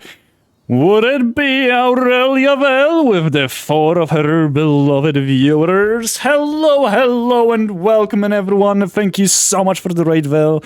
I do greatly appreciate it for entrusting your community with me. How is everyone, and what have you been up to? We can't even hear the sound. What? That's an alert! That should be audible! What is this? The raiders... No! There is no way they're gone. Why is it like this? It's a pain. It's so much pain. God damn it. You're welcome, I'm learning how to use my buttons again. What? Well, we had a game stream, but the game is glitched and I have to do some text, so we did some art. Hey, yo. Did you create anything new? I did see that recently you have created a new... Was it a... for your about page? A chibi, I think it was. It was a beautiful looking one. Everything is broken! Yeah, my sounds for some reason are just broken. Yes, my chibi Vel! Hey, there it is, I remember right. Grasson learning how to push buttons. But we were working on sooner redraw still. Ah, okay, got it. Yeah, I think I've seen bits and pieces that you were posting every now and then.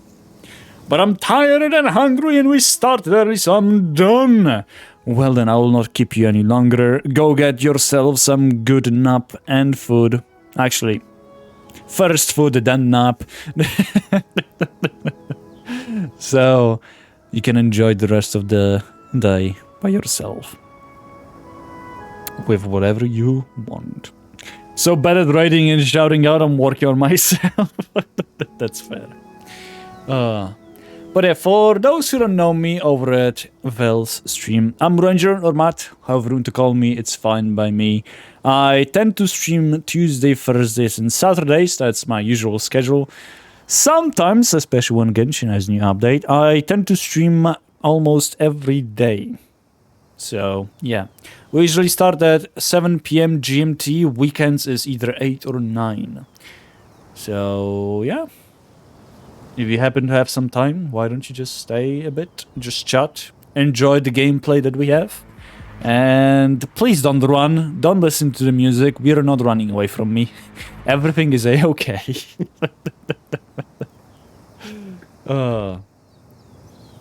And recently I have been part of the Nerd Hub, which you can check in the description below. Who is part of Nerd Hub, as we are getting more collabs on the way, meaning more people, more fun. So yeah. Just checking if that at least works. Yeah, this should work. I need to figure out what is happening with a stupid alerts and stuff. I will have to go to Cloudbot, I think. I don't know why it's not working. But yeah, without further ado, let's continue the Genshin. Hey, please tell me, how's your day and what have you been up to? I'd love to know and just chat about it. Traveler, Paimon, do try to keep up. Yeah, right. All this flying from place to place is wearing Paimon out. Come on, Paimon. Or, I was going to say move your legs, but she's not moving her legs. Okay, Mooncarver, Mountain Shaper. Please tell me why. Why? It seems that one's concern was misplaced after all. Then, should we continue flying the kite?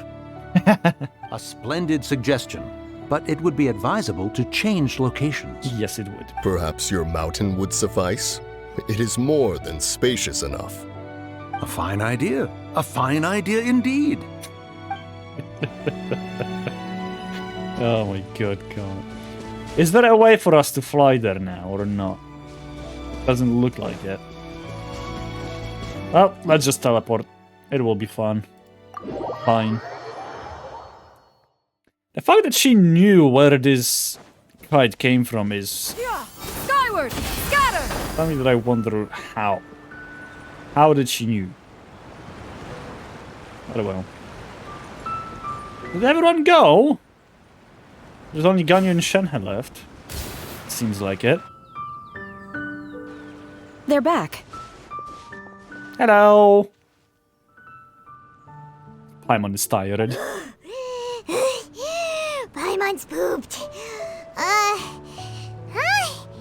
Why are there only 2 of you left? After you left, Yao Yao and Shu Yu tired themselves out playing with their kites. Gao Ming offered to escort them home. Aww. Before he left, he said something that I don't quite understand. Oh? What did he say? He said, a kite is always tied down no matter how far it flies or how high it soars. Its tether prevents it from ever truly flying free. He looked quite dejected as he said this. Now that you mention it, Gao Ming did seem to have a rather strange attitude towards kites. Perhaps he sees himself reflected in them. A reflection of himself. If I were a kite, I would cherish that tether as a symbol of kinship and the bonds that tie us and... Shenhe? It may be an exceedingly slim and distant connection, but lose it, and you lose that which links you to home. If Gao Ming truly sees a kite as a reflection of himself, then I fear I understand his words even less. Well, people often have different points of view depending on their mindset and experiences, right? It's actually quite normal. Just like some people can eat spicy food, but others won't go anywhere near it? Exactly. That's why tolerance and understanding are as important as they are. Tolerance and understanding? What brought about this conversation? Did one miss something? We were just chatting. You don't have to butt in on every little thing, you know. Where were you anyway? Paimon, that was a bit rude. One was merely doing a bit of cooking. Night fast approaches. If you are otherwise unoccupied, one would entreat you to stay and eat before you depart. Oh, it's been so long since I've had the chance to enjoy your cooking, Cloud Retainer. Oh? Worry not. One has prepared a variety of meat and vegetable dishes. One is more than familiar with everyone's culinary proclivities. I call dibs on Paimon's portion. Hey, Paimon's hungry too. It's not like the dim sum and grilled fish could keep her full the whole day, you know. Shenhe, Ganyu, come with me. Whoa, what's with all the secrecy? You're not trying to play favorites, are you? I think they're going to get cheese and flowers. If you're ready to serve the food, we can help too.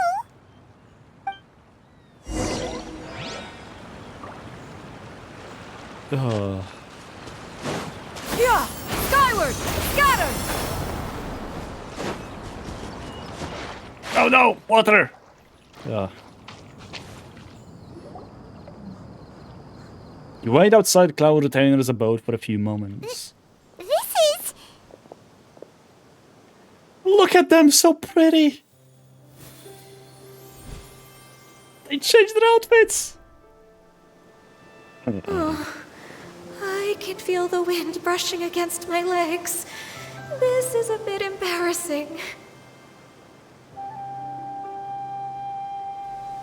I love their Is the outfits. headpiece secure? I should have asked Cloud Retainer to check before I stepped outside.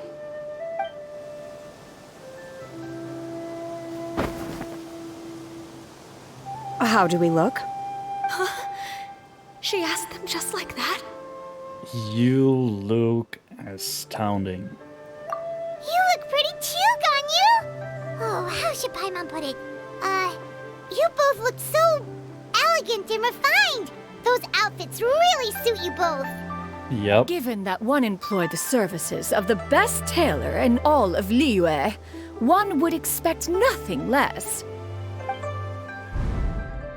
What colors have you been partial to lately, Shenhe and Ganyu? Lately? Why is Cloud Retainer suddenly asking about what colors we like? I like black. One is gratified to see one's disciple has inherited one's own tastes. The color black doesn't get dirty easily. A virtue I've come to value recently. Oh my god. And you, Ganyu? I favor blue and black. And the material is sufficiently comfortable, yes? Yes, very. I simply cannot thank you enough, Cloud Retainer. For this gift. And the kite, too. Thank you, Master. One is content, as long as you are pleased with the gift. One hopes these garments will see much use. Whole day out already. You sit down and enjoy a table full of delicious food and pleasant company. Seems like your supreme cuisine machine is just getting better and better, Xianyun. This golden crab's particularly good. The shell's deliciously crunchy, and the meat inside is so succulent and sweet. Paimon can't stop eating. It's a good thing Gaming isn't here, or Paimon would have to duel him for the food. You know, with chopsticks. It would be a close match. He traveled all this way on account of the kite-making workshop, and he spent the whole afternoon looking after Shuyu. One was hoping to treat him to a meal. Oh well. One will just have to extend one's thanks in person. It's rare for someone to make such a good impression on you, Cloud Retainer. One has high standards. He appears to be a young man of much merit, and one is not the type who would see such potential squandered. It appears that he wishes to break free from the kite string that tethers him. Kite string? Huh, what strange metaphors you speak in, Shenhe. Ever since you returned from one mean restaurant, your turns of phrase render one at quite the loss. Where do we even begin? Oh, do you know about the conflict between Gaming and his dad, Xianyun? One has only heard that the two are not on good terms. He ran away from home and hasn't been back since. Oh? Ran away, you say? Oh. One believes we would all benefit from a more thorough retelling. Start from the beginning. Yeah. Oh, okay. Paimon just hopes he won't mind. You probably should have asked him first. Pam tells Cloud Retainer everything she knows about Gaming's family situation. This shall not do. Lantern Rite fast approaches. We must make haste. Oh, she As is... one was contacting various tailors around Liyue, one could not help but be reminded of Menogias. Xianyun is 100% going to have a parent-to-parent talk with Gaming's dad.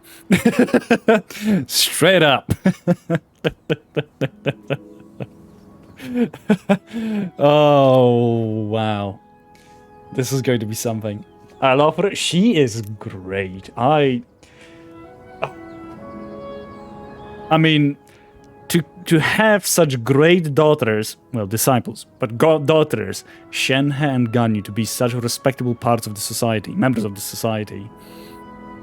So elegant, so virtuous, so courageous, and oh, there's so many other words I would like to say about them.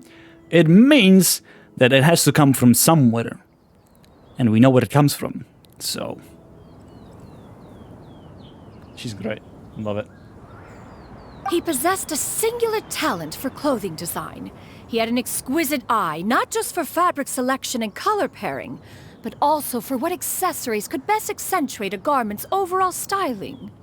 At a gathering of Adepti, Bonanis once complained in secret to some of the ladies in attendance that the skirt Menogias made for her was too long and impractical, lamenting that it would only hinder her in battle.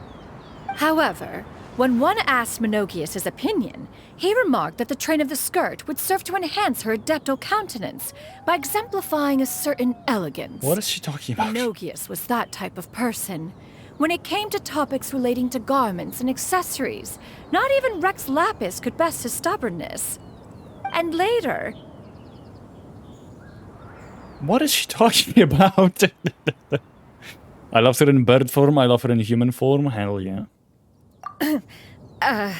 One seems to have strayed off topic. Yeah, Todd. One means to say that Lantern Rite should be a day of reunion. Indeed. It is a time to address problems before they turn into regrets. Go on, Xianyun. Fate is fickle. The cruel reality of this world is that suffering and misfortune can befall any of us without design or reason. If there is a chance for young people to remain insulated from this reality, one should do one's utmost to make it so. That's nice and all, but... Do you have any ideas, Cloud Retainer? Why is Ganyu standing up? Perhaps adeptal arts could be of use. No. Mechanics, perhaps. One fails to see its use in a situation such as this. Hey, welcome back, Growl. How are you doing? Is there anything I can do to help? Combining our efforts is a fine idea indeed. Aha! One has an idea. How about this? Does that make sense to everyone? Great, we know nothing. Good, how about you? I'm great. I am loving this quest so much. It is so much fun. And I just enjoy knowing how they got the outfits. They look amazing. How's stream been? It's been good. We could rate it. Yep. Oh, Paimon really hopes this works. One's designs never fail. Now then, I counsel rest for all, and to make the necessary preparations. One shall see you in 2 days. Those 2 days are supposed to happen in less than 4 hours.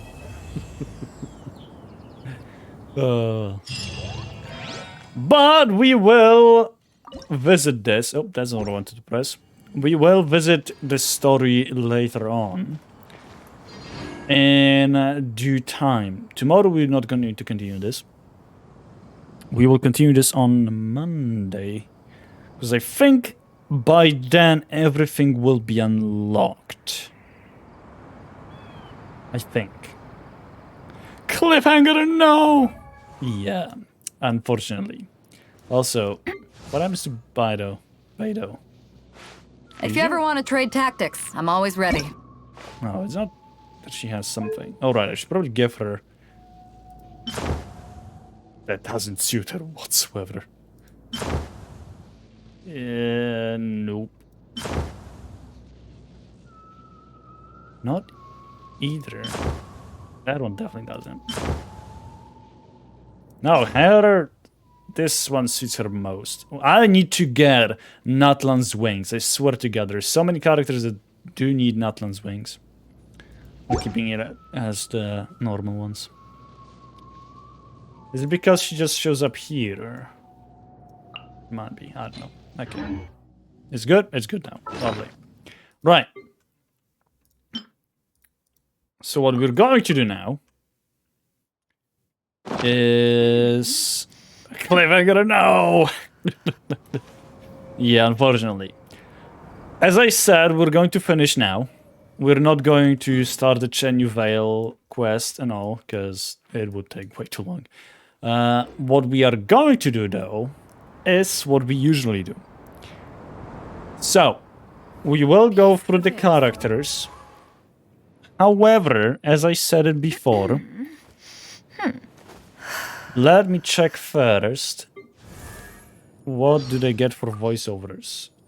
Is it divided? It is divided. Okay, so those are just the noises made whenever you're attacking, fighting, joining party, and so on. However, I can see that Shenhe has 2 locked. Why? Oh, this is the character story event, yep. And this is Ascension Phase 6. Just feeling about it. Got it. Right.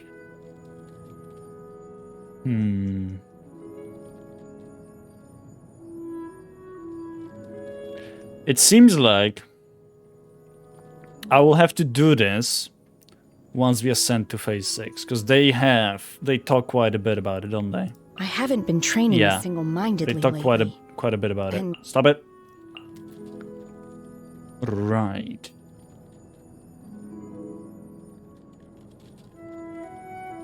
Oh yeah, Mark, I thought it was just part of this. Just the voices whenever you make stuff. But no, it's actually feelings about it.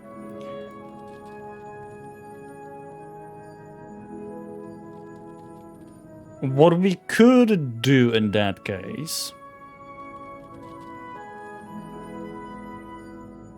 I don't want to rush myself too far.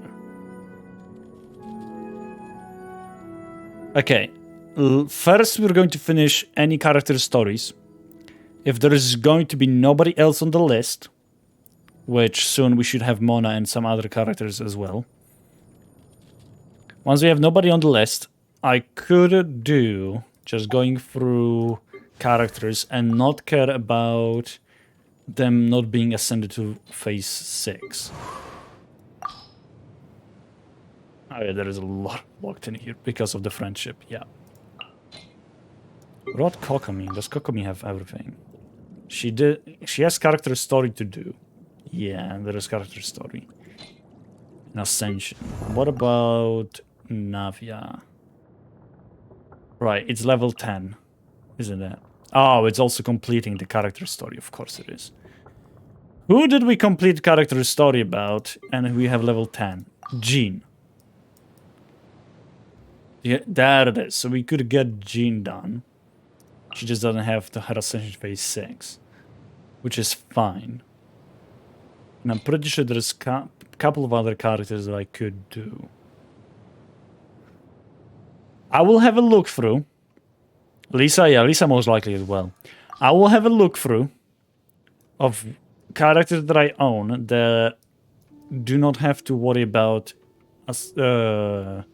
quests, and the only thing to do with them is Ascension Phase 6. And I'll make a list of them. See how many there is. And with that, this will be a backup plan in case there is no more Genshin character stories that I can actually tell because of lack of friendship level 6. I think this will be the best way to do it. So yeah, today we're going to do either Kokomi or Lisa.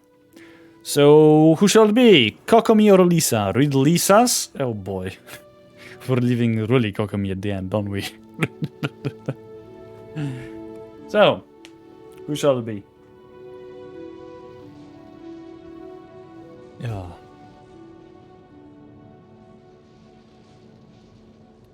I see nobody else saying anything, so let's do Lisa's.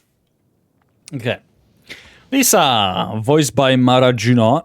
Her birthday is on 9th of June. Affiliated with Knights of Favonius, her vision is Electro, and constellation name is Tempus Fugit.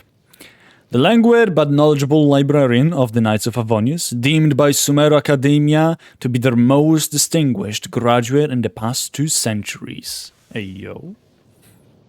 Let's read her story. Character details. The librarian of the Knights of Favonius, in addition to her elegance and charm, Lisa is also highly educated.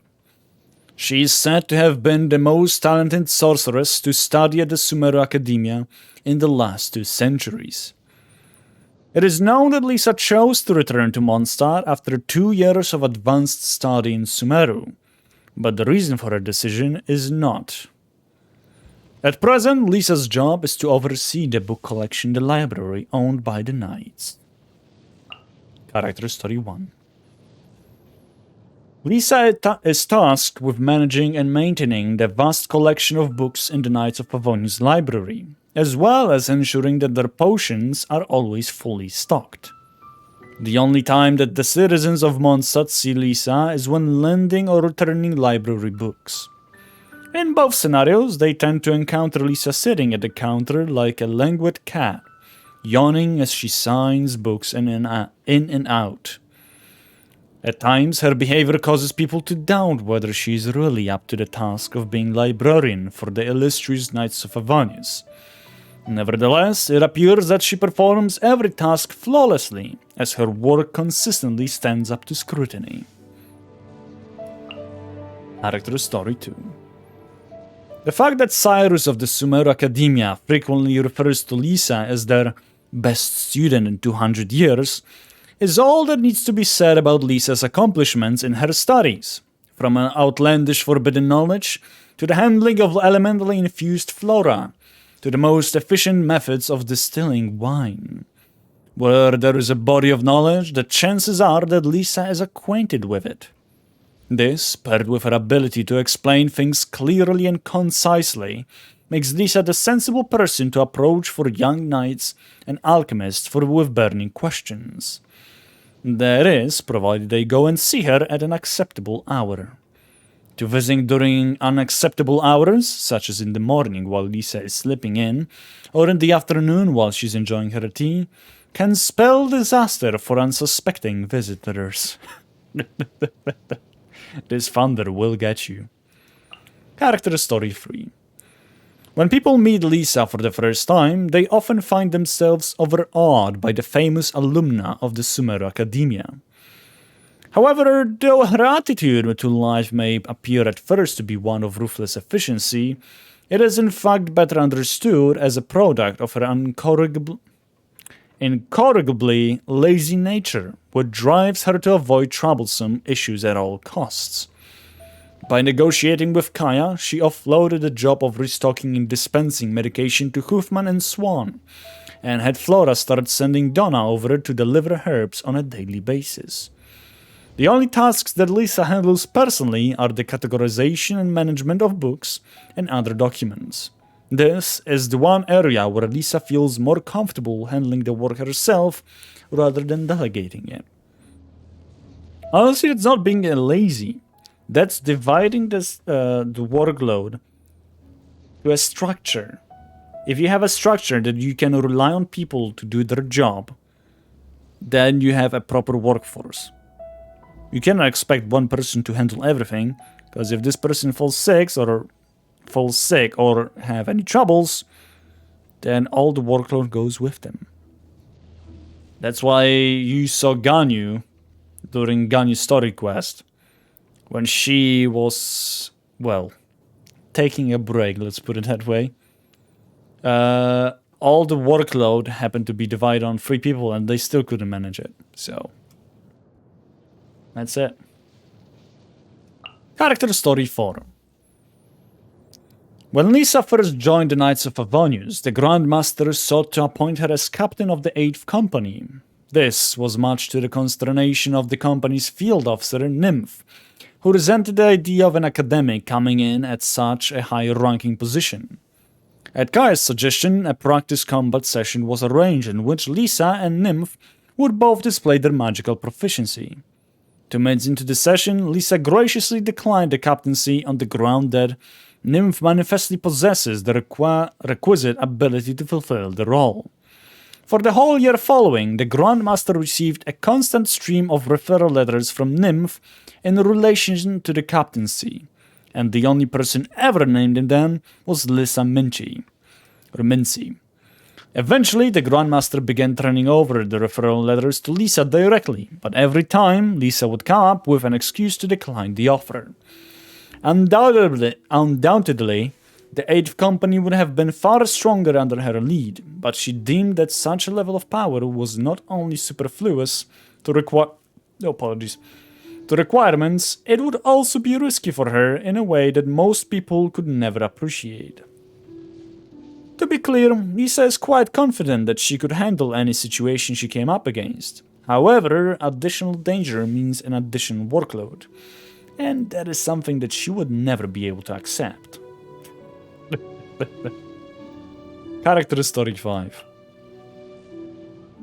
Having personally witnessed raving mad scholars in the forests of Sumeru and powerful sages sitting underutilized on advisory councils, Lisa realized what uninhibited erudition can really do to a person. It seemed such a high price to pay. How much did one have to sacrifice to attain the profoundest knowledge of all? Put off by this realization, Lisa decided to leave Sumeru. Since then, Lisa has always stopped short of taking things too seriously. Before demanding too many miracles from the gods, first consider if you're willing to pay the price they ask. These words she has spoken to just 3 people since arriving in Mondstadt. In each case, it was because she knew it was what they needed to hear. Interesting. Special Heating Cauldron. The Special Heating Cauldron is a purpose-built cauldron made to a design that no one in Mondstadt could understand. It features time delay heating, semi-automated ingredient insertion, and temperature regulation functions.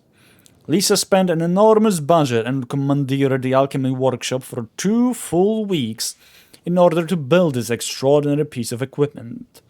She boasts that the cauldron is capable of completing any precision heating task to perfection, with a maximum of just 2 pulls of a lever. But her most common application for it is to brew tea and keep it at the optimal temperature while she's managing her books. After all, a relaxing afternoon tea session is by far the most important part of Lisa's day. This is so Lisa. Her vision. Yes, we have read it, but I'll read it again. A vision is a sign from the gods, a sign that you are one of those whom they have chosen to change the world. Or maybe it's just one of the many hoops that one has to jump through on the path to unearthing the secrets of magecraft. After all, understanding the elements is essential to the study of magic, and practical experience is a far more useful means of acquiring this understanding than trying to assimilate the knowledge contained in dusty old books. I suppose I shall need a vision then. And just like that, as that thought popped into her mind, her vision popped into her hand. With the aid of her vision, Lisa acquired the knowledge that she sought, but she also sensed the deep secret hidden in the shadows of that knowledge. For whatever reason, the gods gave humans the key to changing everything, but they did not explain the costs involved. Lisa grew fearful of the truth. The vision that hung from her neck became to her a bottomless pit filled with sweet delights, lingering at the back of her mind. So, from time to time, when somebody whom she finds interesting comes along, Lisa will pass on to them her understanding on all kinds of matters. Perhaps she's secretly hoping that by doing so, One day someone will come along who has the ability to understand the ultimate truth behind visions. Nice. There goes Lisa to you guys. Now, the only character right now that we did not read the character story from, and I have them at level 6, is Kokomi. So unless today... And all things are... You know what? Let's check. Unless today, if I go to my Serenity Pod and bring out Mona... Unless she's level 6 now, I guess tomorrow we're doing Kokomi. This realm is... But let's see. Trust rank. Yep, Mona's level 6 now. I guess we have 2 now to do. If you ever have... It seems like Kokomi might wait a little bit longer if you guys choose Mona over Kokomi. Oh, jeez. Oh, well. Right, let me just write down that Mona is here. Perfect. Pushing Kokomi back longer, of course you would. Radio! I think it's time for us to say our goodbyes. We did quite a bit today. I definitely enjoyed Lantern Rite. It was fun. It was amazing. And it is time for us to say our goodbyes. So, let's see who is currently live so we can say hi, hello to them. I'll quickly check the beloved Nerd Hub to see who's live. We have one person live from the beloved. Actually, no, we have 2 people live. Why is Lee offline? What? We have both Lee and Ryder who are live. Ryder is doing makers and crafting, while Lee is playing Hades with crowd control. Outside of the Nerd Hub, we have also Perry, who's playing Grand Blue Fantasy, Differ with Helldivers 2, Paul with some Thief 2, and Tina with Yu-Gi-Oh! Oh, and Xavier with Art. So, who shall we rate? Who shall we say hello to?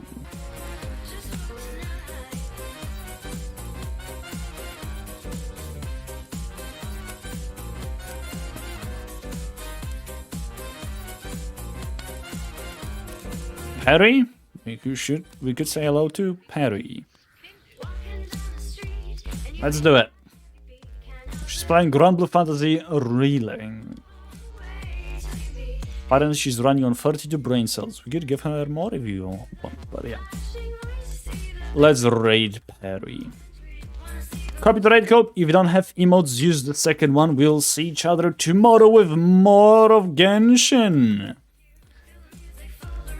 We will not do Lantern Rite tomorrow. We will do a story quest. Yeah, I think we're going to do character story quests. Because why not? Which will mean that we will do Kokomi and Ito. Finally, we get to meet Ito. It's going to be interesting. She could use more brain cells, then give her to her. Once we raid in, copy the raid code, put it in there, and type !_ brain cell if I'm not mistaken. But yeah. Love y'all. It was a pleasure to have y'all here with me. It always is. And we'll see each other tomorrow. Bye-bye, everyone. Ranger out. See ya.